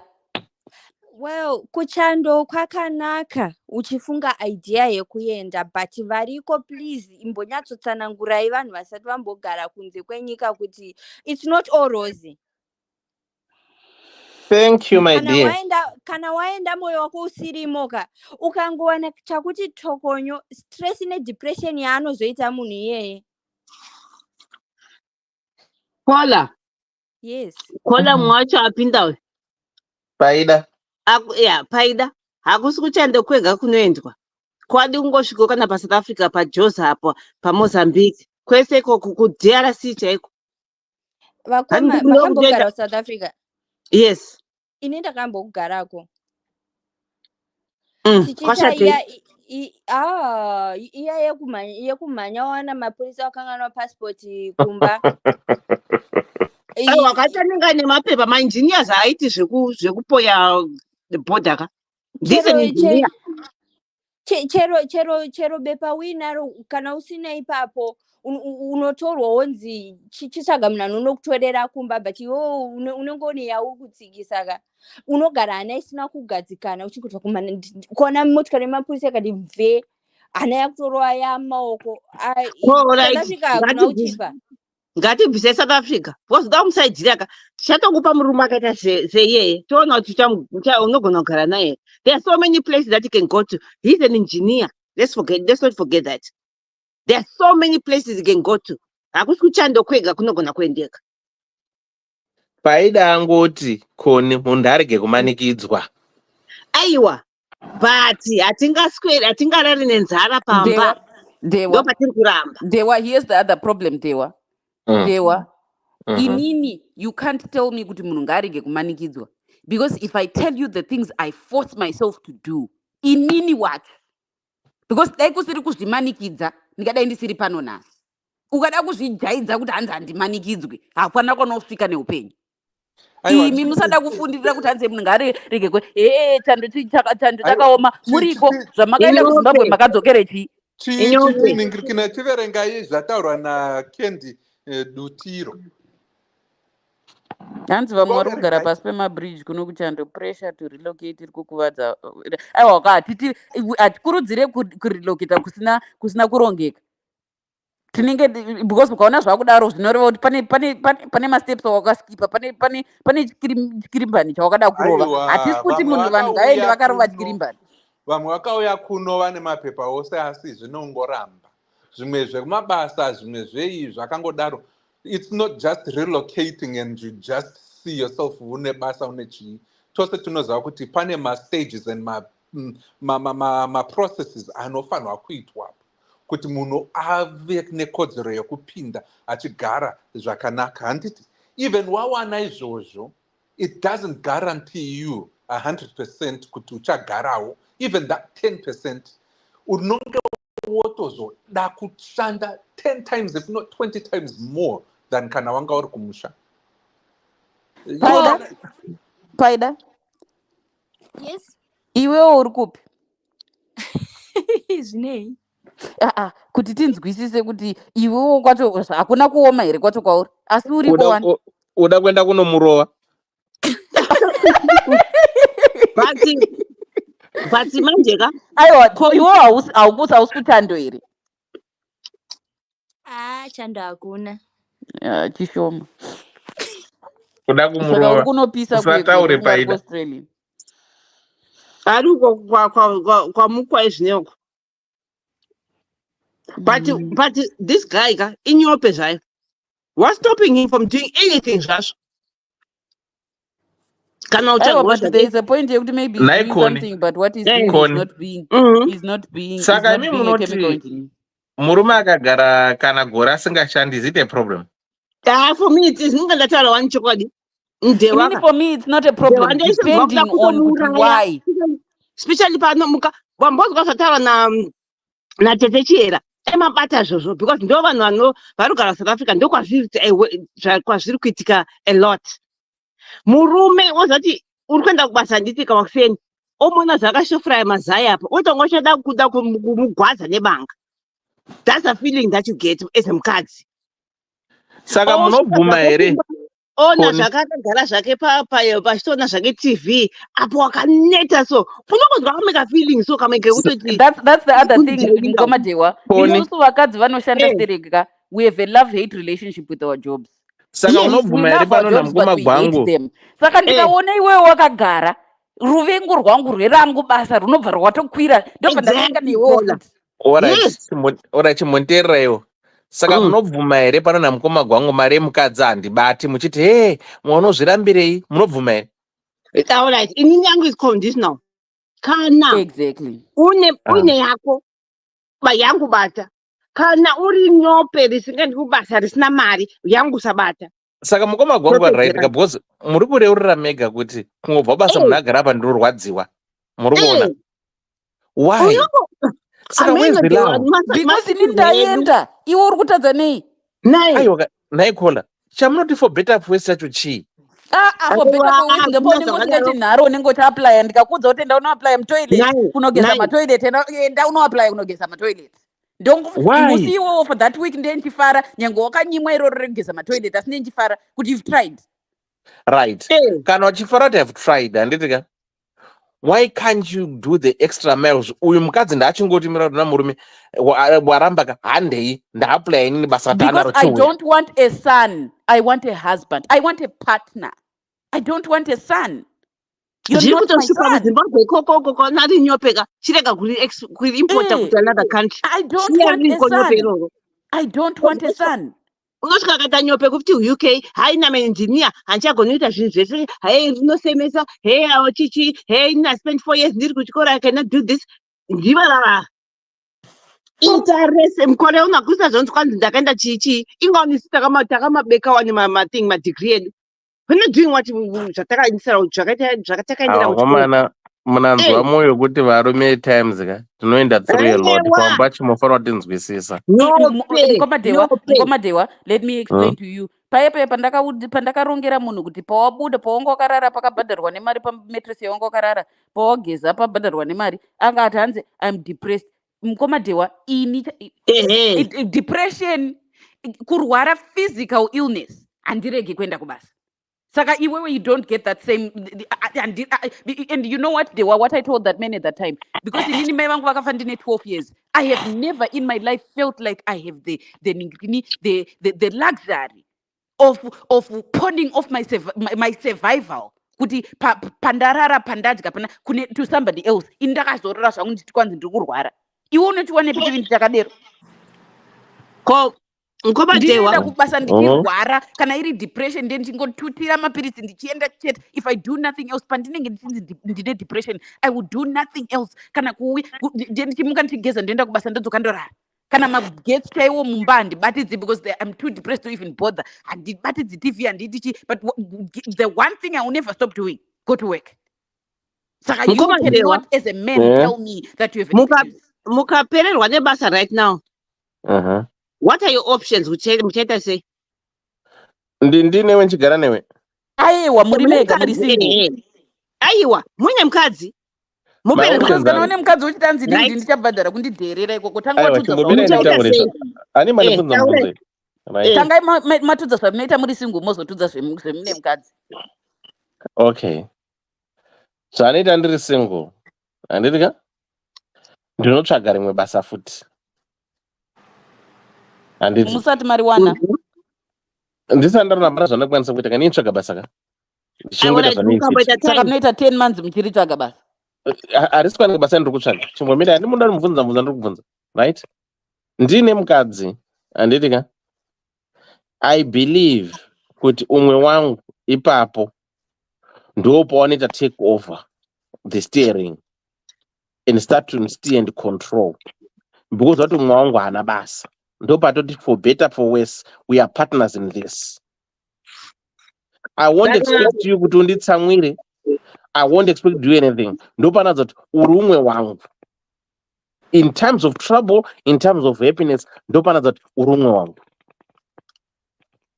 Okay, saka mukomatewa muri kutsvaga basa muri kurishaya imaimboveza kame mipini.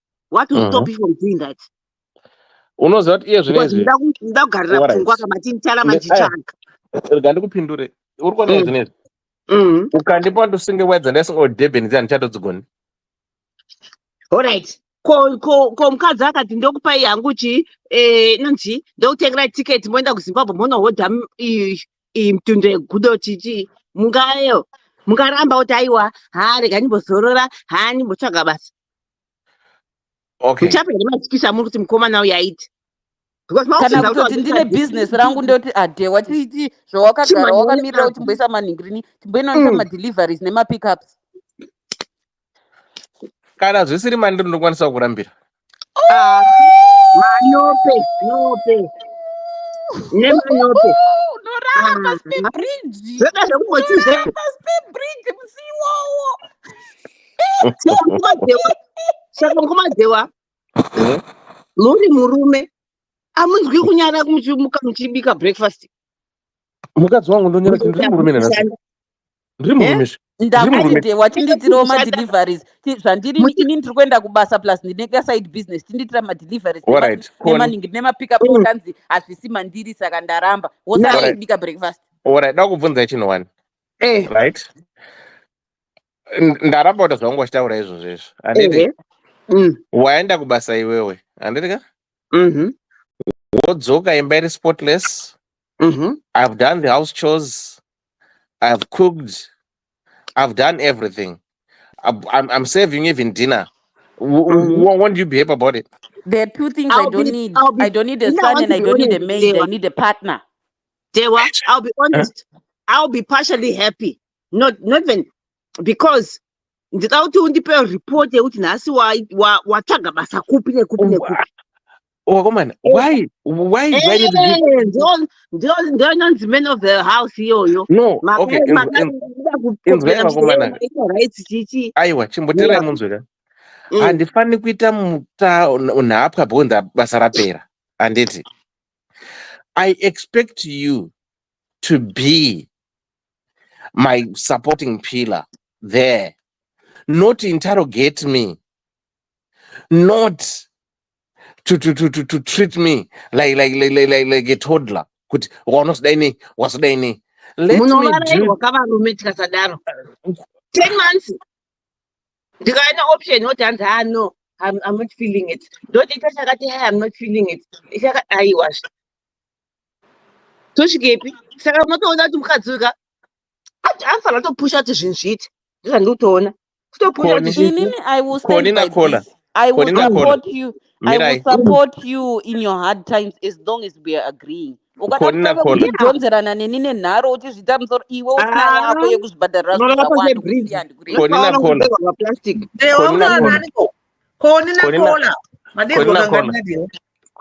Takateerera Dewa. Kubulawayo kwakaita vacant. Handiti ka? Yebasa yakanzi ladies. Paidiwa 50 ladies and 50 men. Equal opportunities. Handiti ka? $20 an hour. Right? Yakabuda newspaper. Vakadzi vakaenda. Vanzwa $20 an hour. Ranga rekunofrodha 50 kg yecement.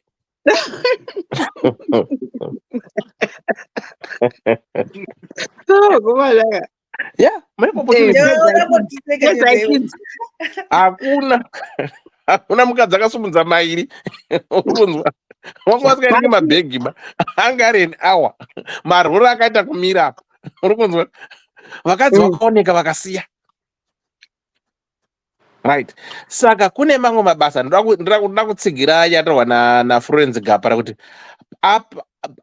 ipapo hanzi ipapo mamwe pane vamwe mabasa asingadiwi nevarume especially care work. Right. Saka ndozvanozotaura kuti pane mamwe mabasa ekuti varume hatadi. Right? Because it's our nature. Saka zvangoita vakadzi vakanzi iro $20 an hour. Dewa, there's a difference between kusada nekusagona. Sawaita zachipa. Kudonga tikanya simende. Dewa. Pane mari ungatadza kuita. Dewa. It's physical incapability. Kusatogona. vanongobatsirana 9 kana vari vakadzi 50 25 hwana kabata uko hwana kabata uko vachingoita chingodaro. It's But not about ability, it's about innovation. Chete. I think I'm not going to report izvozvo because what usually happens kuna vakadzi pane mari we can do anything. Ndo vakadzi varume vanoita zvekutanga waterera mwiri kunzwa kuti am I into this chichi. But vakadzi $20 an hour we can do it. Handitika. Anyway. 20 yakawandisa muZimbabwe. 20 iri kuorwa naticha for a month. We can do it. Cement futa ine koni tichagora twenzera zvekuite mushe mukadziva nditika. Kumaruzevha kuwanawana 21. Iwe koni bvunza nani kuZimbabwe iwe ita muchewe. Varuita mamari name komadeo. 250 300. Saka chiimagine kuti ini ndangu ndine option yekuti teacher nekuenda kumasimenti moti ndochuza kupini. Otokwenda kumasimenti ndokune mari. But vakadzi imari chete. Vakadzi chingodziyai kuti supportaiwo mapartners enyu. Not for too long. In through and in thickness. Chinotibatsirai very long as usina nharo. Chinonetsa mukomadhewa. Tinobva tatarisa futi kuti pawanga uchishanda pacho wanga uchindichengetawo here. Ndozvinonetsa futi. Ukazoperwa nebasa ka ndokusapotera chi. Urikona kone zvauri kutaura izvi. Zvamufanira nemurume mukadzi makupopota because yaita tegore asiri kuenda kubasa ndirika. Murume anogara nemukadzi 20 years vari vese. Musi wanorambana naye chironzo nekadora. Ngoramba naye nhasi after 20 years. Nekadora pfutsek. Unekadora but 20 years ungogara ukanyara kuti zi. Kadora kaungosika kaona. Why? Ndo vakadzi. Kochi chinonzi mukadzi. Mite mushemi. Ndonzi mukadzi. Kamudorera pano nimzoshema wendine long day. Alright, bye-bye. Utanda. Ndumborera nichimuka. Panga pauya paida ndiyanga atigarisa tanga takuenda. Chipere paida thanks for coming. Ndanonwa drink ridzi. Usachidzira wakoro norohwa tikuro. Chaya kuseri dewa. Alright, we have said. We appreciate your different view. Please come back again. And uboya ku Ddc get together foot. Ndiri kure. Oh. Yeah. Alright, iwe uri kure kupi? Ndege dzinosvika kwese meni. Nani. Kora arida kuziya kwauri akufamba. Ndege dzinosvika kwese. Nyangori kuZimbabwe unotongoenda chete. Alright. Kana mandi Ukraine unogona kutoswera wako nhasi. Anna Kendi, did this lady support her husband to explore other avenues in Zimbabwe, or her mind was set for relocation to Kurima? But I think everyone in Zimka vakungotasa nyaya chando chete. Ndokuri focus yavo. Koni Zimbabwe iri kurwadza wangu. Yeka ndizvo ndotaura ka kuti munhu wese arikuda that opportunity yekuti ndiende kuchando. Marwadziro marwadzo atodhewa marwadzo anorwadza sei anorwadza zviri extreme because people vane mari vanayo. Yes. Exactly. Unozwa kuti kune vanhu vane mari vari kuZimbabwe vane mari inorwadza isusu vari kudiaspora muchingovatarisa tsone mari dzavo. Imi muri kudiaspora mekurwadziwa nawo. Mari chirega ndikudze chinhu wani manje. Nemari yavo yorwara chete wo ndopona makandihwa asi Jesu. Oh yes. Oh yes. Rwara chete nemari yako iwo unoti zvinoita sei? Kwantinokwira ndege enda kuSingapore. Vangani vanokwenda. Hazvisi kushanda zviya. Hazvisi kushanda. Vanyepera wakomana. Inga vana general vari ngofowa nimo. Hazvichashandi zviya. Unozobva kuSingapore ka uchada kuzodzoka ka uri pathing. uri parecover wotangira futi unoita sei? exactly. Aiwa kana takuta plus kuda kuta mishonga yacho extreme unogona kuishaya party futi. Wazvionaka? chaizvo vari pamberi sasasa vari kumasure aiwa takasara nemarwadzo acho ekuzogwara izvo ndaimwe nyaya yekuvari kufa vana vane mari dzacho Vanhu vaMwari, vanhu vaMwari ndinokudai mese asi mangwana chakachaya, nhasi chakachaya. nesu totogadzira nhasi mandivaraidza kusvika pakuda kuvata nemusi Friday kudai zvandishamisa Ndokubatai makuseni. makuseni nai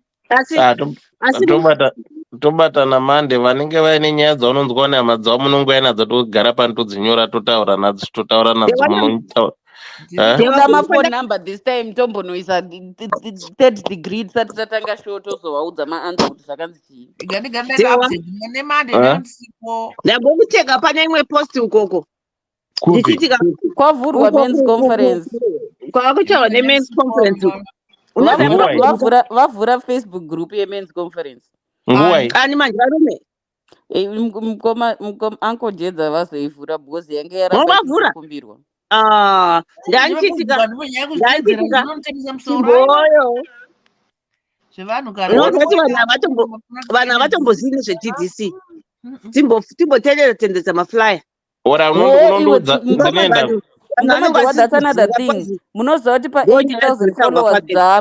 80,000 followers dzamukoma gwangu wakapota vachita ningiri simultaneous broadcast yeshow yenyu munotopika vamwe vanhu futi ipapo.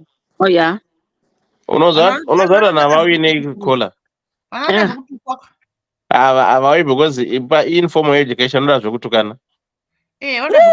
Ndakaona mumwe musikana anonzi anonzi Nyemba akaita imwe vhidhiyo yaakaita ari mushawa akapfeka hembe asi akazviita wani uya yokozona mina akazviita creators wazvionaka musikana yani 283,000 followers kuenda kupage rake kudai kuti saka 283,000 vanhu vari kutsvagai pano unongozva ari kutsvaga munhu ari kugeza mushawa akapfeka dress akapfeka hake dress but achizvitoteza ari mushawa so iwe unangona kuona ndotombonzi naimi wadi wangodzisa pazasi ndakati yesu ndokuita seiko zvandinokuda kuti muona ndizvozvo iyo ndakatomuona wakomentwa nemumwe munhu anzi naindokumbira kuti ubloke murume wangu wazviona vanoteera varume vari kuita nezveivo zitanga unopenga iyo Facebook ndaona varume vachicomplain akandonyaya dzavanenge vachida kunzwa but nyaya yacho yapostwa ndo dzatofamba nadzo pano manje ndo dzedu manje exactly ndakazoshaudwa kana akoti kuti ndakashaudwa but ndopindura kandiita zvekutamba papa vakadzi vanoataka mana ndakangozvipindurira inini kuti mai vanoti ini wangu murume togwirana todididi mine zvavakaita nezuro ndikati nyaya dzenze kuudzira kaidzi vakadzi vari kumhanya neslogan yenyu yekuti handoramba kurambwa chikanzi bitterness ndoine ndikati handizi bitter, I'm just telling the truth, you are the one yourself ndimunoyapana miti ini wangu murume ndotaokwebwira saka vakadzi vese ndivari kumhanya neslogan iyoyo because havasi kuda kurambwa nyambirwa vakatorambwa kare asi havasi kuda kurambwa chikanzi tichabvumirwa kuita majokusi here ndikati vari kutora kava kutora ika serious majokusi here ndichirega nditoseka panguva ino ndimandataka nai unopa advice yekuti mwaka murume haendi imi masingu makazoti vakadzi vari beredi vacho vanobva kuti katawira saka vari kuti hanzi kune munhu akanoroora kumusha akanoroora mwe mukadzi wechitu asati aramba nemukadzi wekutanga saka zvikanzi ivo vakadzi vekutanga vari kurambwa bhozi vanenge vachitoziva kuti vachadiwa vanongobatirira ngati ndimi advice yenyu mai imimi kwete mumwe munhu imimi ndiminokuudza vakadzi ava kuti batirirai akomana America ndikakuteedzera kuno kudzara wanokuroko ndokubatai unoenda ungotisetitanda kuti all right, good night good people, good night watobatana mangwana kwako paida undibata kuseri mangwana ndakumborara all right. Ddc Current, we remain committed to helping our customers stay mobile. Dinomatika paguta para mukuta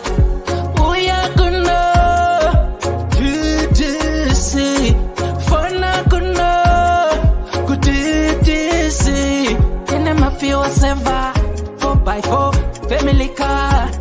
Tene mafiwa seva 4x4 family car. Unotipata apa +447961803546 or +263773791 and last one +263771257 703. Your big up daddy T.